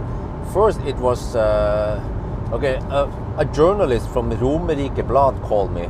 Romerike is this area here. It's like a local newspaper. She called me and interviewed me over the phone, and then some photographers came over the same day to shoot some pictures they have. And then they made a case in the local newspaper, but now it has spread over to Nettavisen also, a more nationwide. So it's Agurktid right now. So they're like, oh, this YouTuber Testabjørn is struggling with economics, and 48 degrees. So I'm like, whatever. I mean, I cannot reject the interview because I made a video, so the news is out there. So that's why I was just, okay, whatever. And then at least then I have the possibility to explain a little bit more.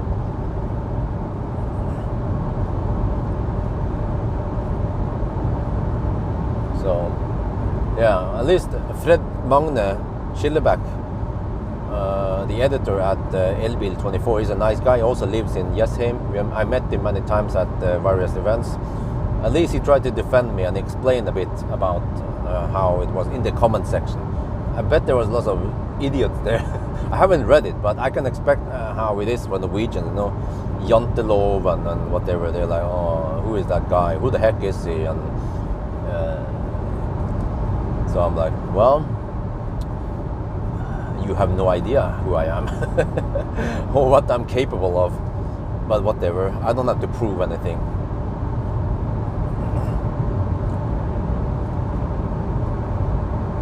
Well, this is great news, man. 31 to 48 degrees Celsius. Inlet is still 14. It seems like that was it. It's crazy, man. I slowed down by 10 kilometers per hour and it makes magic.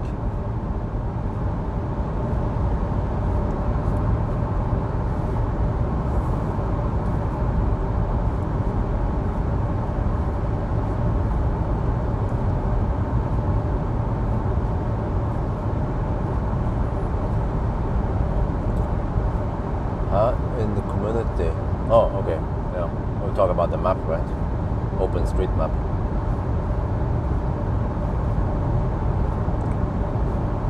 Yeah, I haven't used a weather route planner much, but I see that there is also an untapped resource. I mean, untapped income, because I've been gaining money there without working too hard. But I need to show more about the route planner. It's actually a very useful tool. Like for even for my ninja trips, a weather route planner has a map, charting map I can use. It can give me some estimations. I don't have to try to figure out this. And then by just showing a better route planner, people will actually buy more premium, especially now during summer holidays. You know, they can buy premium subscription to make life better, easier to plan for the road trips. And I don't have to be pushy about this. You know, I'm not pushing premium in their face. I just use a better route planner for my trip, and then people are like, hey, what the heck is that? Oh, Tesla Bjorn is using it. It's helping him even, you know. So I realized I need to figure out what the heck I can make money on without too much hassle, and then focus on that. Okay, 44% when passing by Ionity. 10 degrees Celsius outside.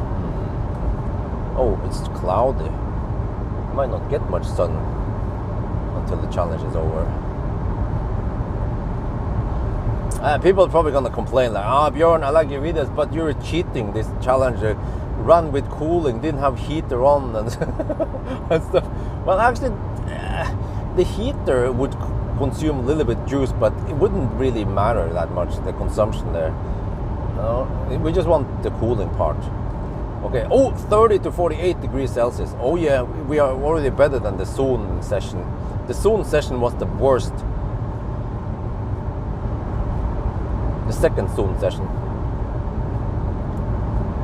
But I already have plenty of ideas of how they can improve the route planner version 5.0.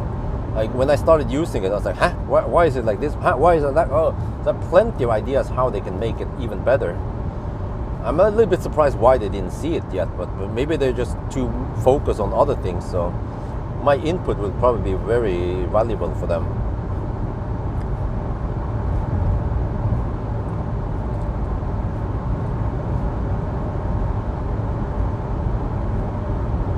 So yeah, hopefully we can get around 55-60 kilowatt on the next session.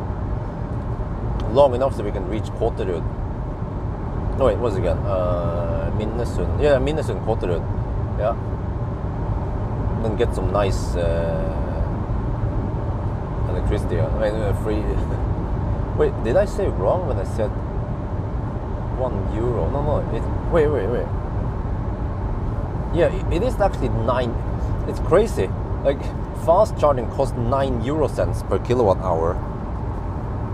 1 NOK. Well, I don't know. What is the euro nowadays? Let me check XE.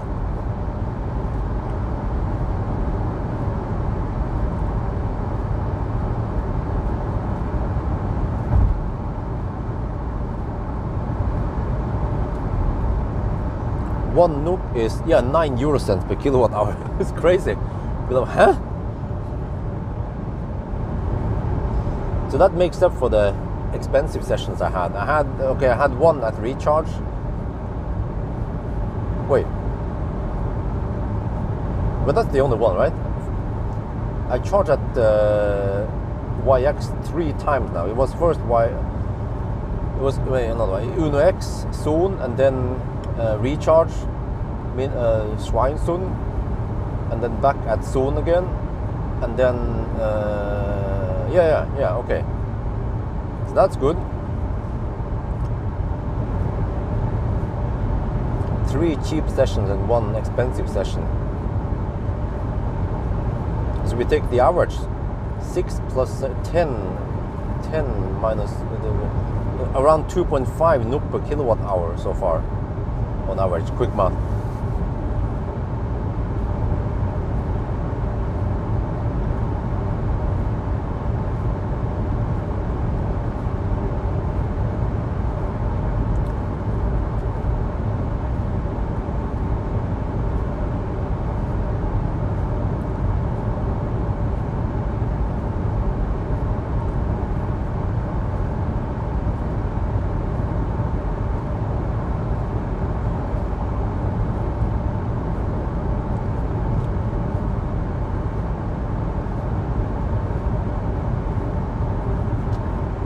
if I would really cheat big time, I should have brought the EcoFlow and then fire up the heater in the cabin.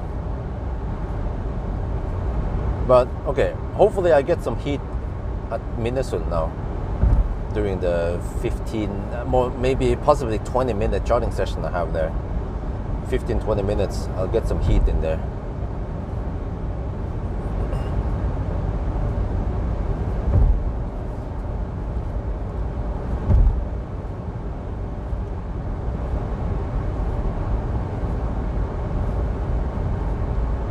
Yeah, always be cheating. ABC.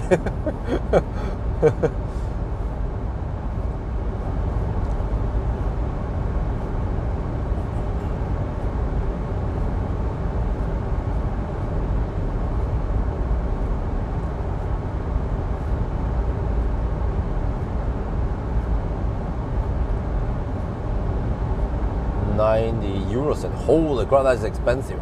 Damn.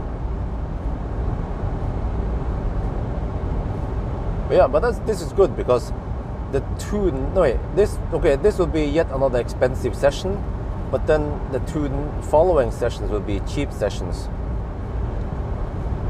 Yeah, wait, so Kåterud, wait.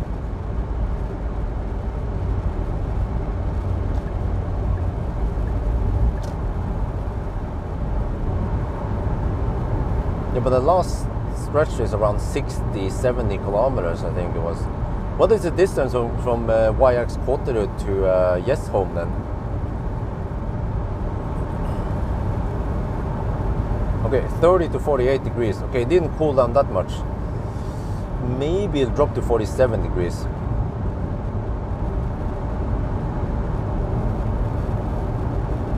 But you see, this was also the problem. Inlet was too high at Zoom session, so we couldn't get any proper cooling. I mean, it was worse, so hopefully now we will be able to maintain 55 kilowatt long enough, or to, yeah, not cripple the whole session. Well, I have 28%. Damn. Can I even make it to... No, wait, no, I don't think so. I have to check quickly.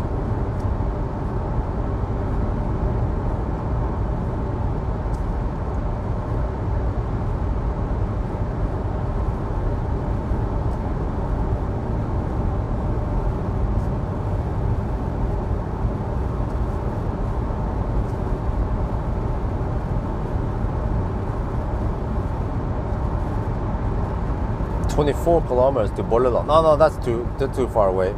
Yeah, then I'll go deep again, which is not good. So we'll just stick to the plan and charge here at Minnesota.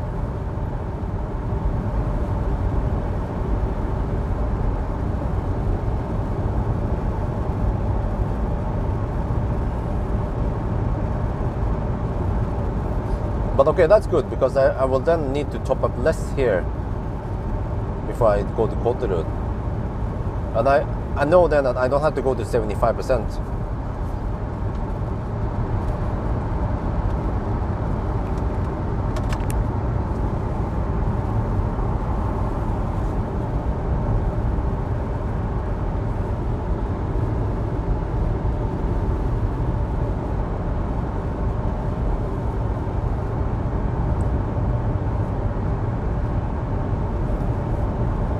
Yeah, still 30 to 48 degrees. Seems like it didn't cool down. I lost only 3 degrees Celsius on this leg. So that's likely to happen on the next leg also.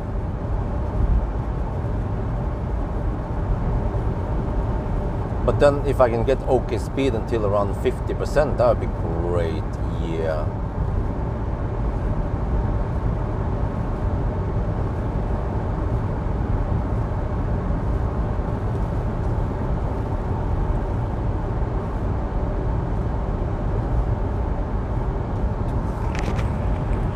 Microphone off.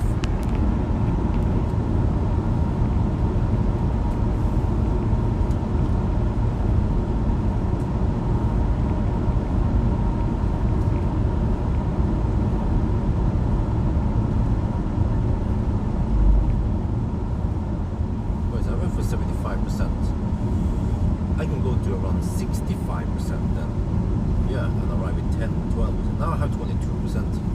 Okay. We're good to check about the route planner again, double check with about the route planner. But yeah, about the route planner I said that I would spend 50%. I spent 53%, so very close.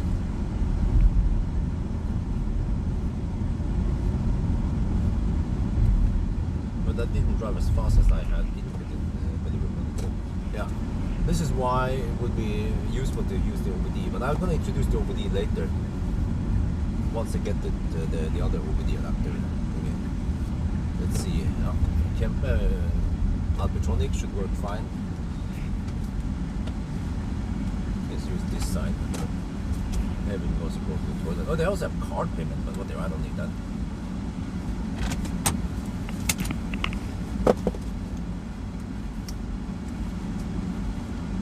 $326 kilometers now. Minnesota consumption is 234.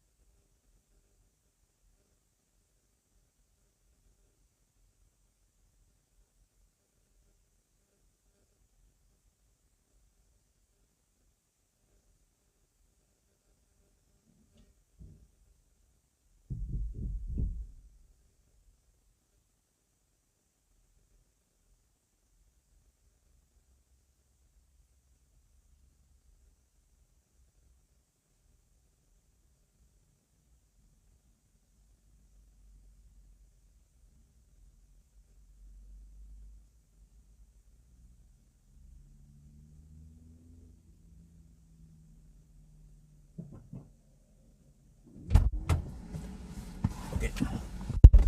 Get the heat going. Oh, 47 degrees. Wait, did it just stop now? This happens sometimes.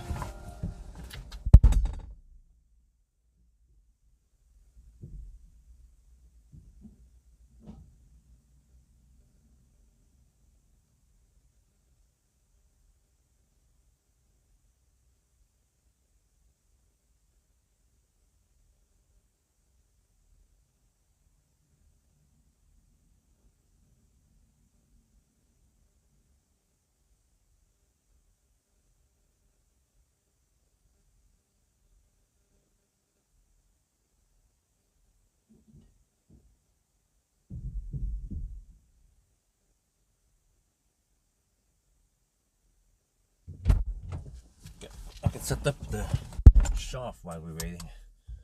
It will sometimes fail handshake, but I don't want to deduct for it because it is just the way it is if you want to use the adapter.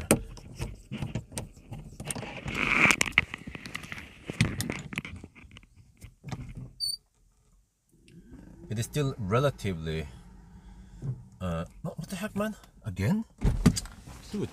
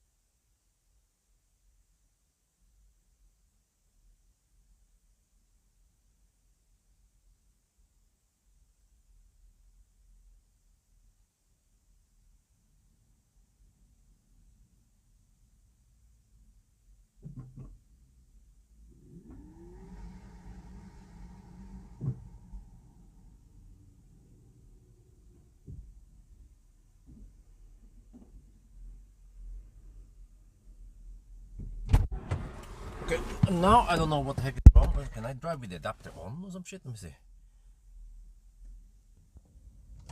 No, I can't.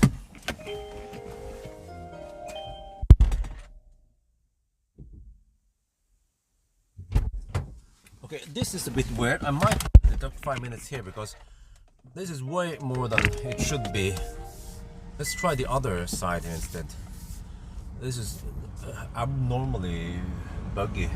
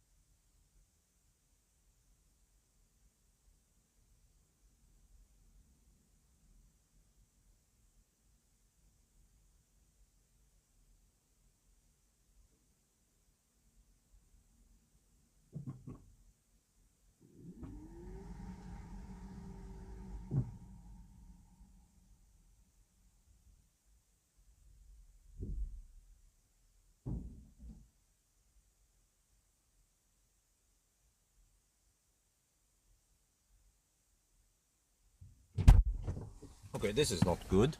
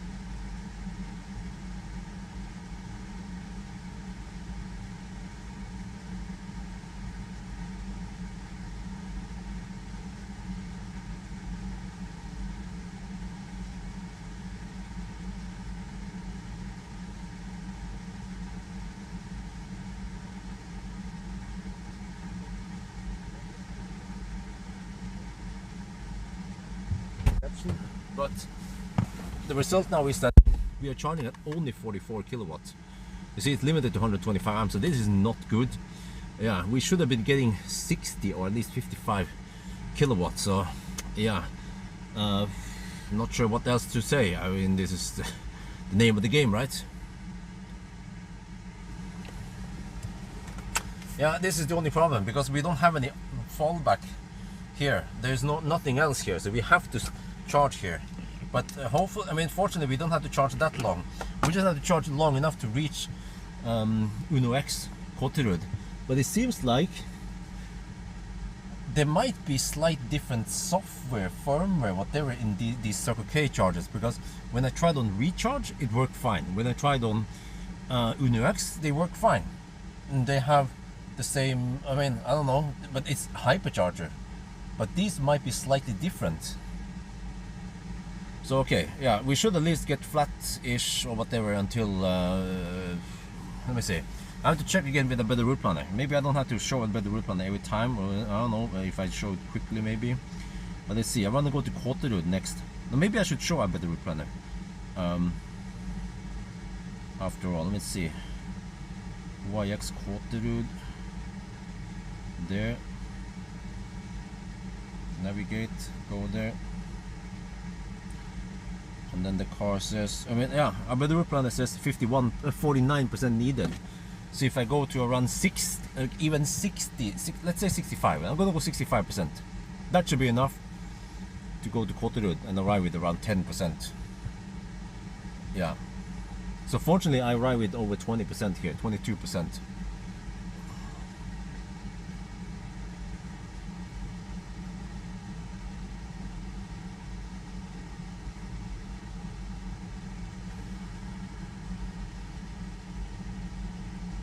Yeah, 65% is plenty. No big deal. And even if I have to slow down a bit, still no big deal, because that means extra cooldown.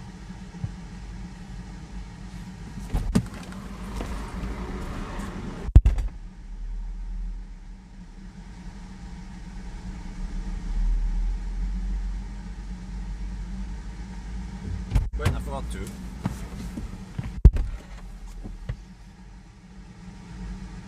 We have to cool down this shit. Almost want to fire up the climate here. Well, I mean, it's not super critical now that we are charging so slow, but well, but fortunately we don't have to drive too far, and it's kind of flat, so drive a little bit extra and you can reach the next charger, which is well, that's that's true. That's a very good point there. But it has always worked in all the other places. So, but okay, maybe I'll go 70% then, just to be sure. But I don't think 75 is needed. It's fairly flat over there, and I can just drive a little bit more, like 5 more kilometers. But that's actually Delta charger. 10 more kilometers then, and I will reach ABB and some other stuff. Yeah, one of them should work. I don't want to camp on this slow speed for too long. But this is the real challenge, right? Okay, I'll be back.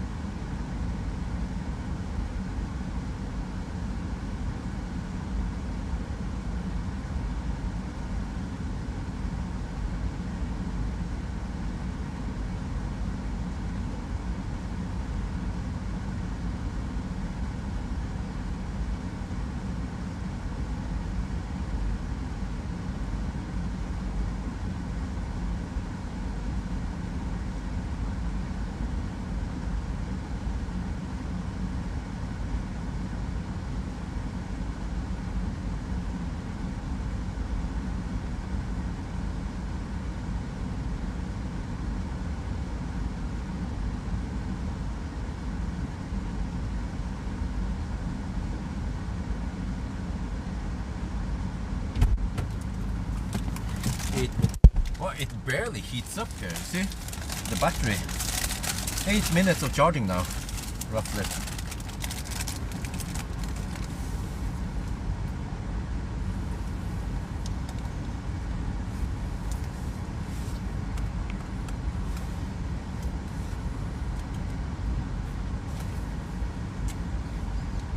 So this session is still a lot faster than the Zoom session.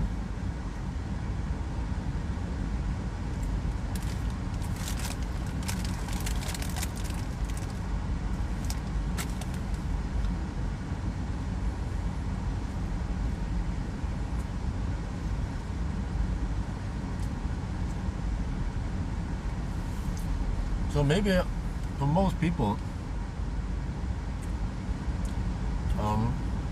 they will be charging at 50 kilowatt or 45, so then overheating is not really a problem.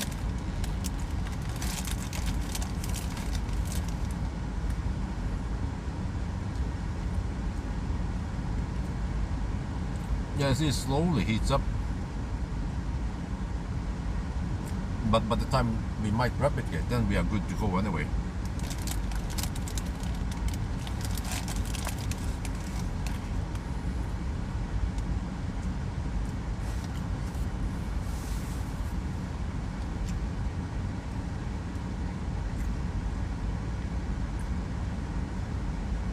Yeah, I think we might replicate at 49 or 50 degrees, we see.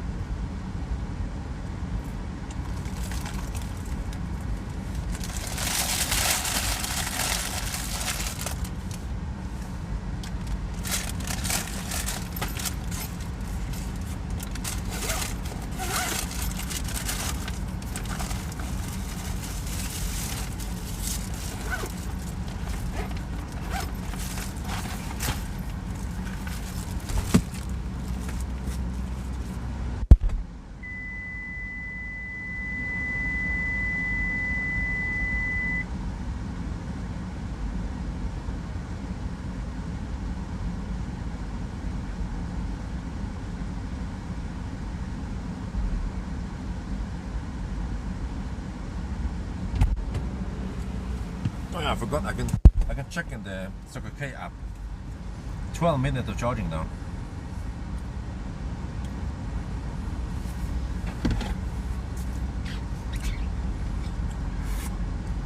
Last time it was what was it again? It was like 25 minutes. That was really long.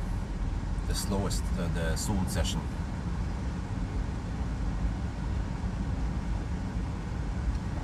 This time it might not even be 20 minutes.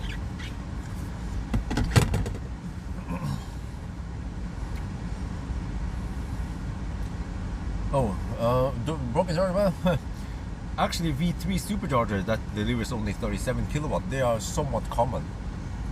But other than that, broken chargers, well, I mean, I think we still see them, yeah, but they are usually on site with plenty of spots, so then I don't care. But you see, we already ran into one at Svinesund. I had to go to Kempower instead.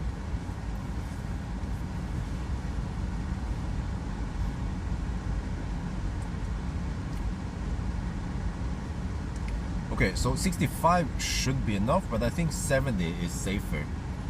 In case for some reason it doesn't work at Kotterud, but I mean, yeah. My gut feeling says that there's a pretty high chance it should work there. No, not car specific, but V3.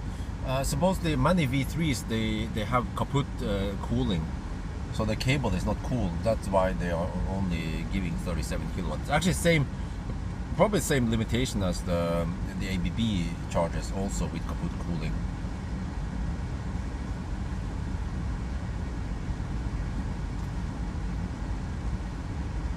Okay, but I'm gonna shoot video soon. Yeah, we are slowly heating up, but not the problem. Yeah, so okay, I did. I had some struggle with the handshake problem, but then also cooled down the battery slightly when we were stationary.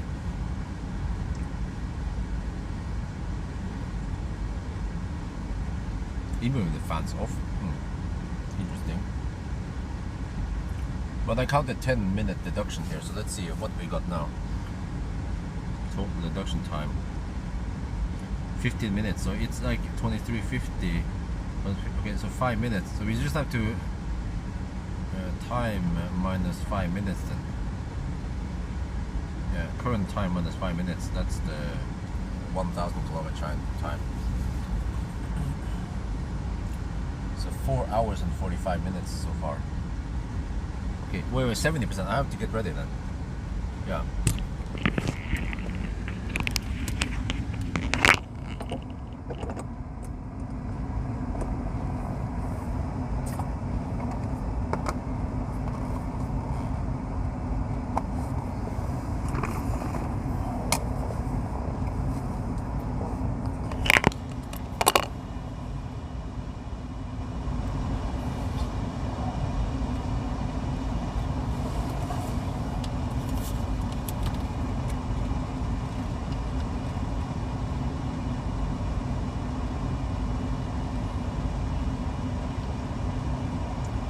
Next stop is going to be YX Kotterud, that's 50 kilometers away.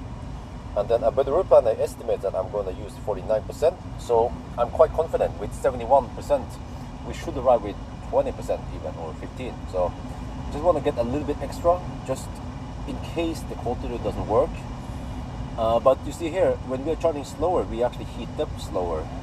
But it still doesn't pay off because we could have gotten 60 kilowatts, or 55. So camping here is somewhat bad, but okay, whatever.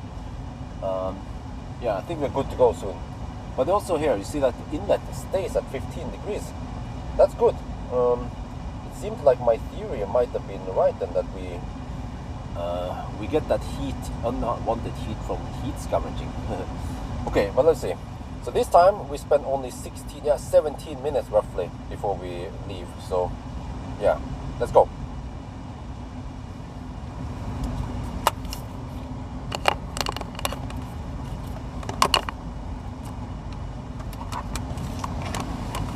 Yeah, 74% now. Yeah, I can just click on the button to this. 70.5. Yeah, just get in case I need to go further.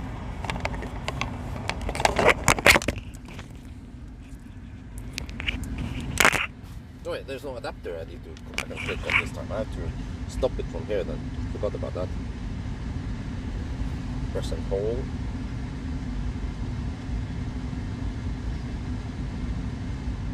There, it's stopped.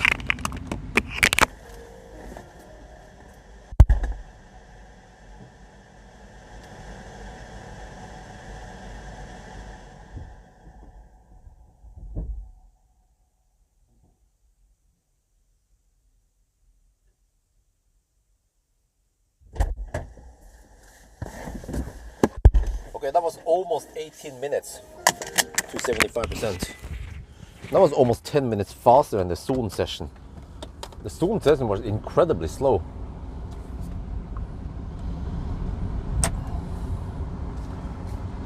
So let's hope we can avoid that in the future. We're good to go.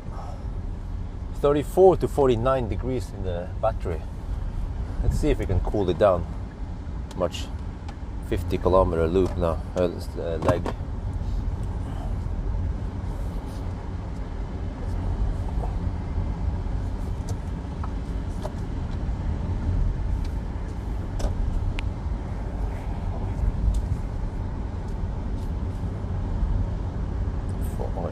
Oh shit. So Isabel might wake up in 2 hours, but can I finish in 2 hours? Let me check here. What is that? 326 kilometers now.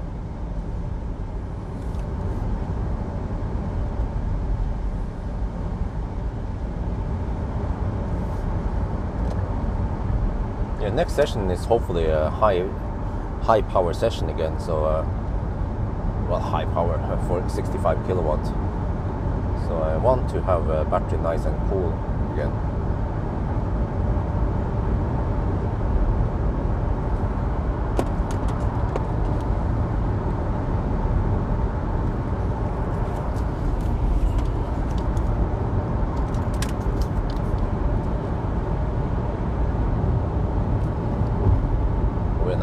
And how is Mjøsen? Oh, almost no wind. Yeah, it is now 5 in the morning on a Saturday morning this time. So we just cruised at 117 GPS speed, and that should be the best. So this time we heated up the battery to 49 degrees Celsius. So hopefully we can cool it down so we get okay speed on the next session.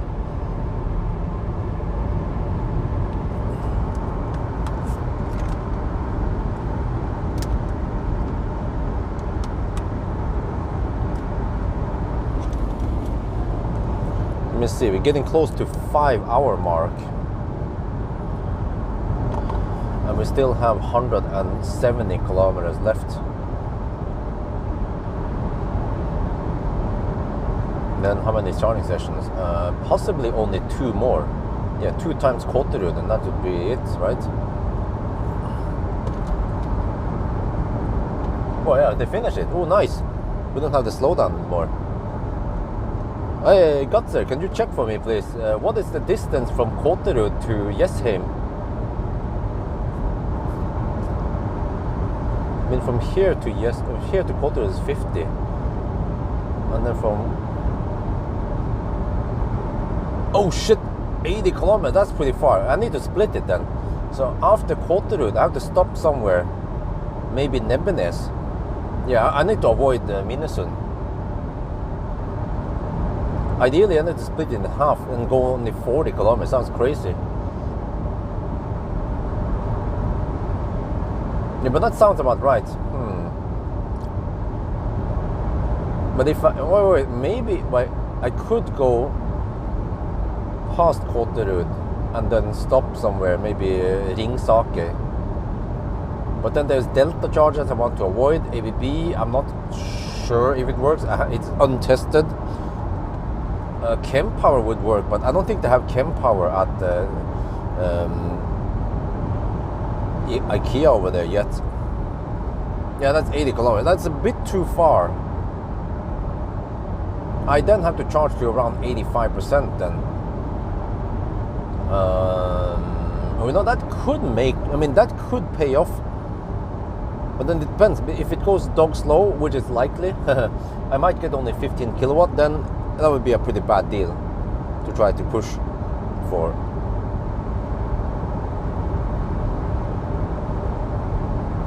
Another idea is to shift everything. If I go further, but then I have to skip to charge out. I have to go further before I stop. I have to go to Ringsaker then. Then what do they got there? Oh, recharge. They have something at IKEA at Ringsaker.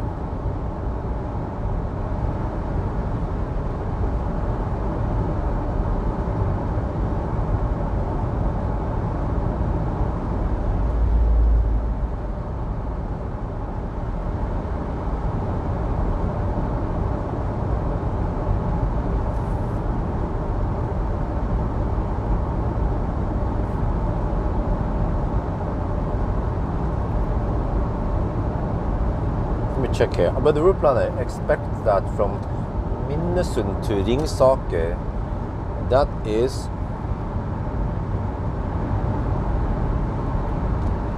57 kilometers. Hey, that's only 7 kilometers more, and it will take 57%. I can go to Ringsaker, yeah.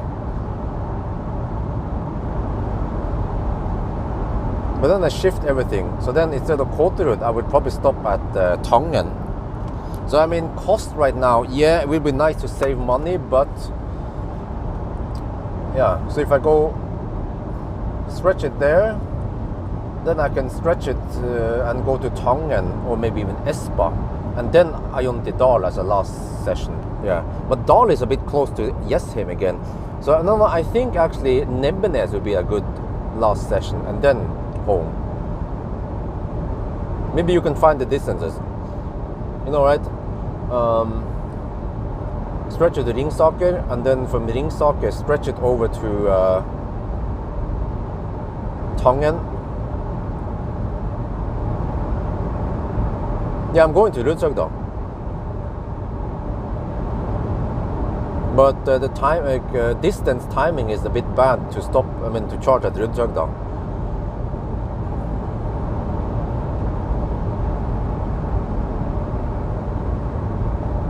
So the plan now is to go to charge at IKEA Ringsaker. This is why it's nice to have that margin, so I can still arrive at IKEA with 10% maybe. And then go to Rudshøgda, turn around, but it will be way too early to charge at Rudshøgda. And then I just turn around there, and then I go all the way to past Kåterud, and then to Tangen to charge there instead. And then from Tangen, well, I wonder, I could maybe then stretch it. Yeah, I could do that. From Tangen, or if I stretch it over to Espa. Yeah, Espa is just a little bit extra, and that's kWh, so that works. It's a bit expensive though. So last charging place could be either Tangen or Espa, and then I go straight home. So then I just stretch around 65 kilometers on the last session, but that should be possible. Yeah, I would probably skip UNOX. I mean, as nice as the price is low, we have to focus on the challenge time. You know, if it suddenly causes us having to stop one more time and have extra detour and stuff, you know, that will slow us down extra.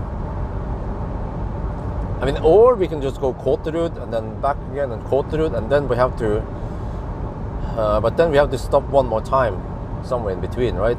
Possibly Nebbenes. Yeah, what do you guys think? So we could go double Kåterud like we originally planned, and then go Nebbenes and then go home. But then Kåterud Nebbenes is around 50 kilometers, and then Nebbenes home is 30, right? Ish. Yeah, I mean, even that would work. And then we actually get also quite low price. I should try to look up on the log afterwards to find out how much I have paid total. I think people want to know that, and I should check it out before I do the summary or the conclusion end shot. I have to quickly look up on my bank transaction to UNOX, plus I have a recharge session and a Circle K session. I have to look up somewhere and then add those two together. Kåterud Nebbenes is 60 kilometers. Okay. Wait, and then Nebbenes to Jessheim then. Yeah, 60 kilometers is within reach. Just have to go to around 75%. Since now that I'm driving a little bit slower, then that is easier to achieve. Yeah, now it's like battery is 32 to 48 degrees and inlet is 16. I think on the last leg I will try to hammer it, and I will see if the inlet suddenly goes up again. But now we have the thing open. There's a bit of noise coming from behind, but inlet is not going up.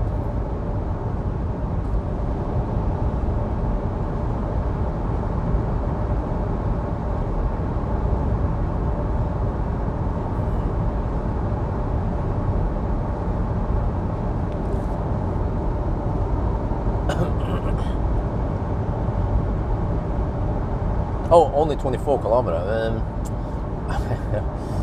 Yeah, you see, I mean, one extra stop, especially since we have adapter and stuff, will actually cost us some time. So I think it's better to just shift it It's gonna cost extra, but okay, whatever. We are consuming tiny amounts of energy anyway each session. So it's not like we're pulling a trailer and a big SUV. So probably, okay, then try another plan then. We reach Ringsaker instead. And then from Ringsaker we can then go to Tangen. So can you find distance from IKEA Ringsaker to Tangen? Oh, the 500 kilometer spot is like a couple of kilometers north of Jesholm.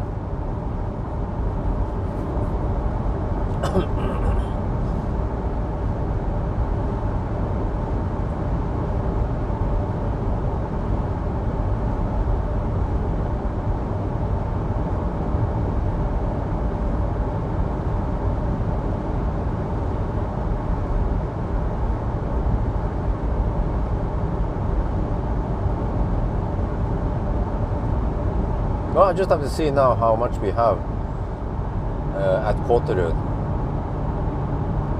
How many percent, I mean, we have at Kåterud. Because we're driving slower, so we're consuming less energy. And there might also be less heat loss. Yeah, I mean, definitely it is. Because I wonder if once we go, if we go past 120 kilometers per hour, we suddenly get a lot more heat loss in the motor, and also the generated heat in the motor and inverter is then channeled into the inlet. Normally it would be channeled into the cabin, which is nice, but this case we channel it. But yeah, I think that should be around 60 kilometers.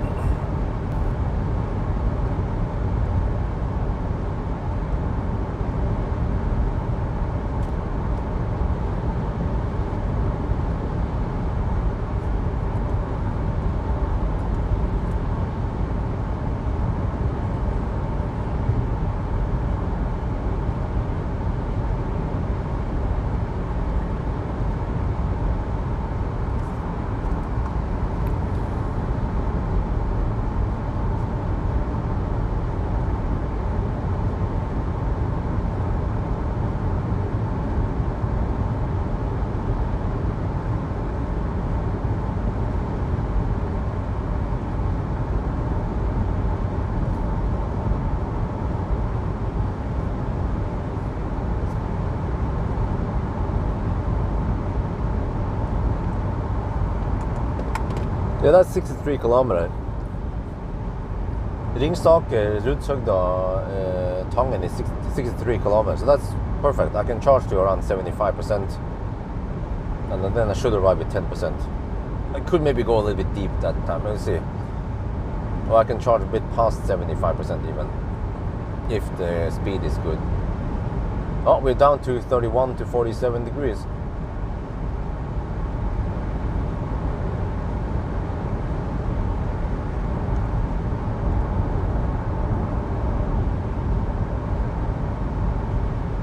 There we go. We just passed the 5-hour mark. We're 354 kilometers. But it seems like it is impossible to do this, to finish in 1.5 hours. We lost too much time here and there. Plus that we also lost time in driving. But can we at least beat the old record? Yeah, we will. But then, okay, it boils down to how much faster than the old record is it? Well, we'll find out. The old record was 7 hours and 10 minutes.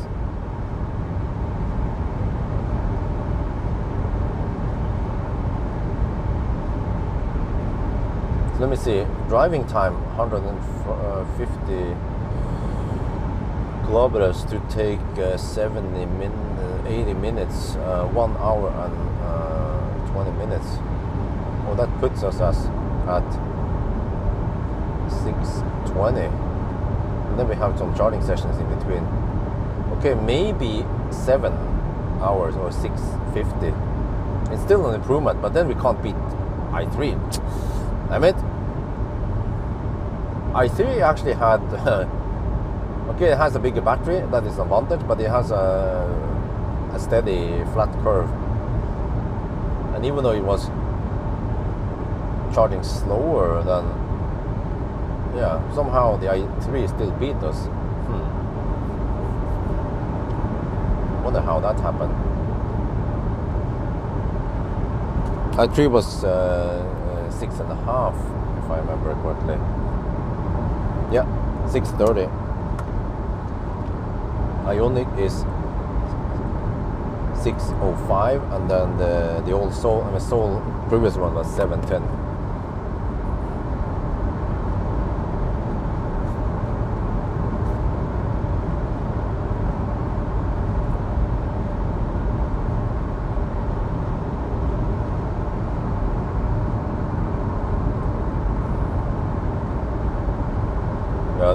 Well, but they can actually go long distance, just not hammering. You know, if I have the chance to go to the Arctic Circle, I would actually consider taking the Soul there. It sounds crazy. Or I could take one of the hyped up cars. I'm not sure which one. Maybe like ID7 Raven Drive or something. Yeah. Or I have to look at my list. Like Ioniq 5N. Does that make any sense? Or the iX2.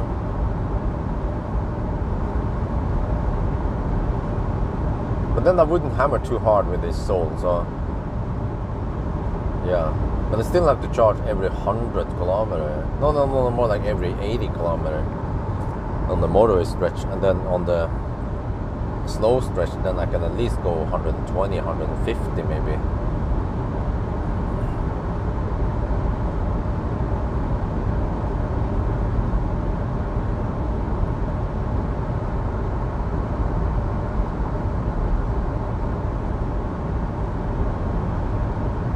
No, 30 to 47 degrees Celsius. Inlet is 14. It is quite cold in the cabin.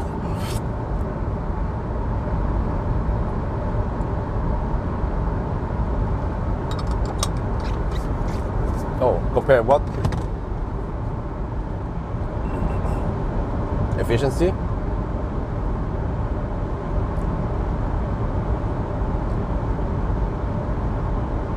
Oh, the sun is coming up now.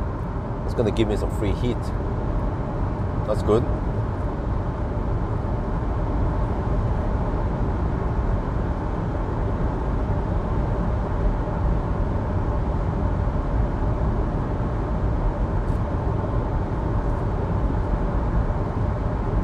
Range, okay.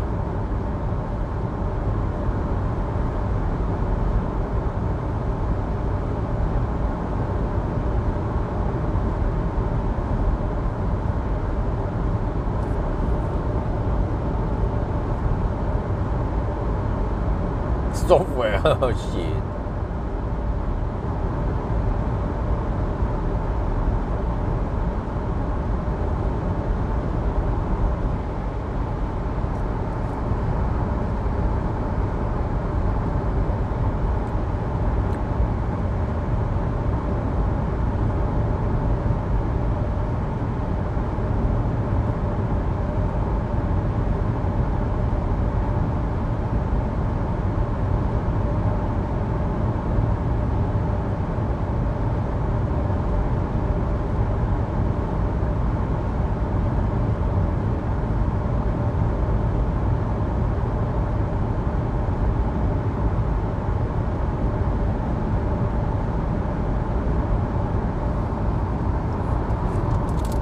Man, it is cold in here. It would be nice to get some heat in the cabin, but there's not much I can do.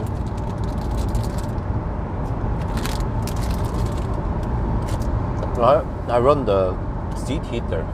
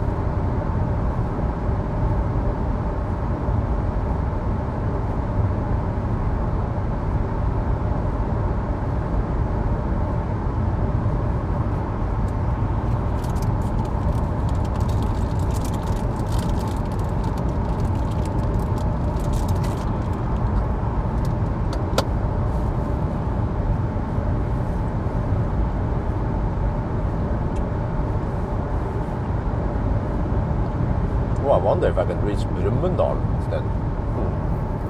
Supercharger V2 at Brumunddal. That would actually be the best deal. Man, if I knew that, I would have charged more at the previous stop. Well, okay, whatever. We'll see. Because I'm 34% right now. And we have lots of downhill before Kåterud. We'll calculate, we'll recalculate soon how it is.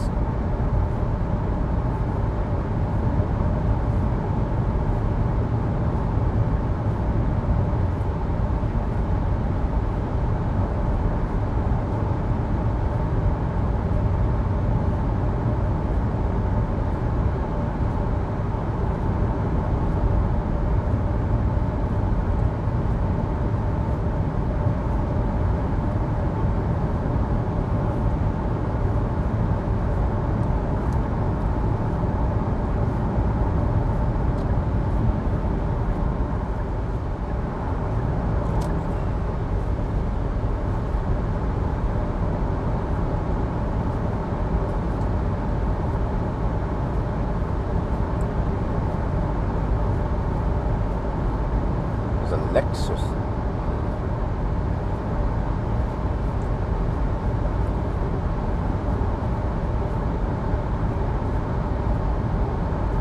What is it?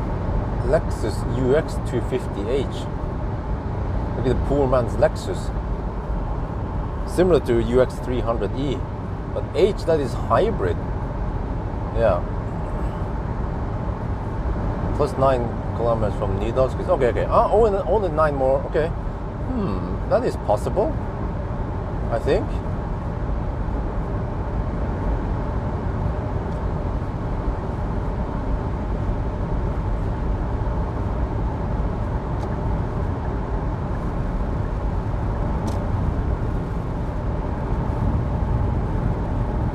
Yeah, I'm 29% now. This is way too early to go to Kåterud. I mean, I could go there, but it's like, okay.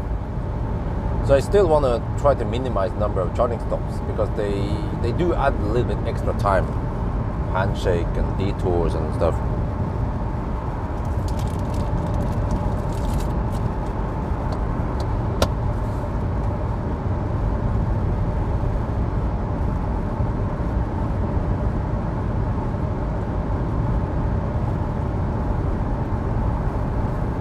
Can I even coast? Let me see.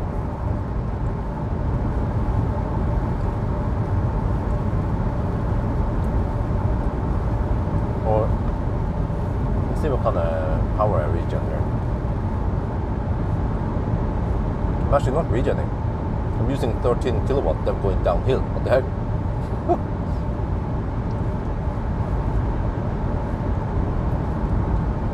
Yeah, well, I was going to IKEA, but if I stretch it, I can go to supercharger Ringsaker instead.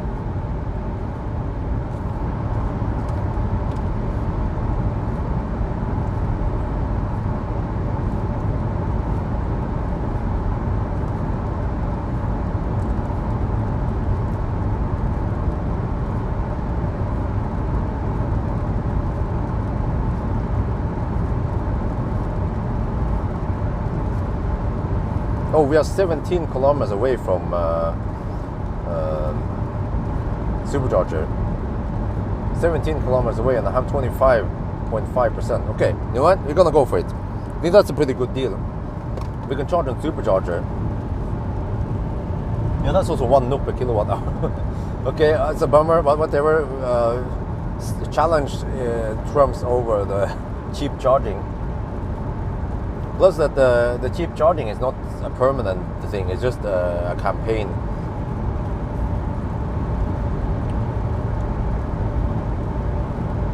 I will go kind of deep-ish, maybe arrive with 5%. But also I'm consuming less now that I don't hammer too hard. Okay, still 30 to 47 degrees Celsius.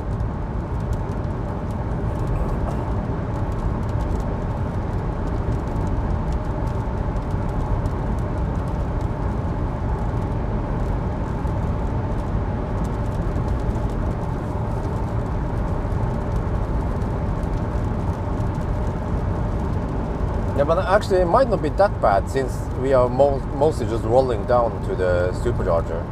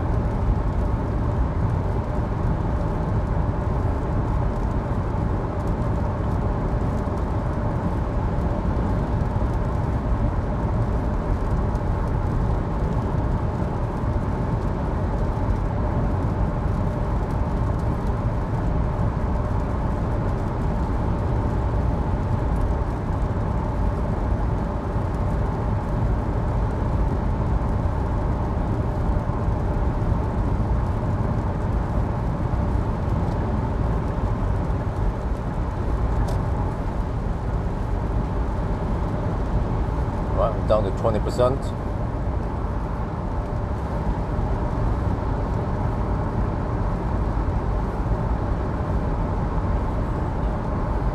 We're 12 kilometers away. Okay, this is gonna be close.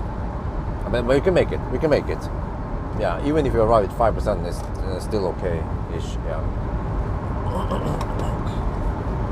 I told you I have to stop here at IKEA.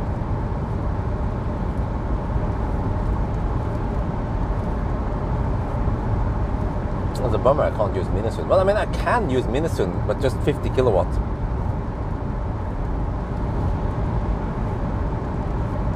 That is actually an option also.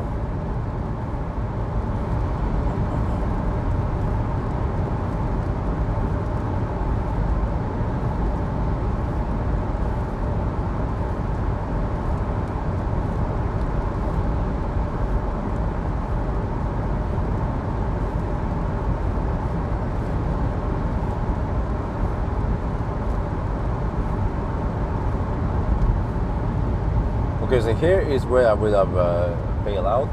I have 16% now. 47 degrees Celsius. Okay, we're gonna go for a supercharger. Because I haven't used a supercharger yet, so I also want to show that it works. 15%. But once we clear the highland, we just have to roll down to the supercharger. So over here, supposedly at IKEA now, they have Pawel or something there. Not sure what it is. Okay, I'm 9 kilometers away. Yeah, okay, I'm gonna go deep, but let's go for it.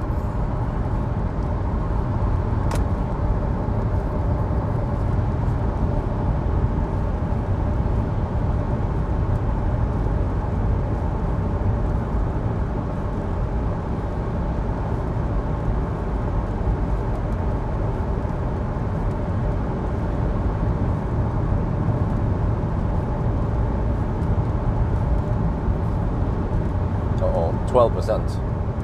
I feel the pressure. Once we go downhill, there's 11%. Oh shit. This is where it drops kind of fast. 10.5. Uh-oh. But I mean, even when once we reach the downhill with 5%, then we are more or less safe. 10%. Uh-oh. 9.5. Holy shit, it goes down fast. 9%.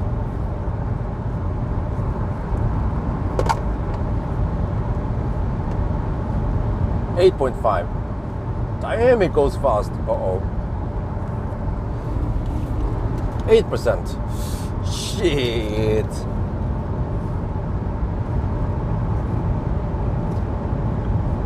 We are getting close to Brumunddal, and I have decided to skip Kåterud, skip whatever. I'm gonna YOLO it.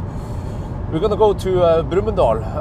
We are now down to 7%. It drops so fast now. It's crazy. Towards the end, 6.5. Oh shit! Come on. There's no indicated range left. 6%. Oh, okay. Wait. I'm getting cold feet now. Let's slow down a bit. Because now, if we can just roll down the hill, then we'll safely get over to supercharger. 6. Oh shit! 5.5%. Nah. I hope this was not a bad idea. Yeah, but we just have to clear the hill. Now we're gonna go downhill, and then yeah, see, there, supercharger down there somewhere. Oh man, come on, 5%. Are we gonna regen? Yeah, well we have. Oh yeah, they say we start regenning. Okay, we're good.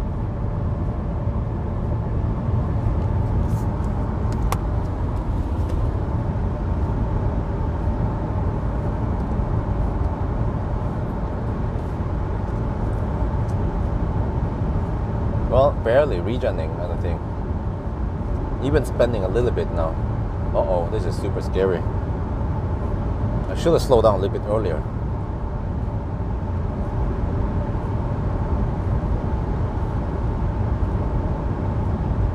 I have 79 kilowatt discharge power limit now. 4.5%. Holy shit, man! Gonna go a little bit slower now. Okay, this might have been a bad idea. Just have to slow down enough to make it there.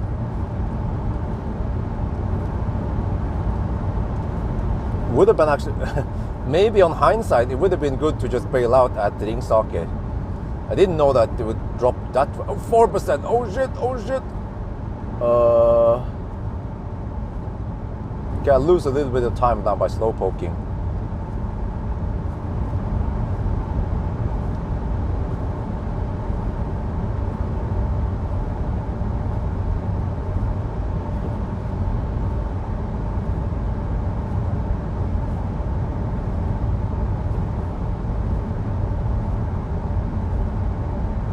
But I wouldn't dare to do this if the destination was Rudshøgda. But because I knew that we had downhill then, well, I thought we could almost roll down the hill and get over there, but yeah, 4%. Shit, 3.5%. Oh shit, getting kind of sweaty.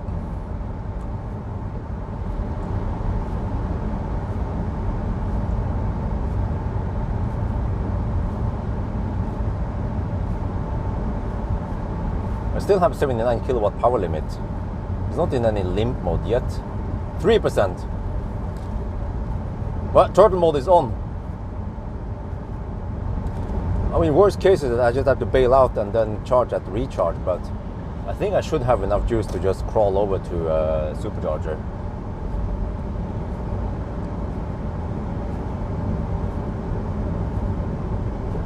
It would be quite bad if the car stopped with 3%.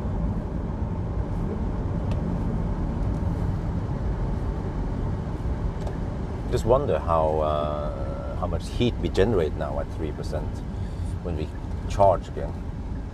Okay, we can still go. Okay, I think we're fine. We are just 500 meters away from the supercharger.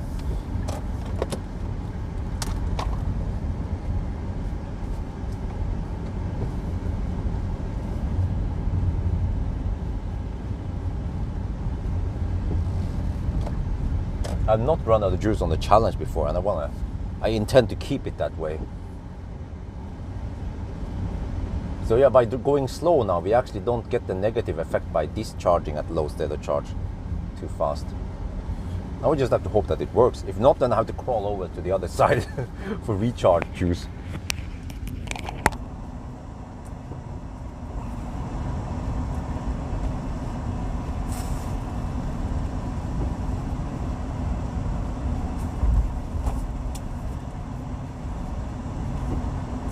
Okay, let me see. Just take one of these.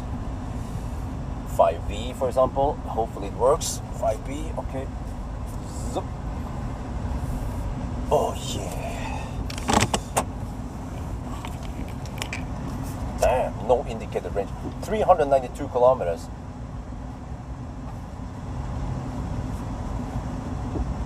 Brumunddal. And the consumption is 232 right now.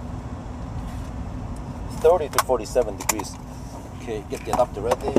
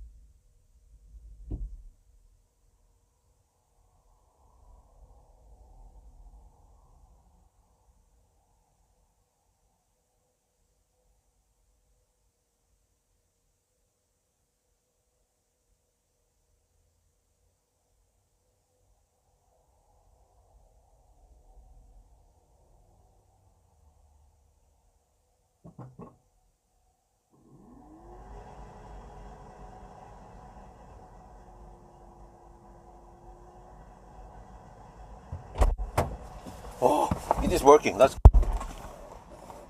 I was thinking, oh, what if it bugs like last time? Okay, let's fire up the car. I think it's safe to fire up the car. Pump the shaft, pump the shaft, pump the shaft. I want the heat in the cabin.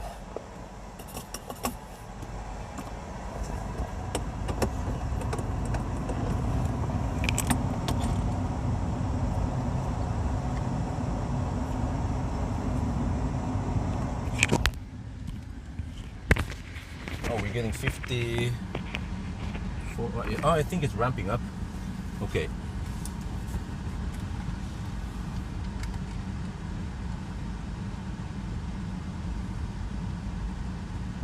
Oh yeah, we had the supercharger. We came in with 3%. Oh, okay, hopefully that didn't hurt us too much. But yeah, we are now getting 55 kilowatts. I think it's slowly ramping up. Yeah. But I mean, I'm happy with 55 kilowatts at this point.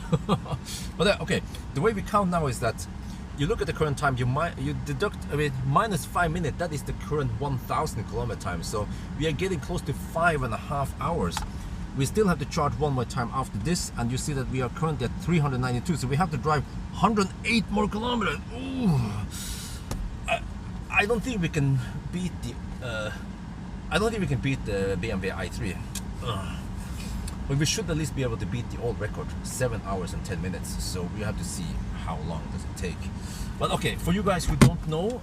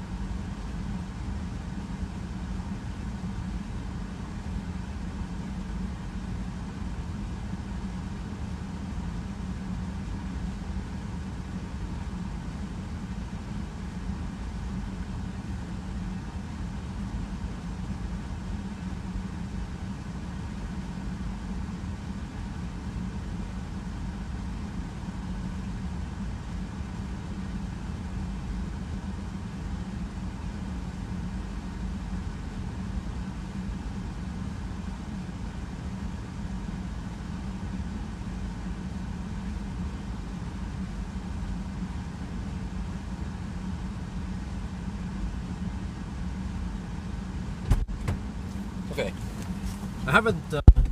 Oh, 56 kilowatt. Okay, well, I mean that's still fine. I haven't decided my next stop, but well, actually, maybe I should. I need to plan my next stop here.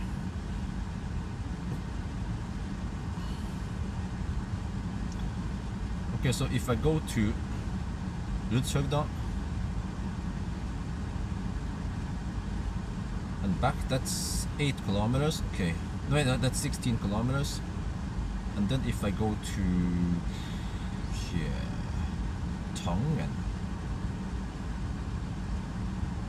16 plus 37, that's 53.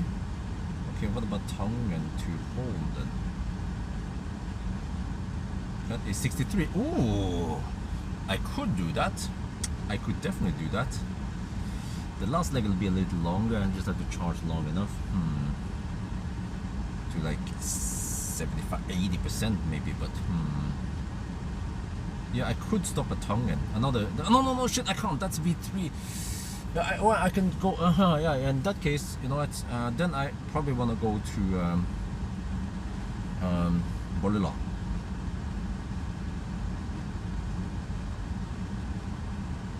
Bolila to home is 54 kilometers. Okay.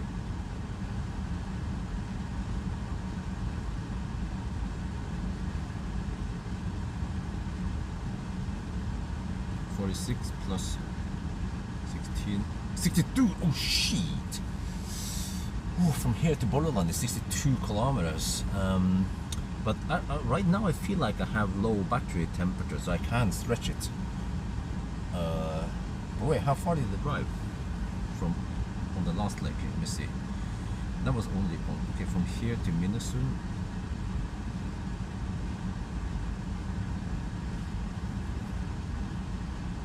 That was 66 kilometers. Ooh.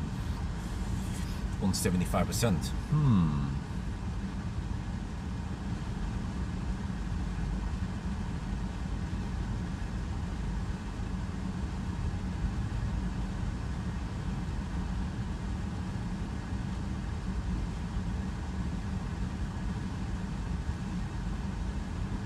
And then I go to 62. Oh, okay. I think if I go 80%, then I can most likely reach Espa. And if for some reason it doesn't work, then I can always bail out at Throttling. It's just 8 kilometers before, yeah. Okay, 80%. But it's, I have to see then. How slow does it go now?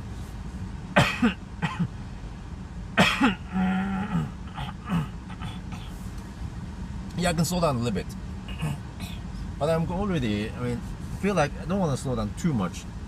So this is still okay cruising speed, 117 kilometers per hour cruising speed. 5:37. Okay, let me see. I think Isabel should not wake up yet, especially because she fell asleep at 11 last night. I bet she will try to sleep until 8. Oh shit, she moved all over there now. What the heck, man? Oh, I see the sun is up at Yes Home at least.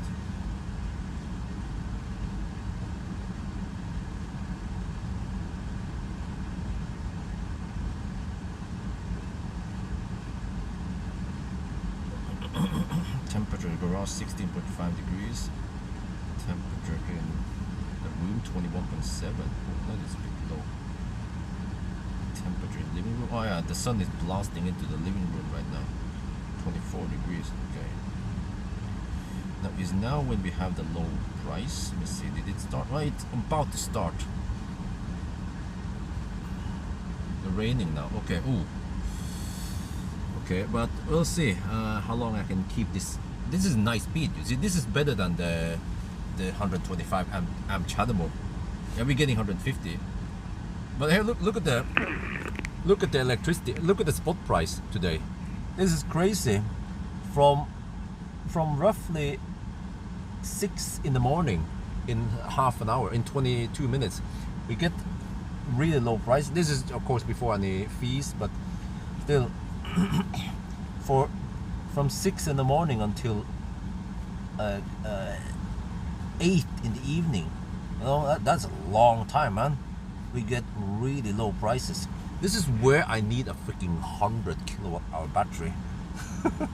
Or more, 200 kilowatt hour battery. The bigger the better. If I just hoard on electricity, then I can just live off that on the following days. That'd be great. But right now I can't do too much, but I can at least fire up the pool soon.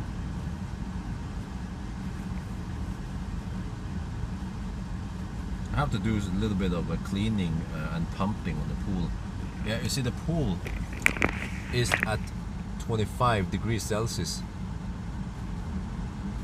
No, it's at 25.5 degrees Celsius. So I can just crank it up to 28 degrees.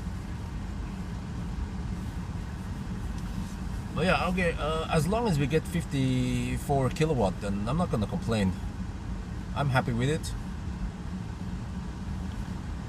But then eventually it should rapid gate, I'm not sure when. Maybe at 50 degrees or 51 it rapid gates. Yeah, but then hopefully we'll be at 60% by then.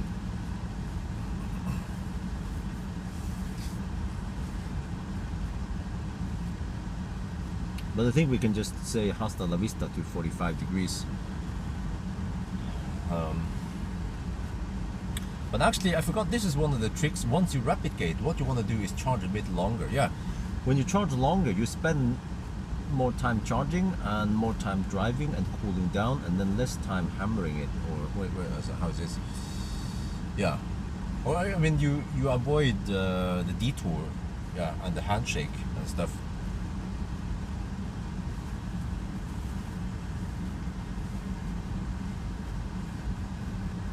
So I think this is a better idea. If we would go to Kåterud, we would charge more often than we ride on the high speed.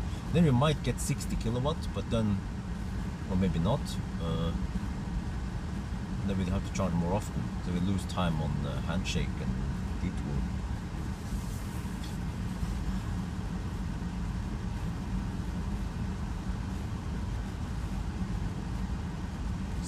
Inlet. Why is the inlet going up now? Is it because the cabin temperature is going up?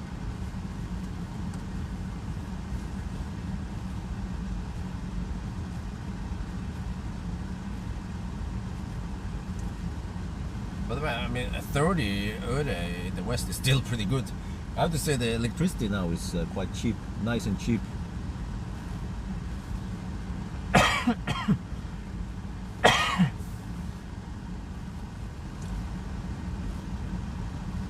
My only concern is the peak and the power tariff.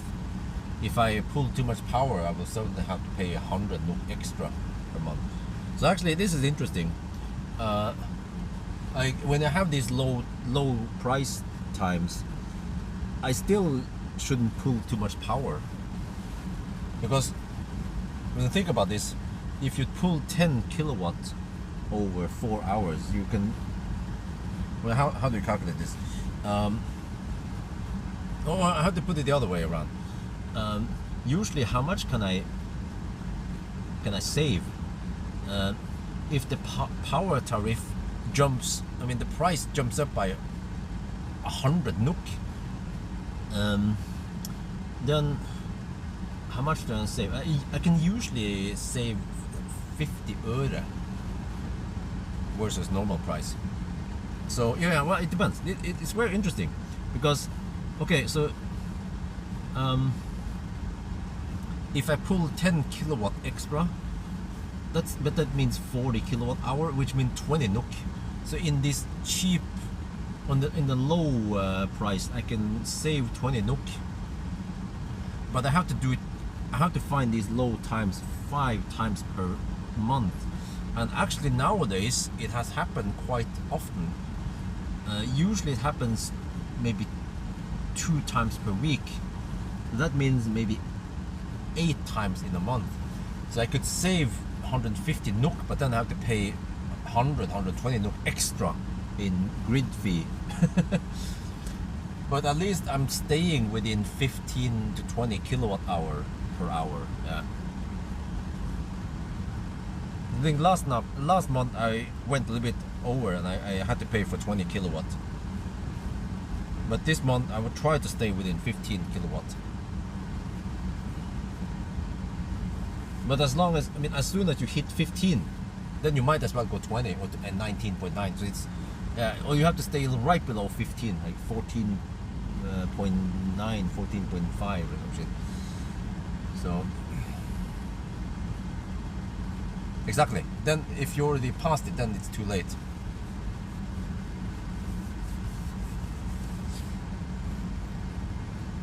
But there was like it goes from 420 NOK to 535, I think it was. Let me check here. I have to check. Oh shit! Now we start throttling. Okay, so that is the trick. The other trick, once you rapid gate, is to charge more often. 65%. Oh, wait. This is the reality. If you charge faster, yeah. Then we rapid gate, because we didn't rapid gate at all on the previous session. but we charged faster initially. So by the end of the day, how fast was it? Let me see, I can calculate here. 15 minutes and we have received 13.8 kilowatt hour times 4. We have averaged 55 kilowatt right now. I still think it's faster because in the slow session we average around 45 kilowatt. Oh shit! Oh shit!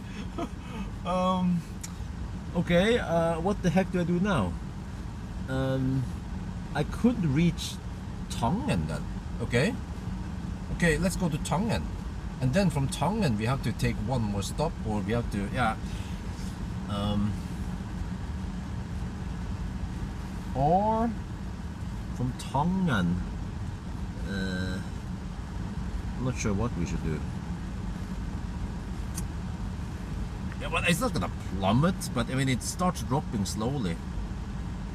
16 minutes now, 14.3 kilowatt hour.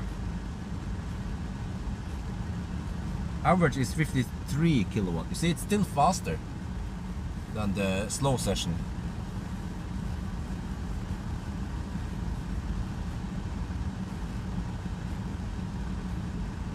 And it is, okay, we have, I mean, this could be interesting to see. We can try to reach, oh no, you know what, the slow session, we started at lower state of charge. Then we started at higher state of charge. That was why it was so good. Now we started from 5%, which is bad. It generates heat at the bottom. Yeah. But still, we can see once we hit 75% how it is. But I think I calculated on 80%, right? Wait, or yeah, I think I need 80%. But I mean, it's not that long. Yeah, we can camp at 30 kilowatt, but we don't have to camp that long to go to 80%. Yeah, I was planning 80%. 80% to go to Espa, or I can stop at Tongen. Yeah. Okay, maybe I'll just go to Tongen instead. Alright. No, wait, I forgot. That's a V3. No, there's plenty of chargers there, yeah. I could use kWh at Mer, for example. I think that's pretty safe. They rarely fail on handshake.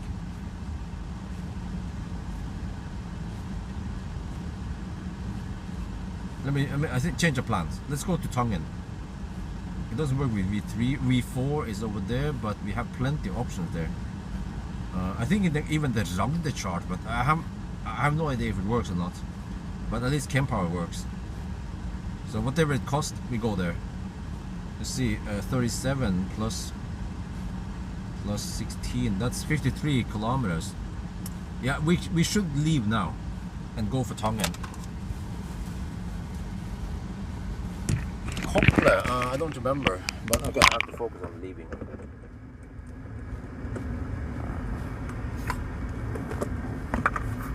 We're almost at 75% anyway. Let's just calculate so far what the average is. Let me see, 18.5 minutes, 15.5. Average is 50 kilowatt. Oh, it is dropping now, 50 kilowatt right now. Yeah, okay. I'm pretty sure that this is still faster.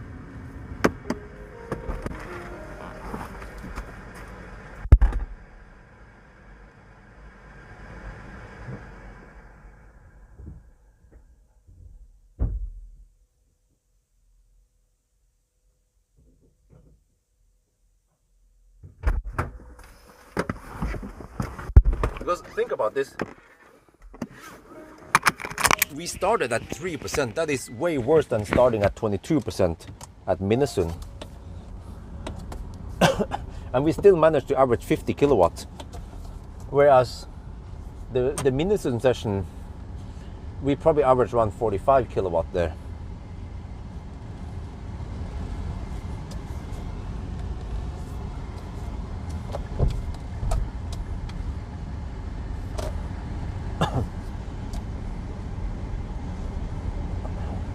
Okay, 35 to 51 degrees. But her inlet is 18 degrees again. Interesting. Because the cabin temperature went up.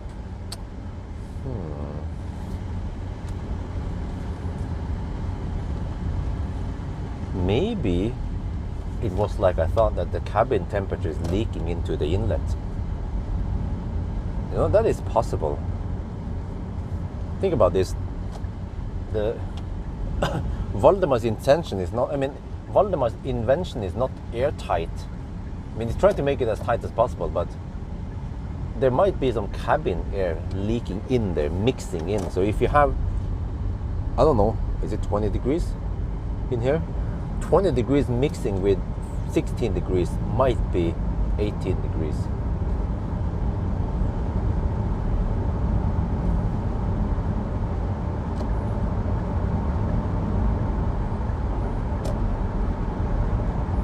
In that case, it means that hammering it pays off then.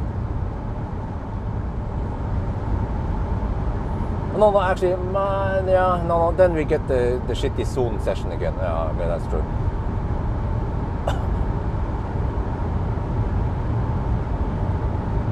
What the heck, it means that I have to cover the trunk again then, and freeze.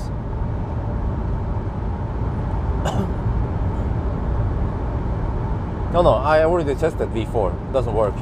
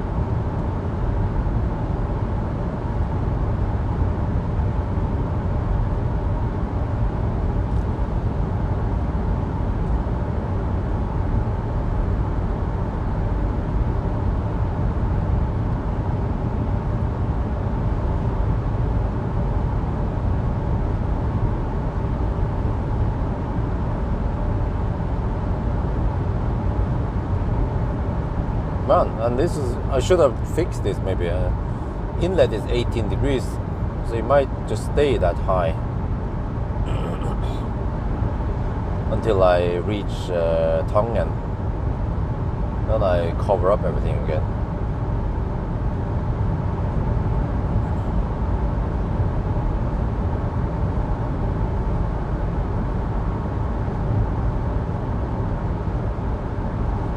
Because actually when the inlet was quite low, it was also quite cold in the cabin.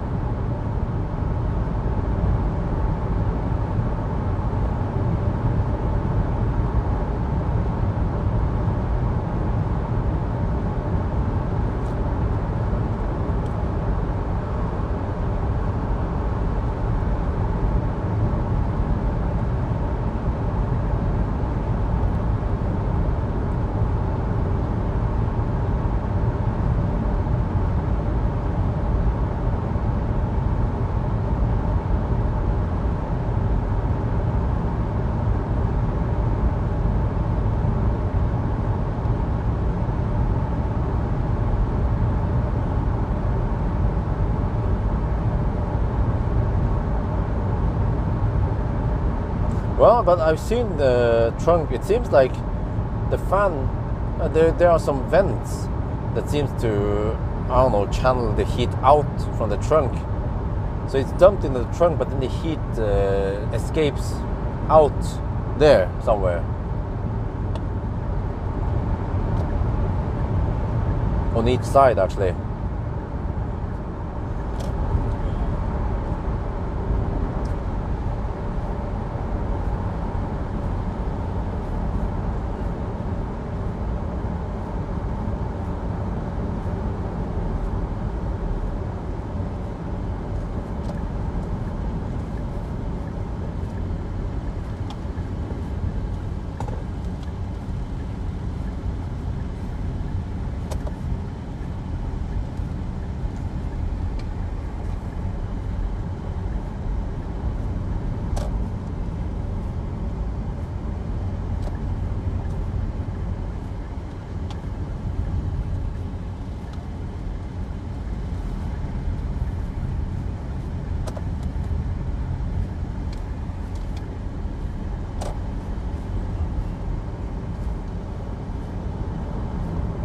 400 kilometer has been reached now.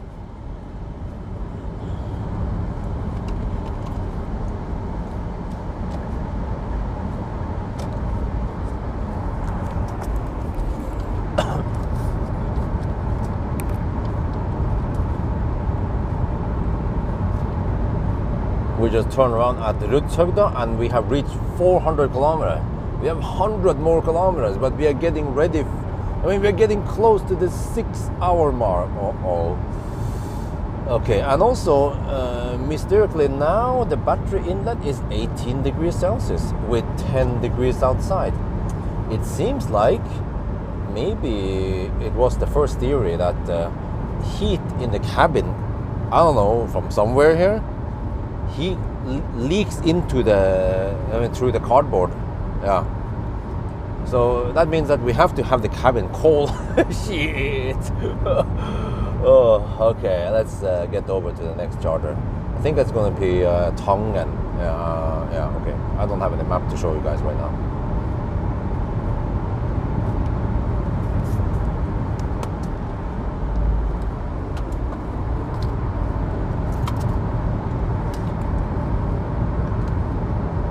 Eight, 9 hours there.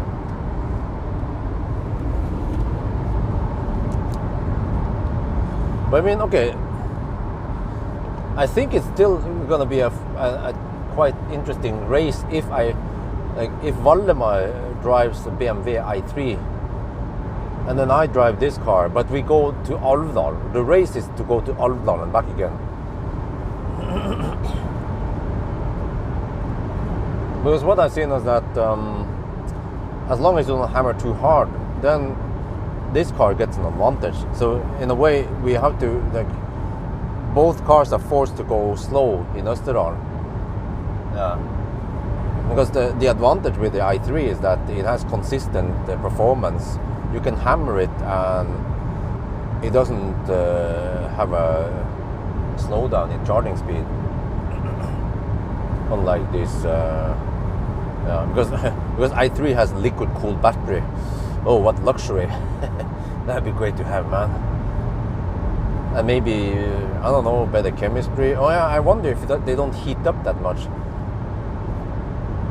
This is kind of like Leaf battery. Okay, 34 to 50 degrees.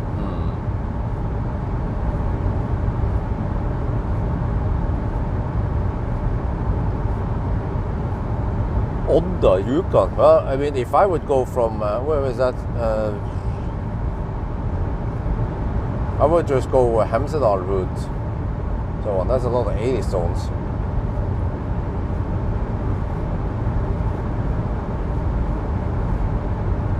Yeah, that would still be dog slow. Anyway, driving around Vestlandet is always slow. There's so many shitty roads there with low speed limits.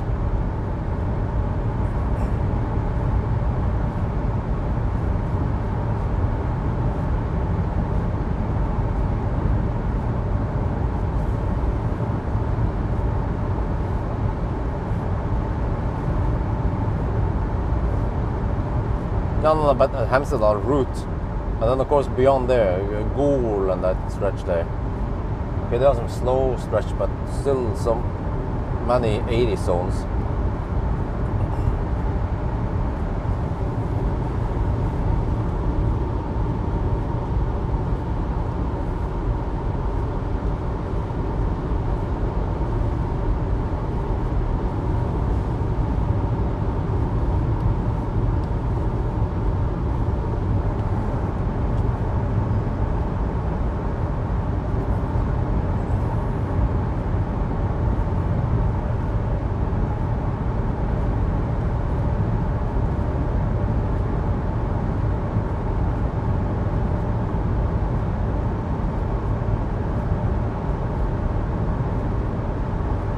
Inlet is 17 now. Interesting. Wait, huh? Oh, when we start driving, we have chill effect, and then the cabin becomes colder, and then the inlet becomes lower. So there seems to be a link between cabin temperature and inlet. Yeah, that makes sense.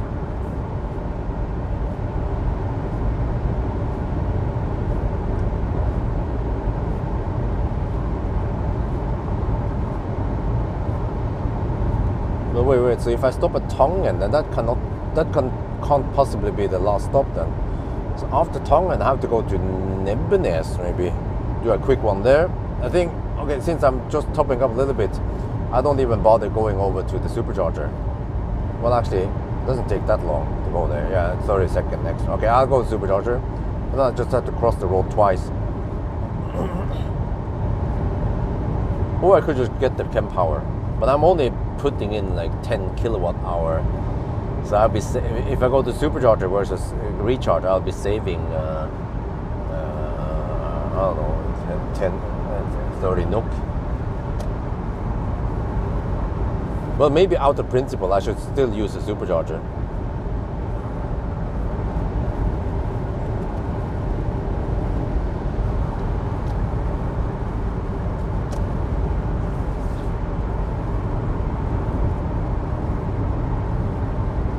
Oh, 33, 49 degrees.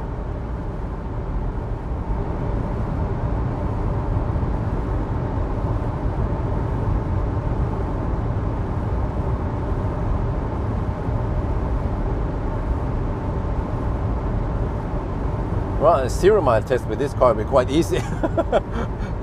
Just have it low. Like, well, I think I need more than 10% in order to reach cleavage. I might need to at least have 20% left. 20-25 maybe before I attempt for the test. Lardal, Hemsedal, going back to, okay. Yale. Well, that's slow, man. Ugh. I mean, even Østerdalen is way faster, and that's maximum 80 kilometers per hour. Well, I mean, not counting the new stretch around Elverum.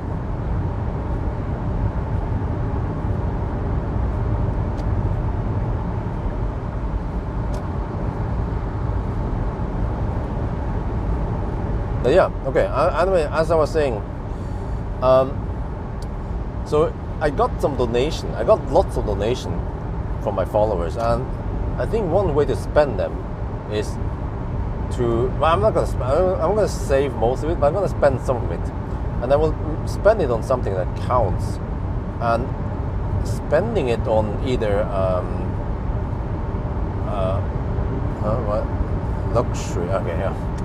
Spending it on a babysitter or something, or just even paying Pawel to join me on a race. You know, I feel like he's staying away from home or his family a whole day, right? And maybe missing out on some sleep. I should compensate him for that. Maybe at least give him 2,000 NOK. Plus that maybe you can share the donation money.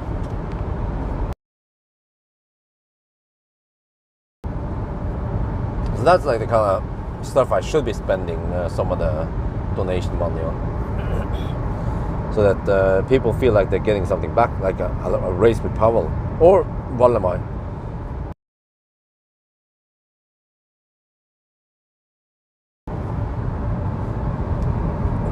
But since Amber's big sister is coming, I can then go for it. I have the Yolit. I'm gonna go to the Arctic Circle, but I'm gonna go beyond it. I'm gonna go all the way to Bodø and retrieve the trailer wheels. I have the summer wheels there. It's been sitting there for years. Okay, even if the tires are not that great, I can always use the rims. Yeah. So going all the way to Bodø.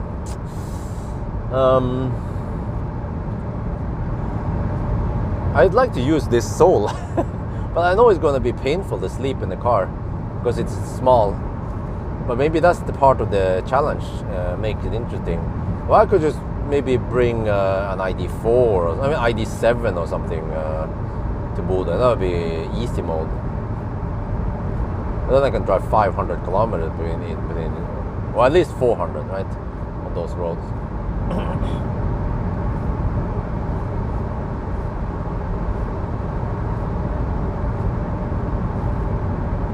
But that would be a good challenge to try to drive this soul all the way up to Bodø and back again. It's gonna take some time, but it'll be a good challenge. And okay, it's a small battery, but it's also relatively efficient, especially at low speed on the B roads. So I have to charge every 120 kilometers maybe, and then charge to 80%. So each session will be, yeah, and they won't overheat, of course, because we're driving so slow. So each session will take only around 15-20 minutes. Well, I mean, in-bed stabilization, that doesn't have anything about. This is vibration, shaking. So even image stabilizer cannot fix that problem. It's like a combination of shaking and what do you call it? Resonance. The camera is mounted quite sturdily to the windscreen.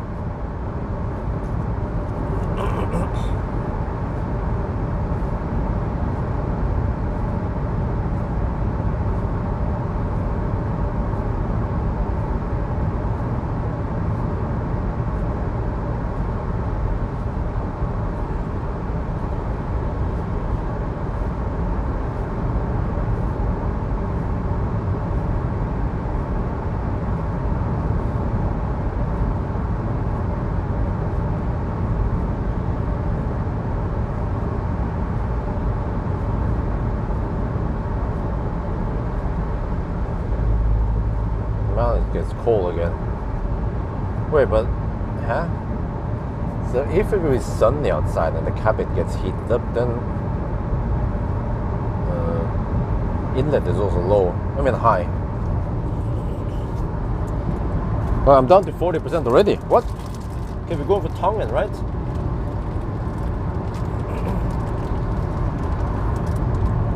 Or maybe I could stretch it to S-Bar, we'll see.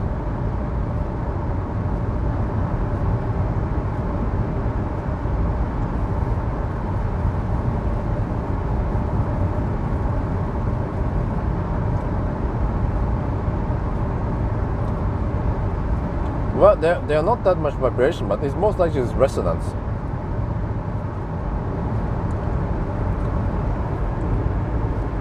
I can maybe move the camera slightly.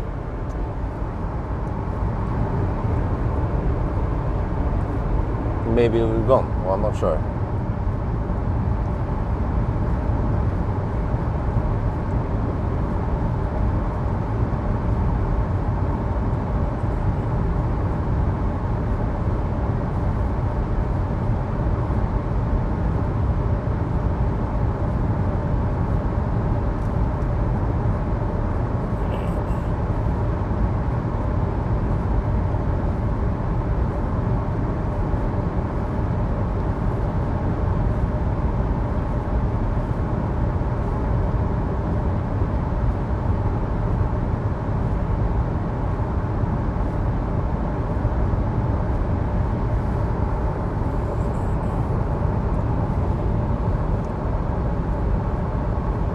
Well, but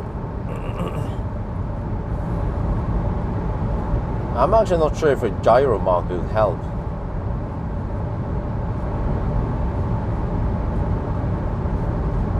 Because the car is already on a tripod that is fixed to the car. Not the camera. I mean, the camera is on a tripod fixed to the car. Normally, gyro and stuff like that is for when you have handheld, but this is not handheld.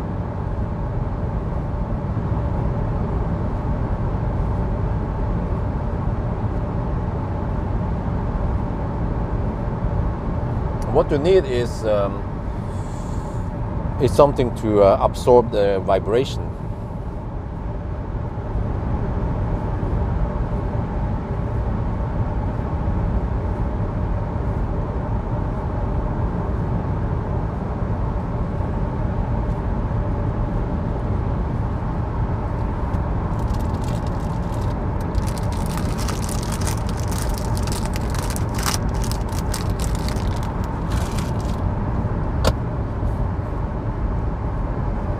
If that is too big of a problem, maybe try to fix this.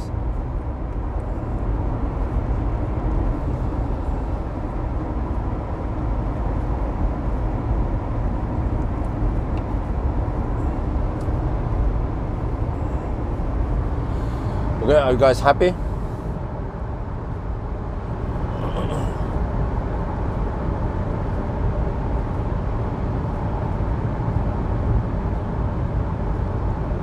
Like I said, there's probably just some resonance. Like, it's just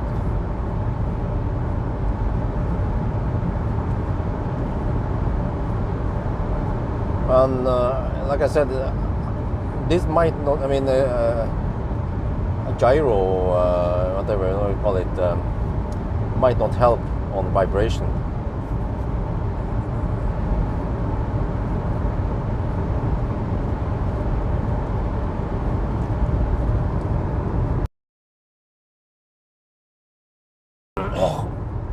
It's just that right now the camera is a bit further away from me. Harder to reach. Okay, well, I have to pay attention there. 27.5%. Oh, that means that yeah, Tangen is possibly the best deal. If I go to Espa, I will again go deep, which will introduce more heat. But this time the heat is on. Or I mean, we had 49%, so that's not good.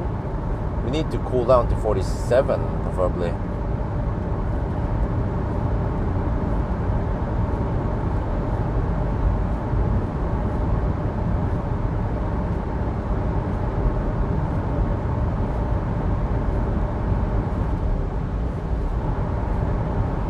Oh, the sun is up.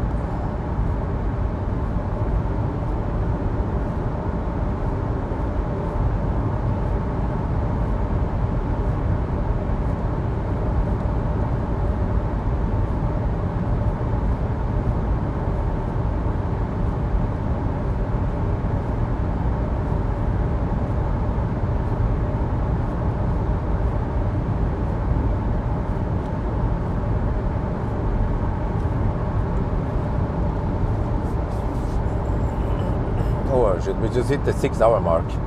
Yeah, this is a time when Ionic would finish the 1,000 kilometer challenge. Oh shit! How the heck can we beat Ionic, man? Ionic is too good. Can we shoot the video?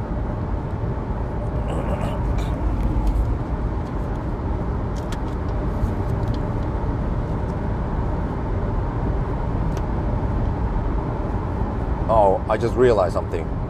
If we look at the clock now, this is the 6 hour and 5 minute mark roughly, you know?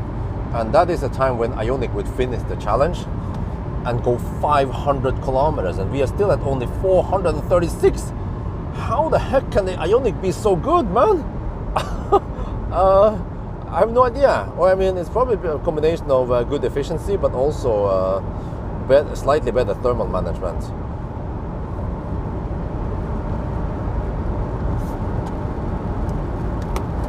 Yeah, Ionic has a slightly different design. Maybe they have better chemistry also. Not sure about that part. 21%.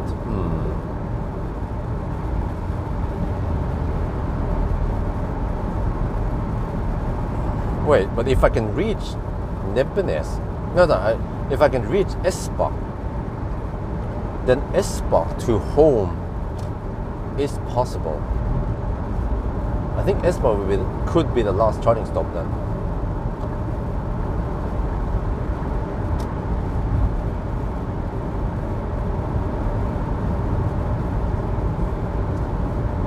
Oh, but I'm at 20% now.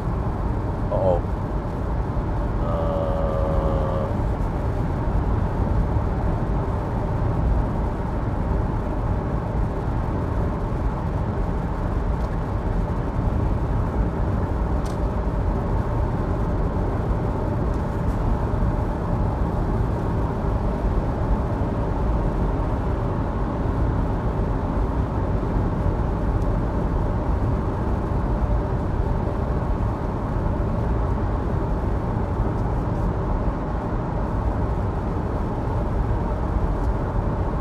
We are 68 kilometers from home. Oh, low battery, 18%. And Espa is 14 kilometers away. Oh, that means we have to go deep again. Okay. Well, let's go for Tangen then. Then we see. But well, it should be possible. We camp a little bit long at Tangen. Oh no, shit, we can't. We are at 49 degrees Celsius. What the heck happened there? I have no idea why it should cool down so slowly this time. Yeah.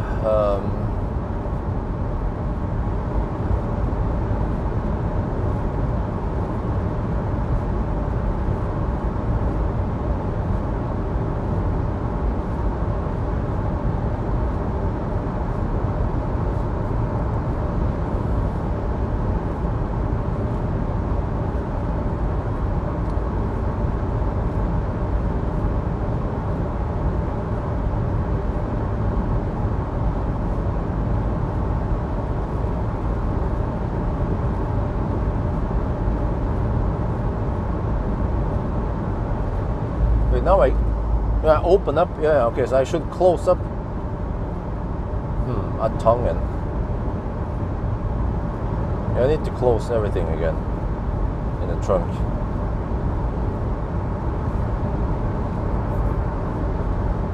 It's a hot box.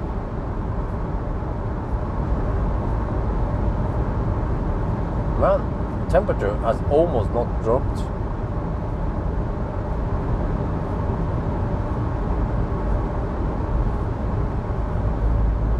Yeah, 12.5%. Yeah, I should bail out now. Otherwise, it's gonna be deep again at Espa. So, whatever. We'll just take 2 more charging stops then. Maybe here and then Nebenes, right? Yeah, supercharger V2 Nebenes, and then we go home. Sounds excessive, but that's probably the best deal. Otherwise, we have to camp on 30 kilowatt too long. And actually, this session here would be quite bad. But fortunately, if I can only charge a little bit and then go to Espa, then that would be okay-ish. Oh yeah, because I think it will get some okay speed in the beginning before it drops to 30 kilowatts. But I have to cover up the trunk again, as I'm getting only 17 degrees now on inlet, and it should be 16 or 15 even.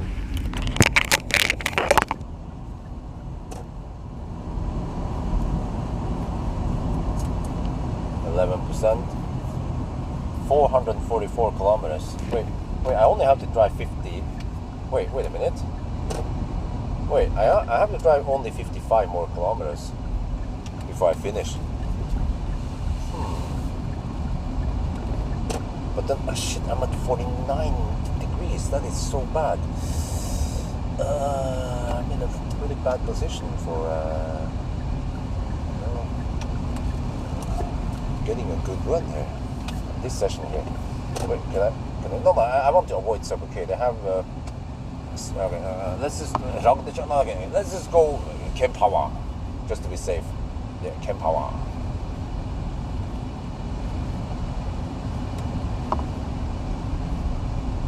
We want to be in the sun. Yeah, we get a little bit of sun shade, sun heat, sun radiation. Maybe I should avoid the Chadamo and go for the CCS only. Well, or yeah, okay. Pawel should be quite rock solid to go for.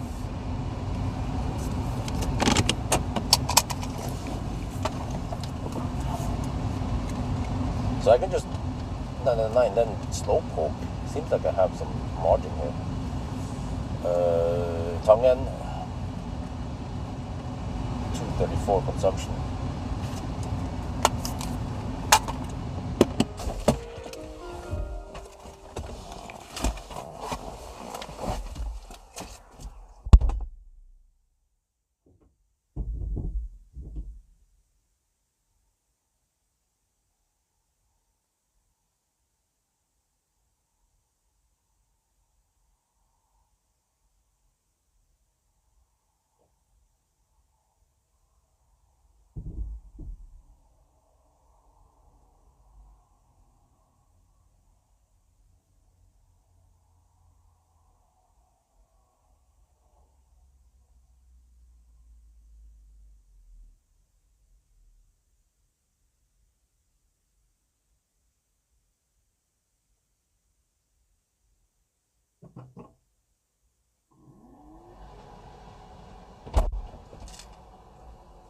Okay, yeah, it started. Good. 18. Oh shit, inlet is rising. I need to cover up the trunk and also fire up the car. Yeah.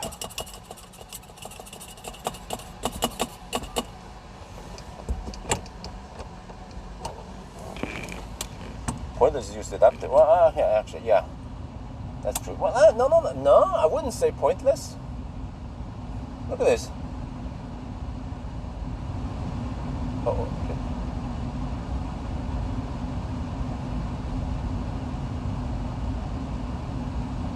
Oh.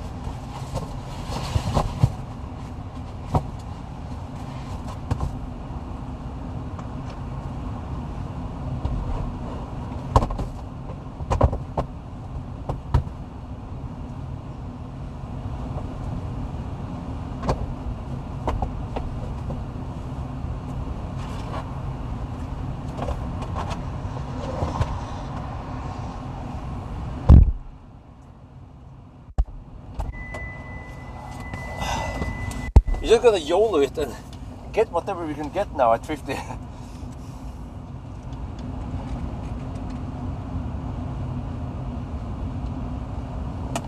Okay, we are now at Tongen. There are plenty of chargers over there.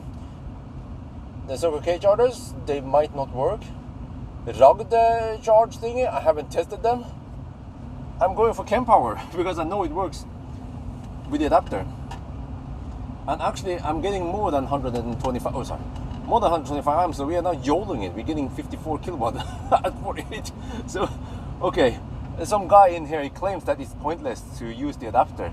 But then, if I use the native Chademo over there, I will be getting around 45 kilowatts. Yeah. So this one here we're charging faster, but we also overheat slightly faster. We'll see how it goes. But I have now covered the back here again. See. So that means we don't have a lot of mess. Just keep it as possible, and that should give it the best result.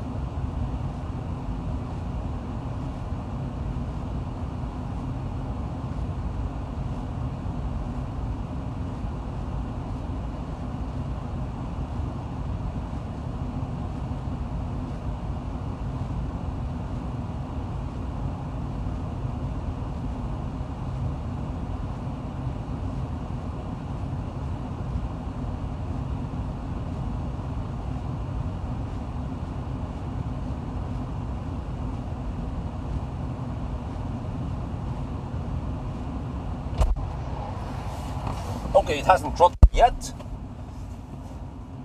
but you see, we are getting 55 kilowatt average now, so this is still better than the native Chademo, right? We just YOLO it. I mean, if we overheat, then we hammer to Nebenez, right? And then it cools down a little bit, and then we hammer again. We'll see how far away from Nebenez are we. I could even use the supercharger at Nebenez. Okay, let me use a better route planner this time.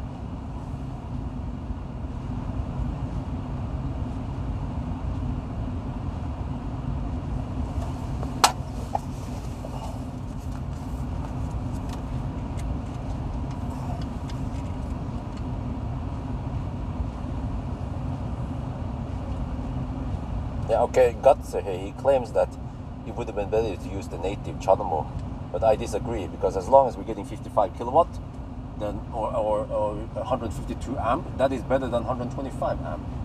And the temperature is actually not rising that fast. But okay, what we can do is that, oh shit, let's try again. So interesting, Gutser here, he's a Norwegian guy. He claims that using native Chanamo would have been better because then it wouldn't overheat. But we are still not overheated. We're still in the game and we are going faster than native Chanamo. So, you see here, it's gonna replicate soon, but my idea is that we YOLO it until it replicates and then we take one more charging step. So what we could do, we have to avoid Minnesund, but here, Nebenes, you see, I'm now using about the root plan again. So instead of me trying to calculate and I become a bit tired, we can go here and recharge, whatever. Okay, here, I want to go here.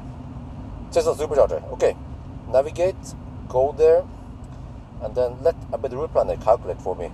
I need to spend 40, oh shit. Really? I need to spend 41% going 40 kilometers. Oh! So I need to charge to at least 50% then to have a little bit margin. 50%. Okay, I have 33 now. Okay. If we can just get 50% before it overheats, then we're good. Wait, but does it pay off? Because wait, huh? But wait. We're gonna finish the challenge in 55 kilometers, which means that if I charge to 60-ish%, that would even be good enough. Then I can just finish it. Wait, let me check something here. Wait. That's 40. That's Ayondidal. Wait, if I go to Gardermoen. Oh, okay. There's nothing. Oh, I will 999 a little bit south of Dal. Yeah, that is the problem. Check here. Dal should be 48 kilometers away. That's the Dal. Oof. And then I need 40. Yeah, but that's still not enough. So I will 999 a little bit south of Dal. But that basically means that I have to juice up. And okay, wait. If I end up at, I could end up at ding. Wait, huh? Why doesn't it see it here? What? Dude, where are the chargers? There's supposed to be lots of chargers over here. Okay, whatever. Here, Gardermoen instead. I can go there.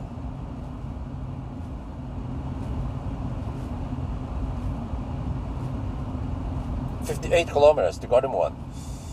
Yeah. Okay. That means I need 58. Oh, I need 70%. Oh, shit. You know what? Maybe I should just, go for Gardermoen. I go 70% or 65 even, but I think 70 is safer. Yeah, go 70%. And then I have to bail out at Gardermoen, charge up, just do a quick top up, and then I go home. Yeah, because actually getting 5-10 kilometers extra range will actually cost me significant time with a tiny battery. Oh, there is a throttle. What do we do? Do we go to Nebenes? But one extra charging stop will cost us time. That is the problem. But you see, we did charge a lot. We charged 35% before throttle. So I still think this is a better deal. Now we are more or less throttled to the Chademo speed, right? Yeah.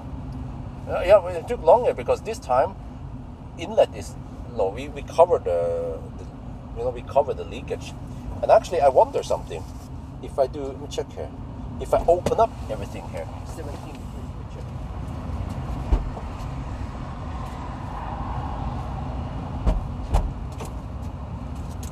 It is cold outside. I wonder if this helps.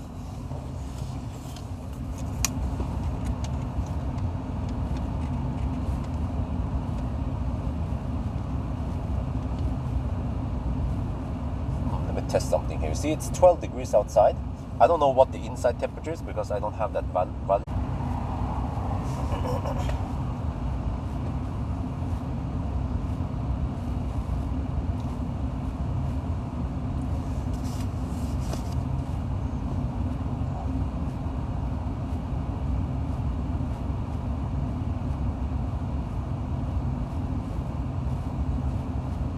Oh, we have hit the wind. That is the problem.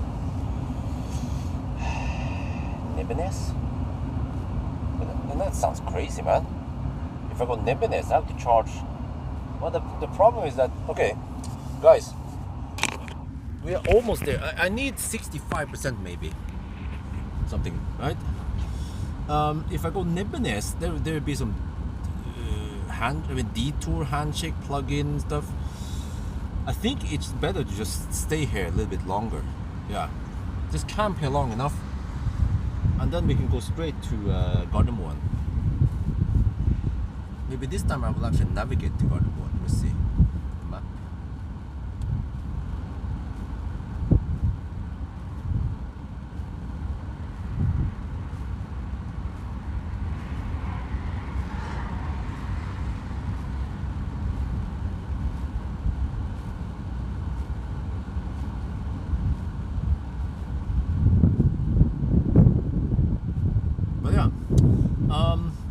Actually, by opening all the doors, it actually makes a big impact. You see, inlet is 16, it was 17. Oh shit, you don't see it.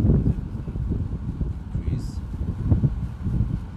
But we are going kind of slow now, but I think we just have to hang in there. It goes a bit slow now, but we don't have to camp on this speed too long. I just have to get around 65%. Okay, what was it again? I bet the route planner claims that we need I bet the route planner claims we need 59%. Okay, 59%. If it goes go kind of deep, or no, wait, maybe better. Maybe I should go 70% then, or 69%. But I need to have a little margin. And then once we're on the line, I just go dog slow, and then I bail out, and then I charge at Esso before I go home. But one extra charging session usually costs extra time. We have to exit, and then the handshake and blah blah. So, like, one session might cost 3 minutes of overhead, and as long as we are charging extra now, like if we have to charge 6 extra minutes, then that means that even though this looks slow,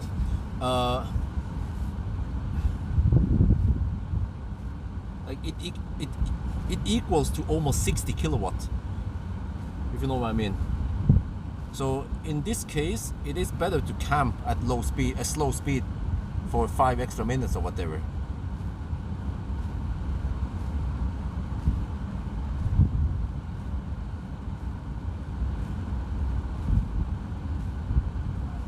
But I have to open up all the doors.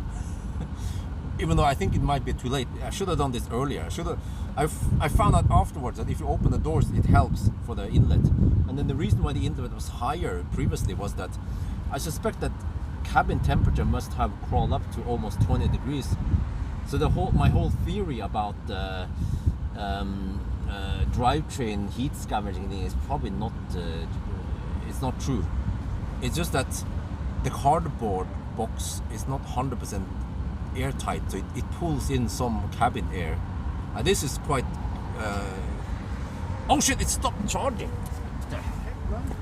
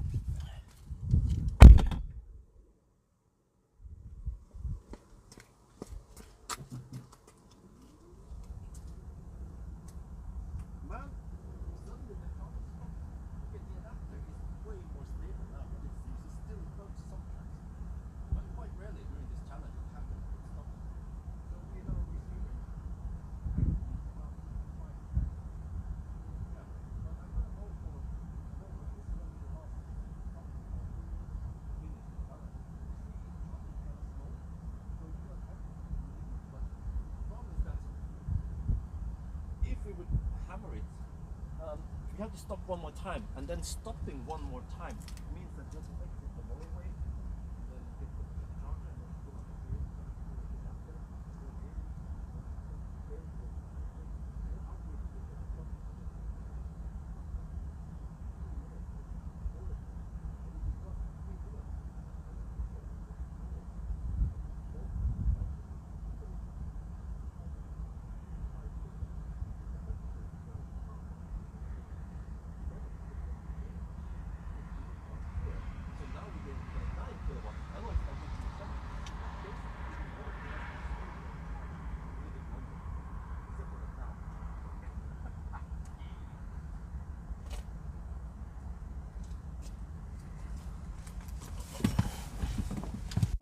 Oh man,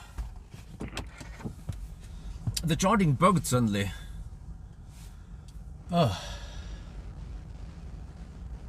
Okay, but I bet the route runner claims 59% is needed.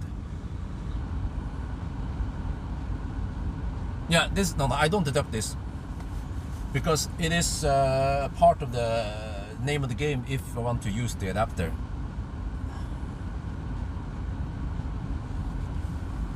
But I should at least get 65%, so I have a little margin. But yeah, we'll see. So we charge a little bit extra now. Oh, I'm bleeding a bit. We are already at 6.5 hours. Oh shit! This is when this is when the i3 finishes. Oh shit!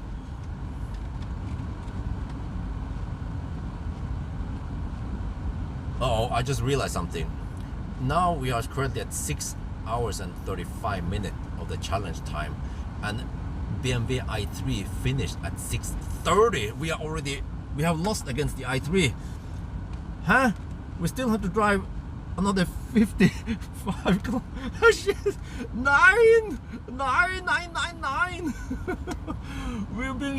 You're being humiliated by the i3. How could that be possible? The i3 charges slower than us. Well, the i3 has liquid cooled battery. Deutsche Engineering, yeah.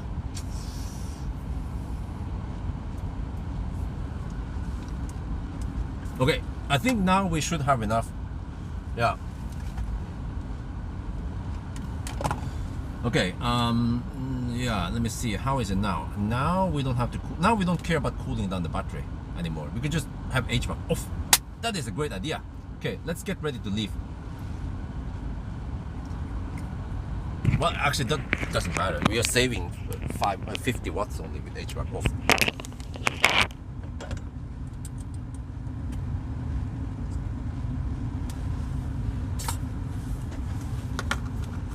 $67. Yeah, I think we are safe now. 67%. We can always go a little bit slower towards the end.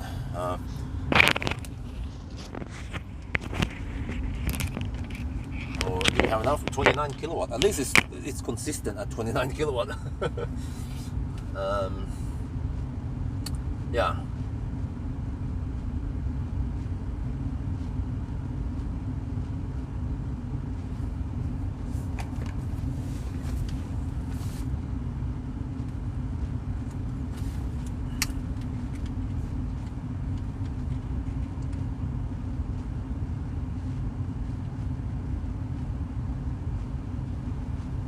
Okay, I think we have enough. 68%.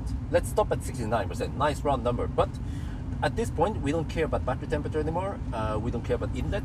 So what we can do now, before we unplug, is to stop this. And then what is battery fan status going to go down to? I don't know. 7 maybe? 8? Oh, still high. Okay. And then we can just turn off HVAC. Let's go. 69%. Oh yeah.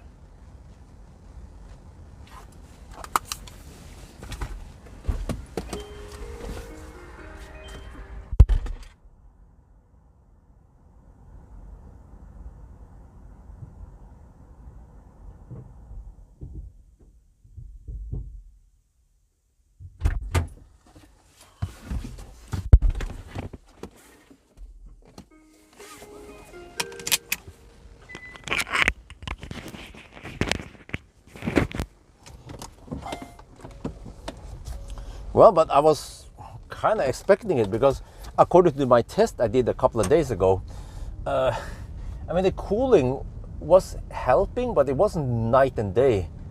So, okay, if we end up 15 minutes faster, I mean, that's still okay.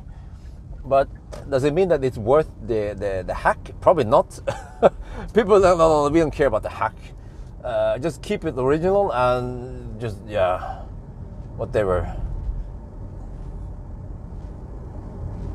Wait, am I zoomed in or some shit? No, okay. But let me see. Because now we are actually close to, wait. Where was it? It was 7:10. Oh shit. We have to go schnell now. We are getting close to the 6:40 mark.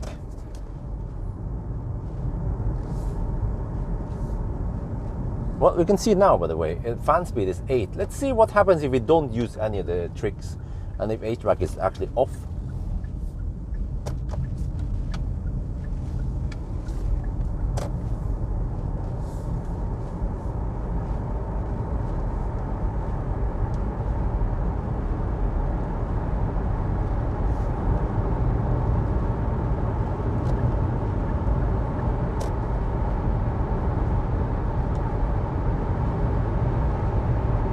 How fast is it gonna go now? Let's see. Check here. Yeah, no, I don't want to go too fast. I need to conserve energy.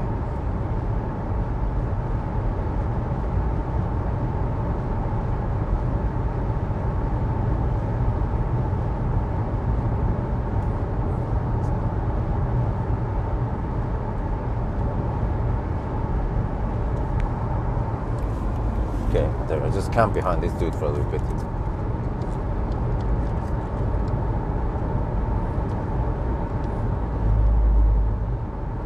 Okay, the final run. So we have to go around 50 more kilometers, and this time without the whatever cooling hack, we are actually. Oh, shit, man, that's okay. Too much reflection. Let me do this instead. Final run.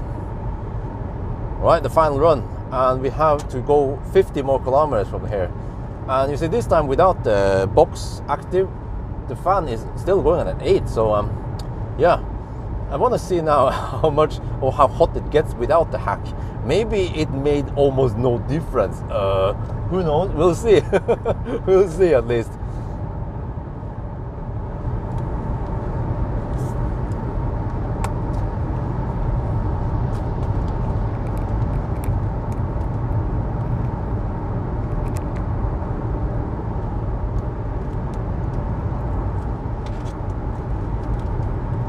If we have some nice weather, I could clean the pool, pump out some of the water from the pool today.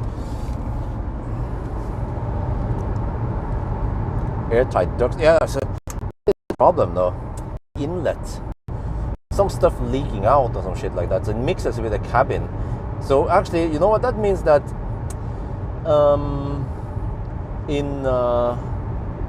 if it would be hot outside, like in the daytime, that could be bad. Yeah. When Valdemar measured 15 degrees in the inlet, so if the cabin gets hot-ish, then the inlet might be 18, 19 degrees, so then it won't be cooling much. But of course, when it's hot outside, then you consume less energy, which is an advantage.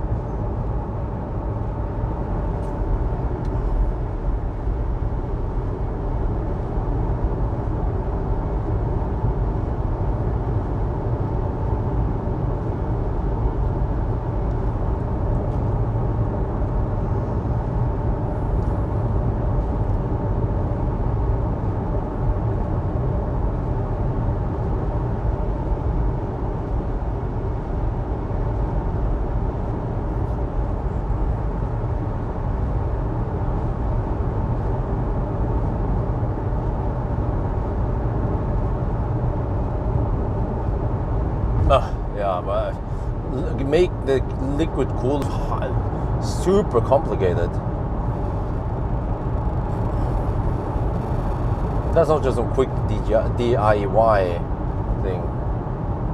But this thing here, I'm not sure how much it helps. Also forcing fan speed 9, not sure how much it helps. Yeah.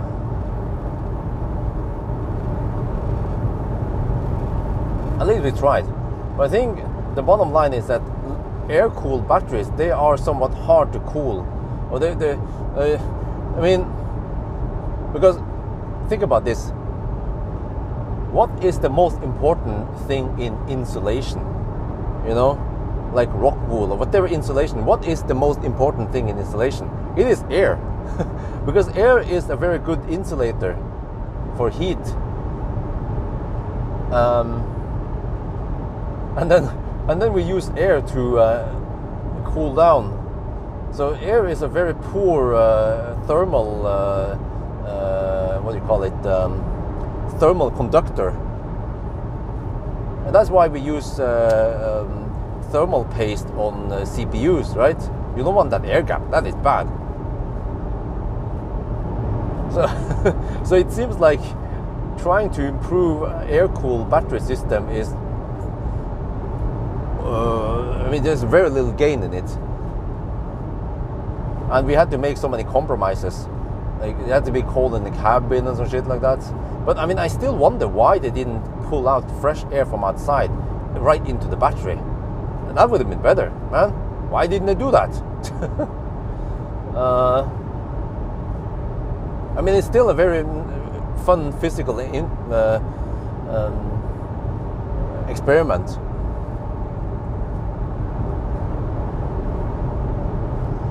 But I think pulling fresh air from outside in a separate loop might be more complicated. Or actually, I'm not sure why they didn't do that. Because that would have helped a ton. Oh, okay. The problem, of course, is that if you pull air from outside, what if what if it's 25 or 30 degrees, right? So the inlet will then be dictated by the ambient temperature. So I think the idea with Koreans is that they figured out, okay, you can at least run AC in summer. Yeah, and that's why inlet is in the cabin for both Ioniq and Soul. So you see, it was like the best, probably the best compromise. They wanted to implement some kind of active cooling. They didn't want to go the leaf route. But I mean, what options do you have, right? You could pull outside air and then run it through a radiator and then cool it with the AC.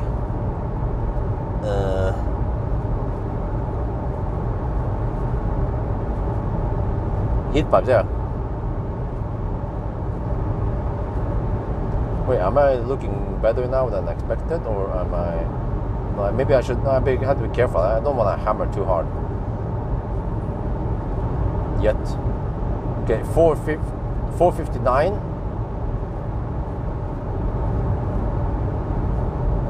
Dirty air. Yeah, that's also a problem. Yeah, that's true. Oh yeah, that could be another reason. Yeah, because the inside air is relatively clean.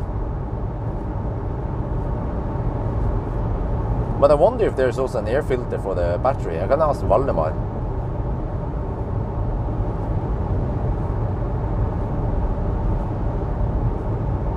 But I have 58%, but I have to be careful because the charge might drop fast towards the end. But maybe I should speed up a bit towards the end.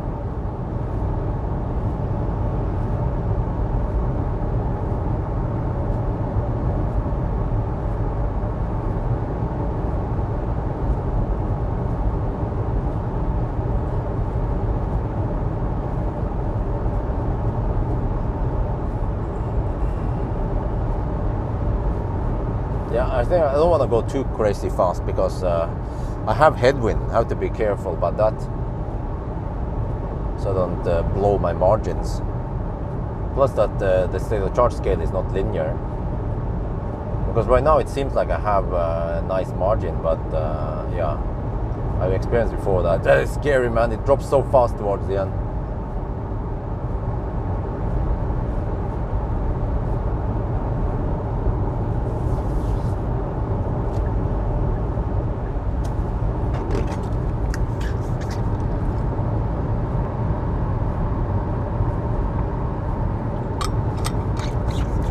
And even my drink is nice and cold because the cabin is cold. But I don't run any HVAC right now. Just want to see what happens. Fan speed is at 8. Oh yeah, also I wonder, I've been forcing fan speed 9, but maybe there is not much to gain going at 9 versus 8 or 7 or whatever the car runs, like 4. So, I mean, you can try to cool down something like you know, I use my fan to cool down soup before Isabel eats it, and I noticed that as long as you have some airflow, then that's the most important to cool down the soup. So running my portable fan at fan speed 1 versus 3 is not going to make a huge difference. And that might be the case here also. Yeah, I mean, it is a bit weird that... okay, fan went out to 7. We have cooled down the battery to 49 degrees again. What? I wasn't even trying hard enough. Wait, maybe the fan speed 9 was messing up things. Maybe I actually fucked up and fucked it up and cooled slower than it's supposed to be.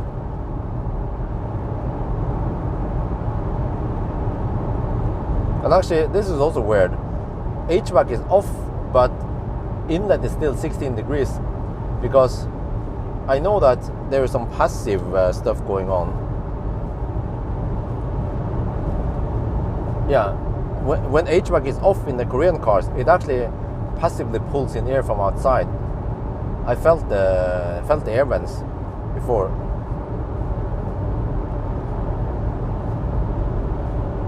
So maybe this is what we should have done.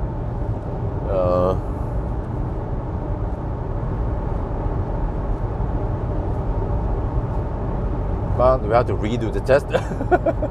Shit.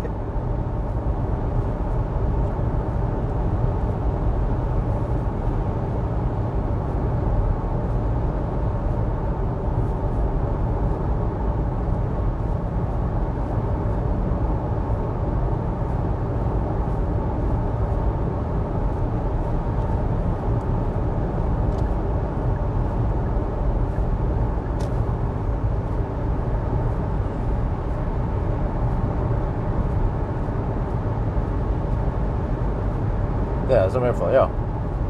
But it seems that maybe that's enough because the battery fan, or what they call it, the trunk fan is already pulling.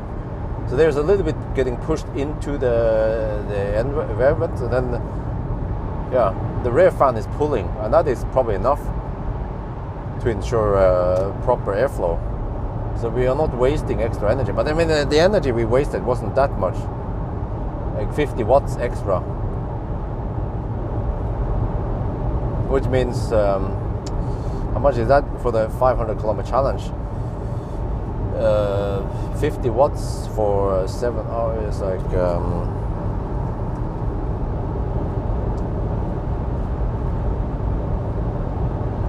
350 watts. So it's like half a 0.5 watt hour per kilometer.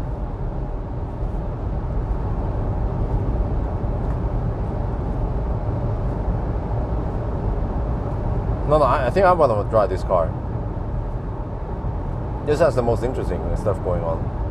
i3, nothing there. It's just the plug and charge, and yeah.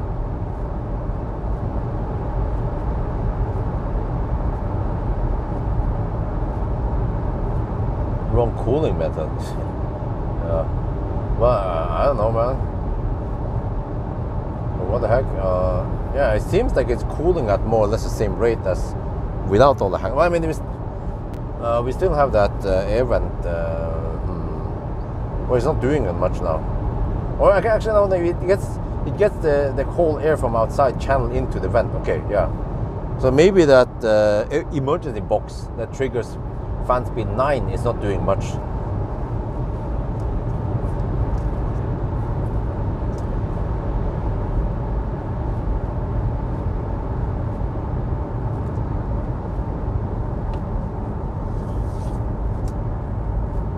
Well, all you need to do is have slightly different chemistry. You know?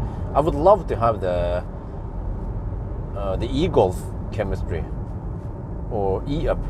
Like, even when you discharge and stuff and charge it, like there's very little heat buildup, probably because of low internal resistance in those batteries versus this one. But Leaf is even worse. Let me shoot the video now about the whole thing here.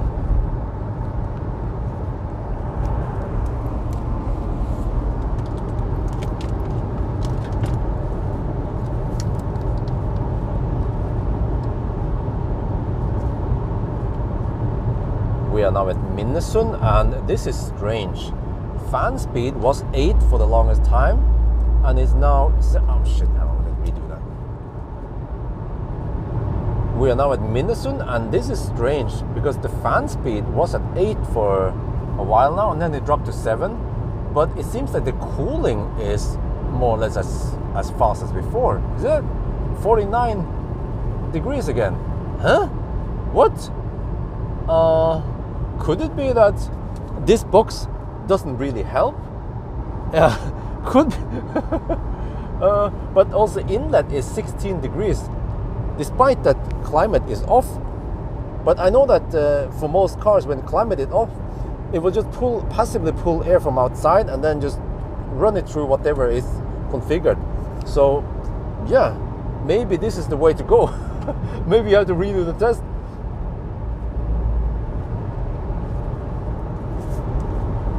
Okay, I have 40%, and we have 25 kilometers left. Well, 25 kilometers will probably consume more like 30%. Yeah, so I think we'll have 10% once we 499. Real plan? No, I mean, yeah, eventually. We'll probably get 55 kilowatt again. I'll just pump up a little bit and then I can go home.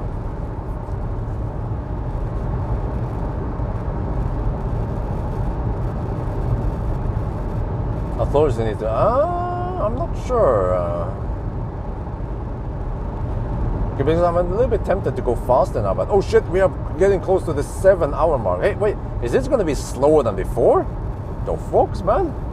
How could it be slower than before? Did we mess up the cooling? But this, I mean, I don't know, but I find it strange that we keep arriving with 49 degrees or 45 degrees. It is as if we messed up with a default design and made things worse. But this is so strange, because when I tested a couple of days ago, I managed to arrive with 40%. Hey, sorry, with 40 degrees. I was like, ooh, this is wonderful. And also when I tested charging, when I crank up the cooling, it did help, and it would then not replicate that much. So I just wonder what I can run this time. Was it because it was cold outside? No, hammer, but you remember, we didn't hammer that long, you know? Since then, we have been taking it quite easy.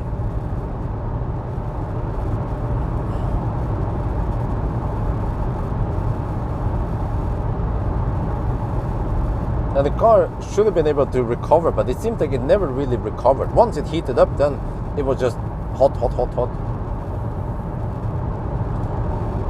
Okay, for 480 kilometers, there, 20 more kilometers then.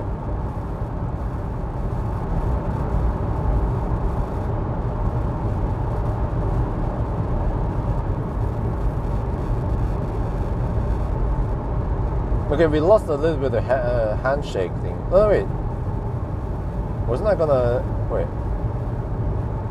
Yeah, we lost a little bit of handshake. But many sessions also went smooth. Just plug in, charge, and then oh yeah, and then go.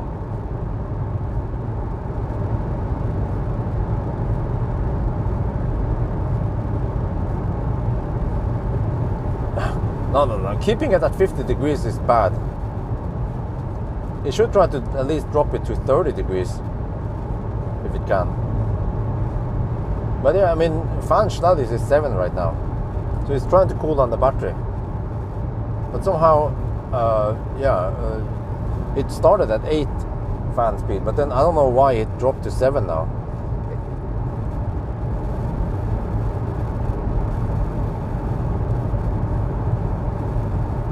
Huh. 7. Uh-oh. There is a possibility that Isabel might wake up soon.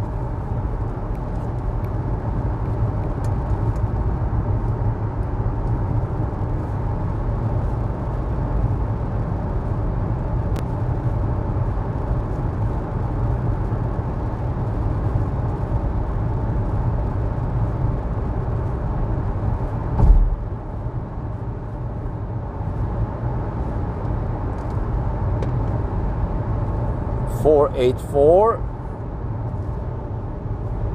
Yeah, I'm pretty sure that this car measures correctly, because we should 999 close to Jesholm, Gardermoen.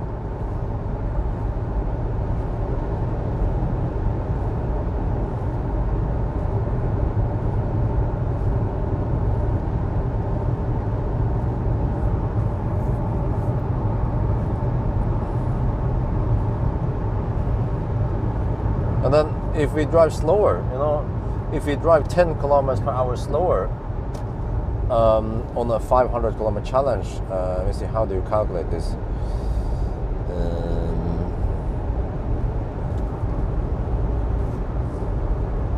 Okay, if we average, let's say if we average 100 kilometers per hour, it will take 5 hours. But if you average 110 kilometers per hour, it would take 4.5, right? Wait, how do you calculate this?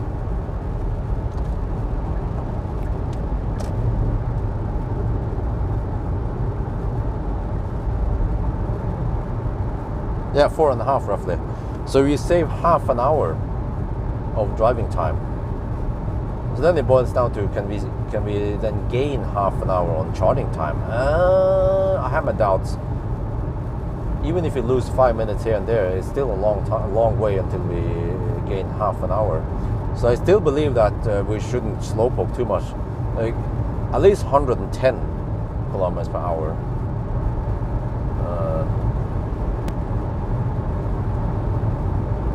Okay, good thing I didn't try to increase my speed, because we had 487 kilometers and we have 24% left, and soon it will start dropping faster and faster.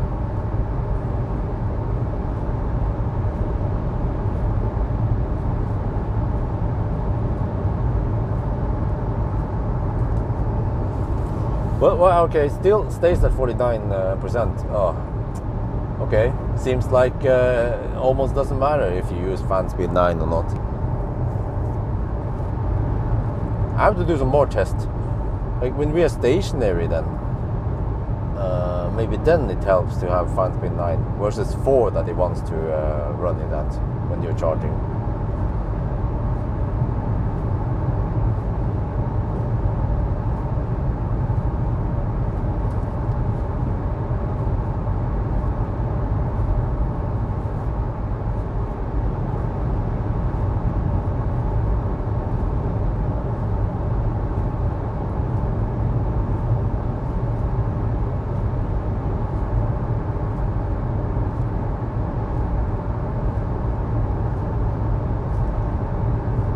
Huh? 5 to 10 minute overhead? What the heck are we talking about, man? No, but if you ever noticed, when you exit like from here to Dal, you know, if you count, it takes maybe no more than 1 minute. You know, depends. But let's say 1 minute then. So then you have to drive 1 minute over there, and then the whole pull out the adapter and plug it in. Possibly also another minute. I think total overhead is 3 minutes only. 10 minutes is a long time. We could time this one day, even. I could even just record a real-time thing. Or if you guys notice also, it's not that hard. You can actually look in the live stream and watch when I exit, and then wait until the charging starts. I usually give thumbs up when the starting charge. And you can count in seconds how long it takes.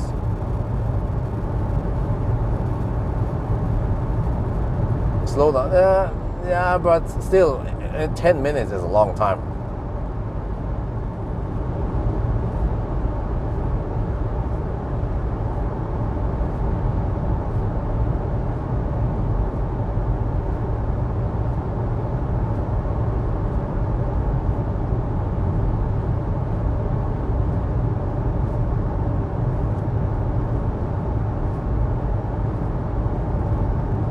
Oh yeah, I think it was a good call.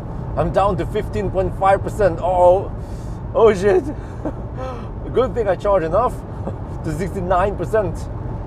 Would have been a bad idea to charge only 65%. We had 493 kilometers. Getting close to the countdown now.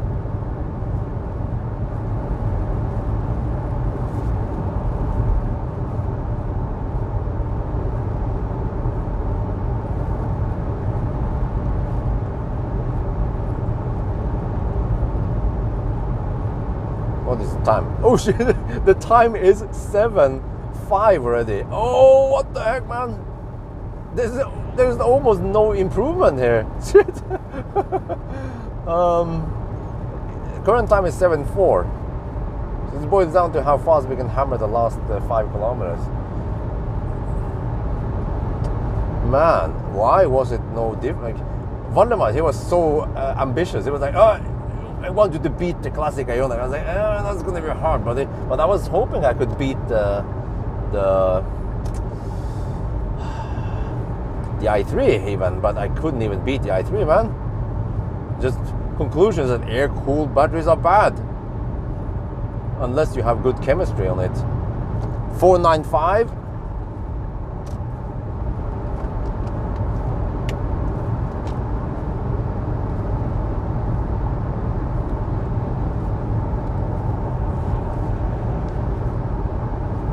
Yeah, but we also lost some time in the handshake problems. Happened a couple of times. Oh shit, but down to 10.5%. Oh shit. 496. Oh, we are currently at 7 hours and 5 minutes. So it will possibly be 7.5 then. Yeah, we can round it down, fortunately, to 7.5, not 7.10.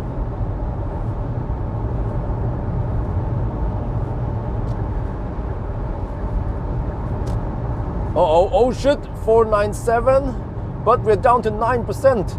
Ah! The dilemma, what do I do? What do I do? I need to just go all in and then I can slow down, but I'm down to 8%. Well, I have to slow down. Shit, I have to slow down. Otherwise I'm gonna run out of juice.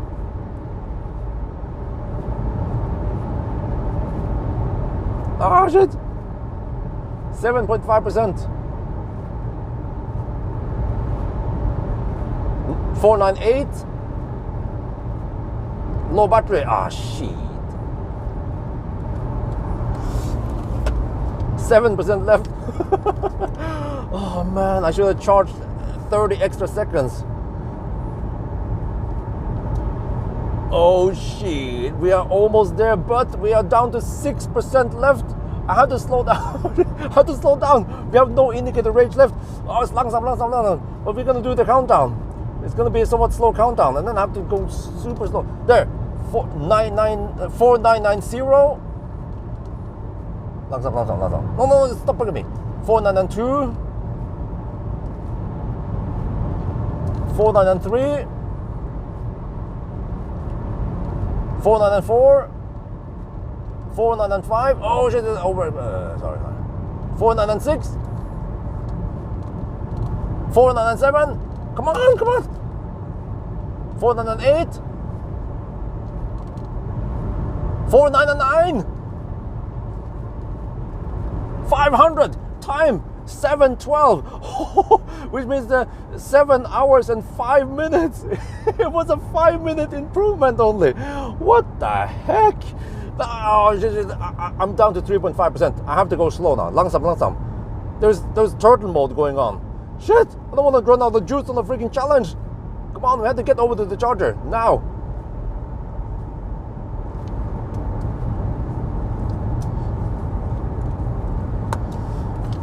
Oh man, do I have enough juice? 2.5%. Oh shit, oh shit, oh shit. Now this is getting serious. 2.5%. It might shut down at, I don't know, who knows.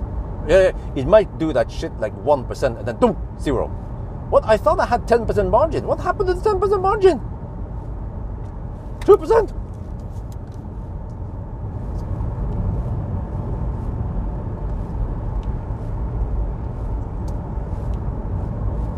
Almost I got one.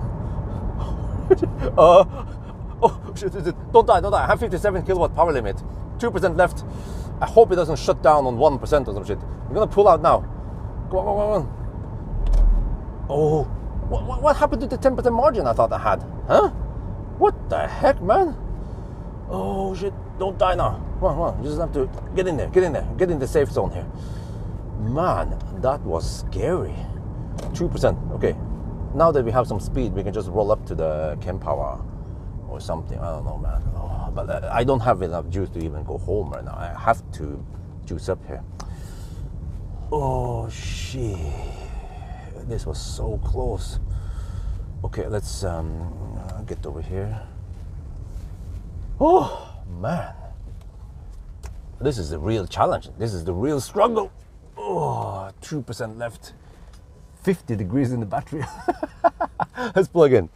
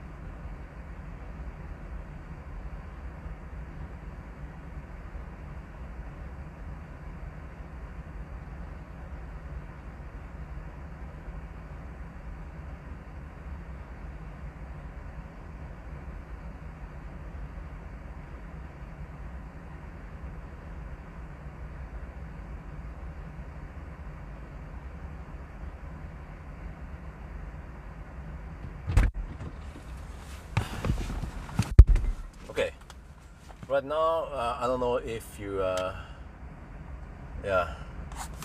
want to see anything. I can just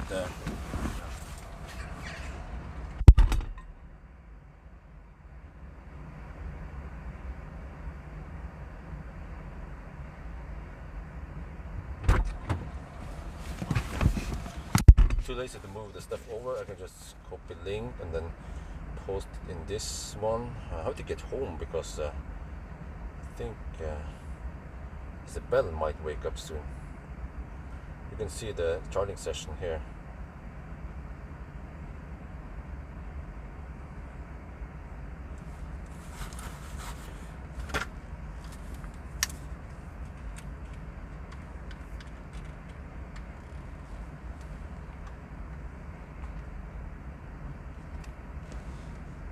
Okay, same stuff, 52 kilowatt for a little bit until it throttles, and fan speed is 8. Yeah. Okay, so now I need to make a conclusion. Let me see, can I shoot here? Yeah, I can. Okay, let's do it. Huh? A 1,000 kilometers. No, because I need something called sleep. I know about you, but I'm not a cyborg. I'm a human. I need sleep tonight.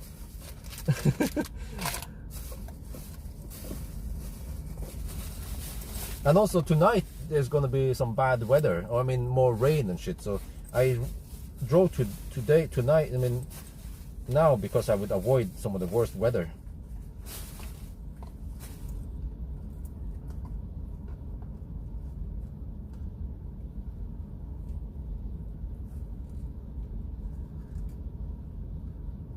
I mean, it could kind of work to do it tonight if I would have someone to take care of the children, so I could sleep all day and then wake up in the evening and then go hammer again. But that's unfortunately not the way it works around here. The way it works is that no, next weekend is Fiat 600e, but the way it works is that today I'm gonna be quite tired and I have to take care of one of the children, and it's nightmare. I mean, would be interesting to film this, but it's just that it is like private stuff, you know, like yeah, like who cares about that, right? But like the day after 1,000 kilometer challenge or something, even a 500 kilometer challenge is quite a nightmare, really. I'd be dead tired, but I have to take care of Isabel or hold Axel, and even when they sleep in the daytime, ideally I want to sleep, or I mean I want to take care of Isabel because she will have usually a good sleep. Normally she will sleep 2 hours. I can get 2 hours sleep. But what happens the day after challenge? I end up with Axel in my lap, and then wifey sleeps with Isabel. And then what happens then? Axel, he sleeps for freaking half an hour before he wakes up. I'm like, oh, stop it! Why can't you just sleep, you little baby? So then I almost don't get any sleep this day, and it's gonna be freaking nightmare until the evening. And then hopefully I get a full sleep until wifey wakes me up at 5 in the morning, and she'll be like, yeah, you know, can you carry Axel? I'm like, the fuck? I've been out driving all night. I'd like to get some sleep. Yeah. So this is why I need a babysitter. So you know what? For the money people donated to me, what I should do is just say, fuck it. I'm gonna hire a babysitter today. She will come to our house.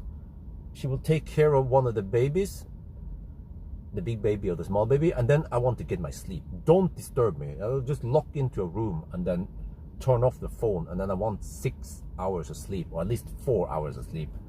Yeah. That would be actually worth it. That would be well spent money on the donation money, right?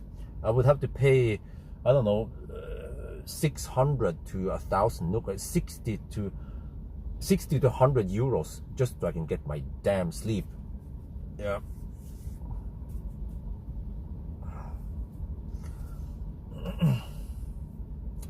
Okay, but I need to do record a conclusion now, so before the sun comes out again. That's better.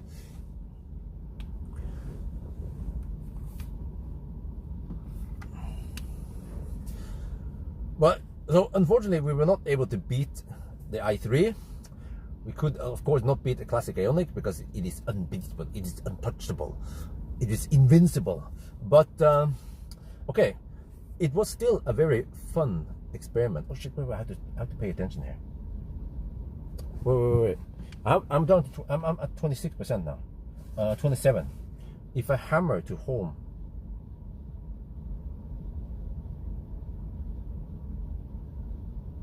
how far away from home are we?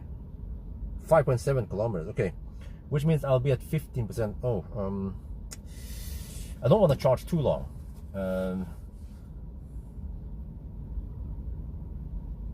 Okay. You know what? Let me do the conclusion at home instead. I think I should get out of here. I don't want to have too much juice. I want to have spare low juice for the 0 mile test, because I also want to know when does it shut down. It doesn't take, the 0 mile test is going to be freaking fast, man.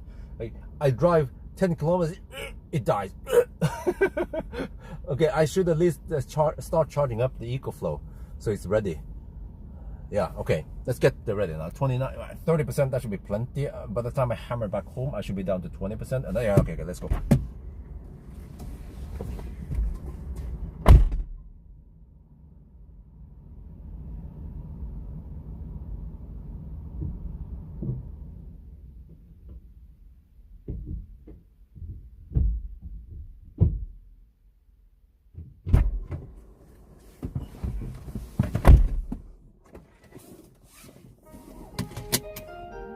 Okay, but there's another thing I just thought of. I have to try to conclude here based on what we have tried so far. And you know what? It could seem like, okay, the adapter allows you to charge on other places, but it seems like the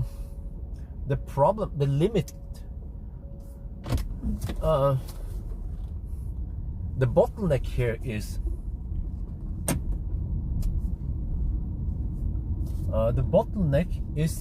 thermal. Which means that we might as well have charged on 50 kilowatts and it would have yielded maybe roughly the same time. Wait, I'm gonna get something. Where is it? Wait. Yeah, there was something. Yeah, Circle K. Wait, have they opened yet? I'm not sure. I'm gonna pick up something at Circle K, but let's check if they're opened yet.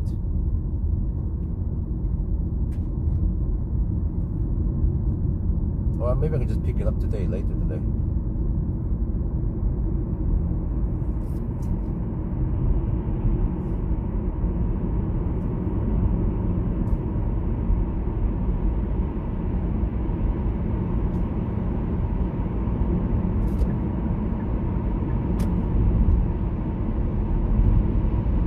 Oh, they're open. Oh, I could pick up the item now.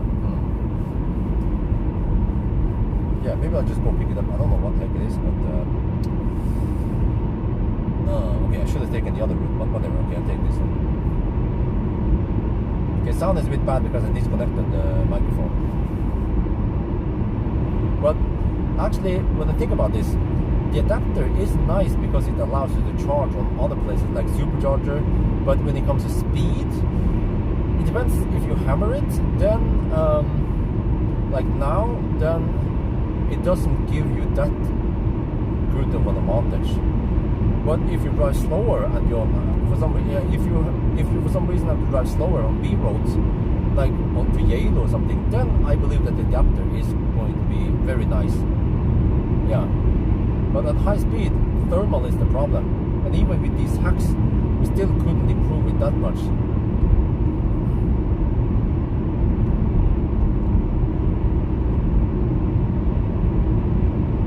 No, you know what? Skip it. I don't want to go to Circle K. I have to hurry back home in case the smell wakes up. So I have to do a very quick roundup and then get the heck inside. So, guys, I think I will just end the live stream now when I can. I have to take care of Isabel. She's gonna wake up any moment now. So, that's it, guys. Thank you so much for joining me. I have to do the shout out also. Okay, I have to do that. But I'm preparing now to end the live stream very soon.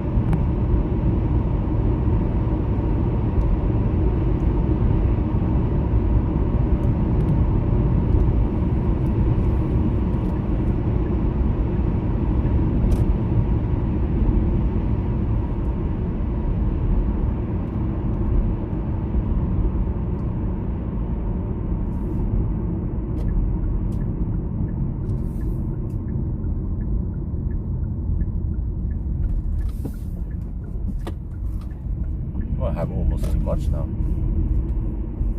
I have 28%. Let's hope that's not too much. 28% is roughly 20 kilometers of range. Yeah, I mean, if I hammer over to cleavage, then we'll be down low anyway. You just have to drive a little bit back and forth, and then the car's out of juice.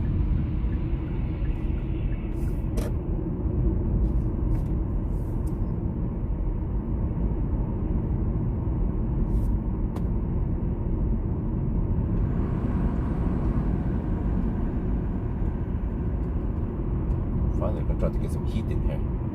I've been freezing throughout the challenge.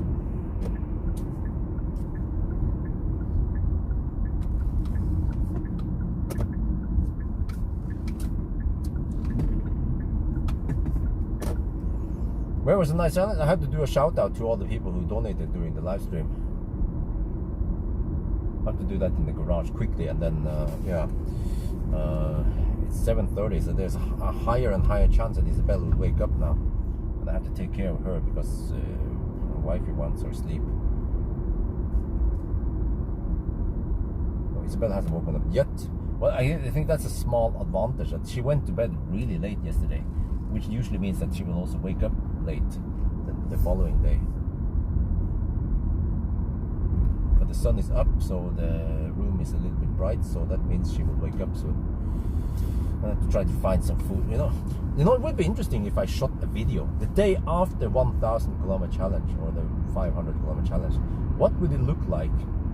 It would be kind of boring actually, but there would be stuff like watching baby, maybe clean the pool, try to get some sleep, you know, like, yeah, but most people, they don't give a shit what's going on the day after the challenge.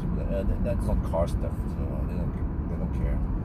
My problem that I can't get enough sleep.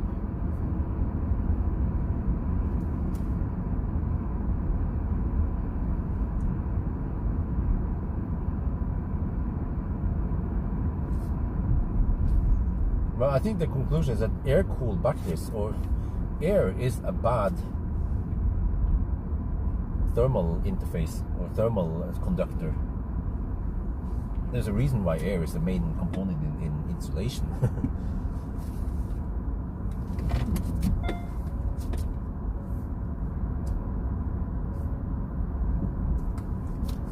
Okay, let me just get in here. Well, I could stay in the shade.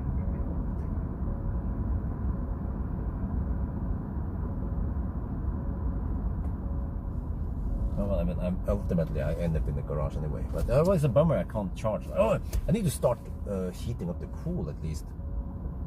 What is the?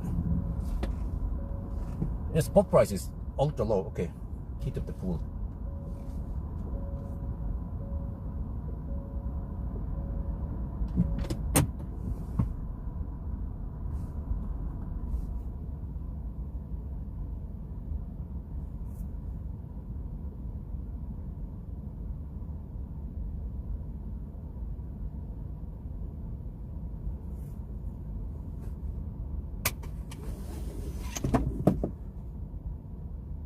It is a bit cold. It is a bit dark in here. Maybe I'll just get in front of the house instead. There's more light outside. Yeah, let's do that. I can just poke around here ish. Have the houses in the shade here. That would be perfect. Light condition. Here, right? Roughly.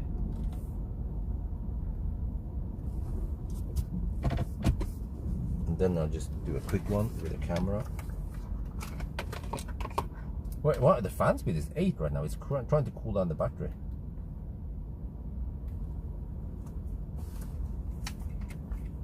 And it's 50 degrees out in the. Oh, okay.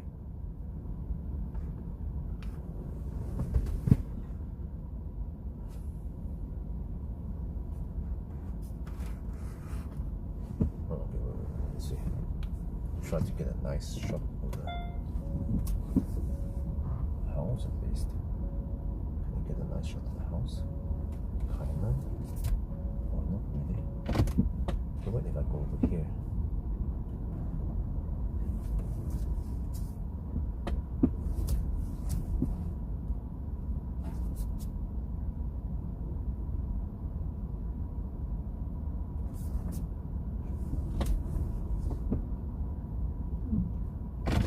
There.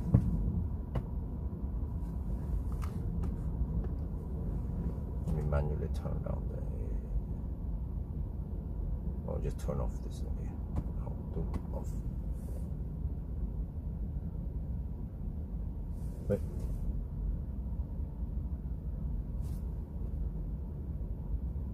What? I thought I turned off the thing. Well, the fan is running. Okay, let's turn off everything then. Okay, now I turn off the fan, but then the battery is sitting at 50 degrees Celsius.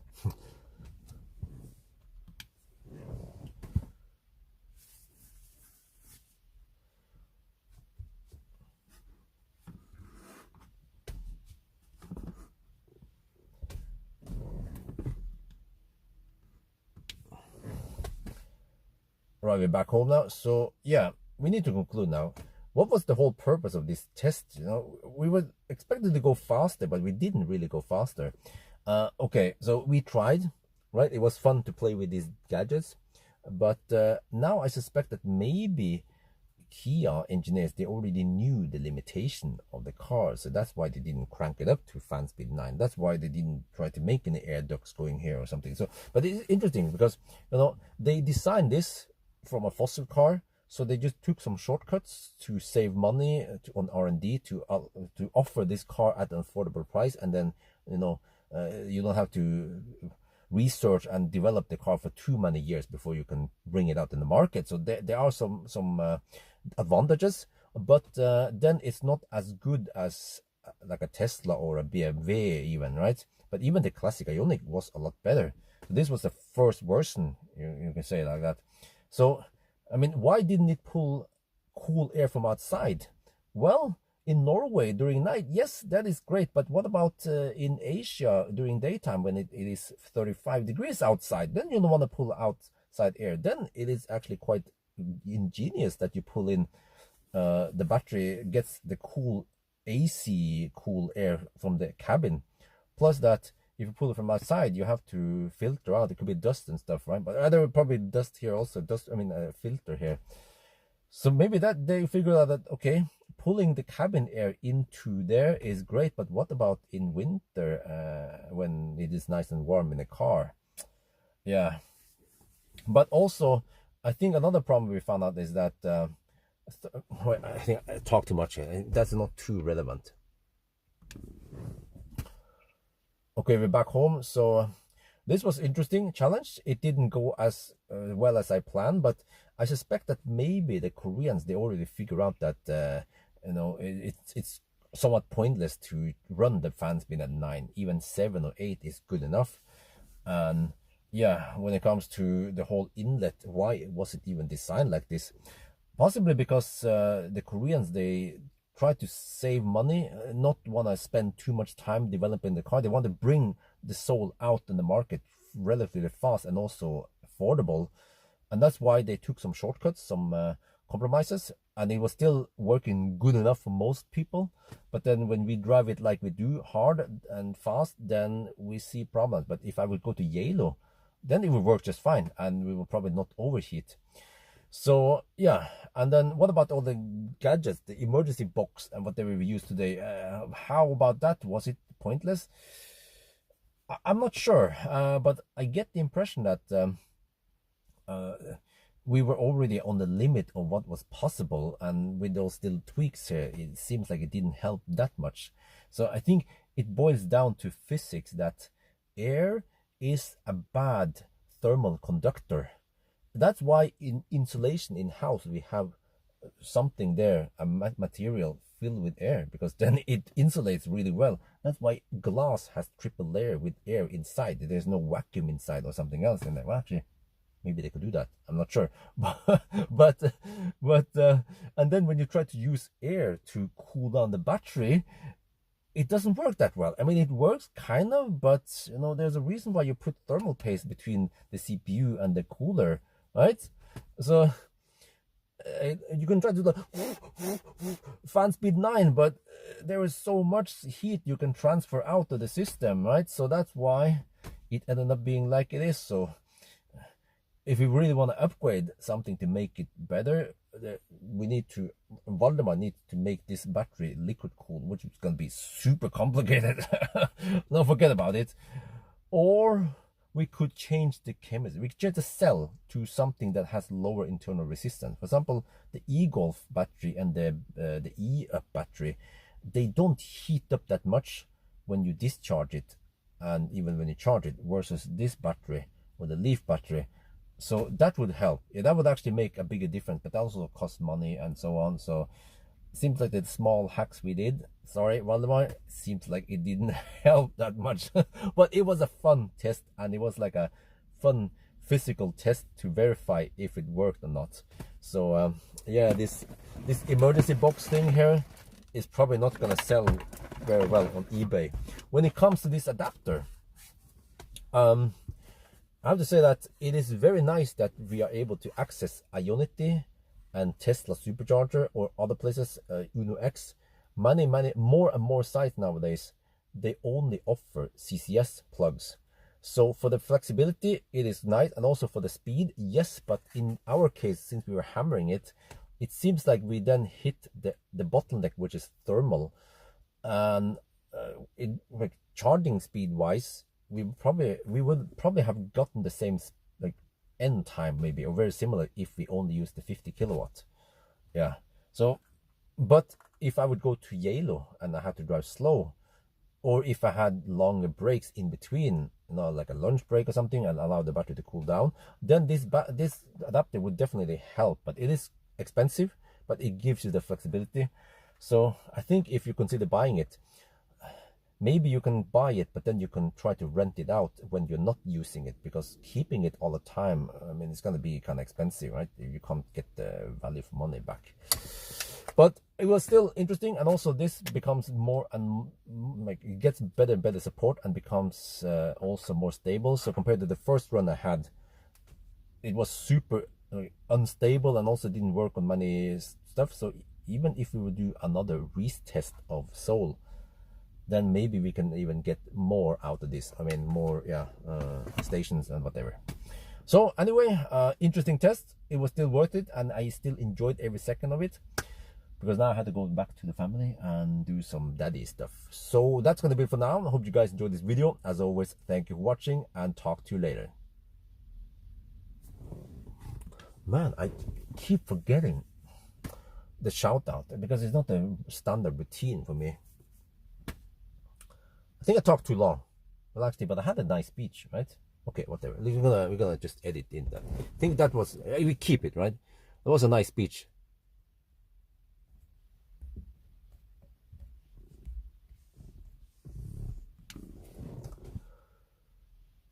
Okay, let's do the donation shout outs. So the people who donated to this live stream and tried to support the live stream, they okay, wait, I'm gonna do it again. And now for the donation shout out. There are some people in the live stream who donated money for me to help me pay for the bills. And that is Sergudan, $5. Thank you very much. We have C40, tip $25. Ooh, nice, dankeschön. And then Uwe Höppner, he's Deutsche, also $25. Oh, thank you very much. And I think that's it. Yeah, so not that many people. It wasn't super active, but at least it helped me pay for the bills. And I will just keep hammering it.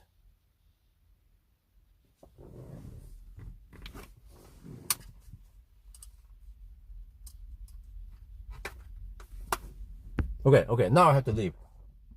What? Yes? What? What are you talking about? Okay, I'm running out of time, or I have to get ready, because Isabel might wake up anytime now. To check the camera, but I'm gonna leave that, guys. So thank you very much for joining me. And then, yes, do what? What are you talking about? Do what? Okay, Isabel hasn't woken up yet, so that's good, but I want to be ready once she wakes up.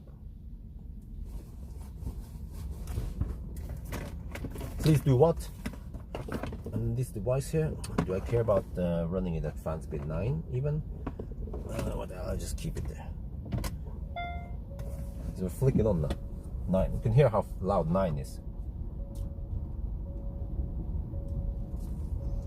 You know, just by parking the car, it actually cools down relatively fast. Just stand still. We are already down to 48 degrees. So if you just give it a little rest, I don't know, a food rest or some shit, charge it to 94%, then you are pretty good. Then you're down to, I don't know, 45 degrees maybe. Keep on testing. Oh, okay, test. Yeah, I will. That's what I meant. Yeah, I'm gonna test more. I feel like I'm not done yet, and this adapter also I'm not done. So Yeah, I have to maybe rewatch a Yellow test. Maybe I could do a retest of Yellow test, see how that goes, because this is Norway stretch and it stresses the battery, but a Yellow test would be interesting. But I don't remember what I did there and if I charged on the adapter or not, whatever. But yeah, 27% now. I think we're good for the 0 mile test. Okay, but I have to leave now, guys. So that was awesome as always. Maybe I'll just take out this thing because it is a bit in the way. Yeah, it's a bit, takes up some space, this emergency kit thingy. So let me just disconnect.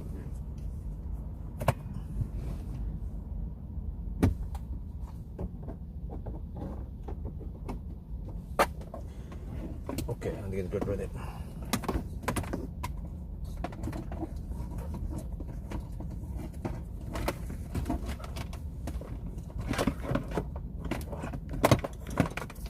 So anyway, guys, thank you very much, and talk to you later, right? Shit, I think I need to clean up this afterwards. I'm running out of time. Yeah, whatever here happens, 48 degrees. Maybe should I idle it? Yeah, whatever. Doesn't matter really. Battery temperature. That would also be interesting. I'm gonna take a photo now, and I will see what happens if we just stand still with the, actually with everything powered off even.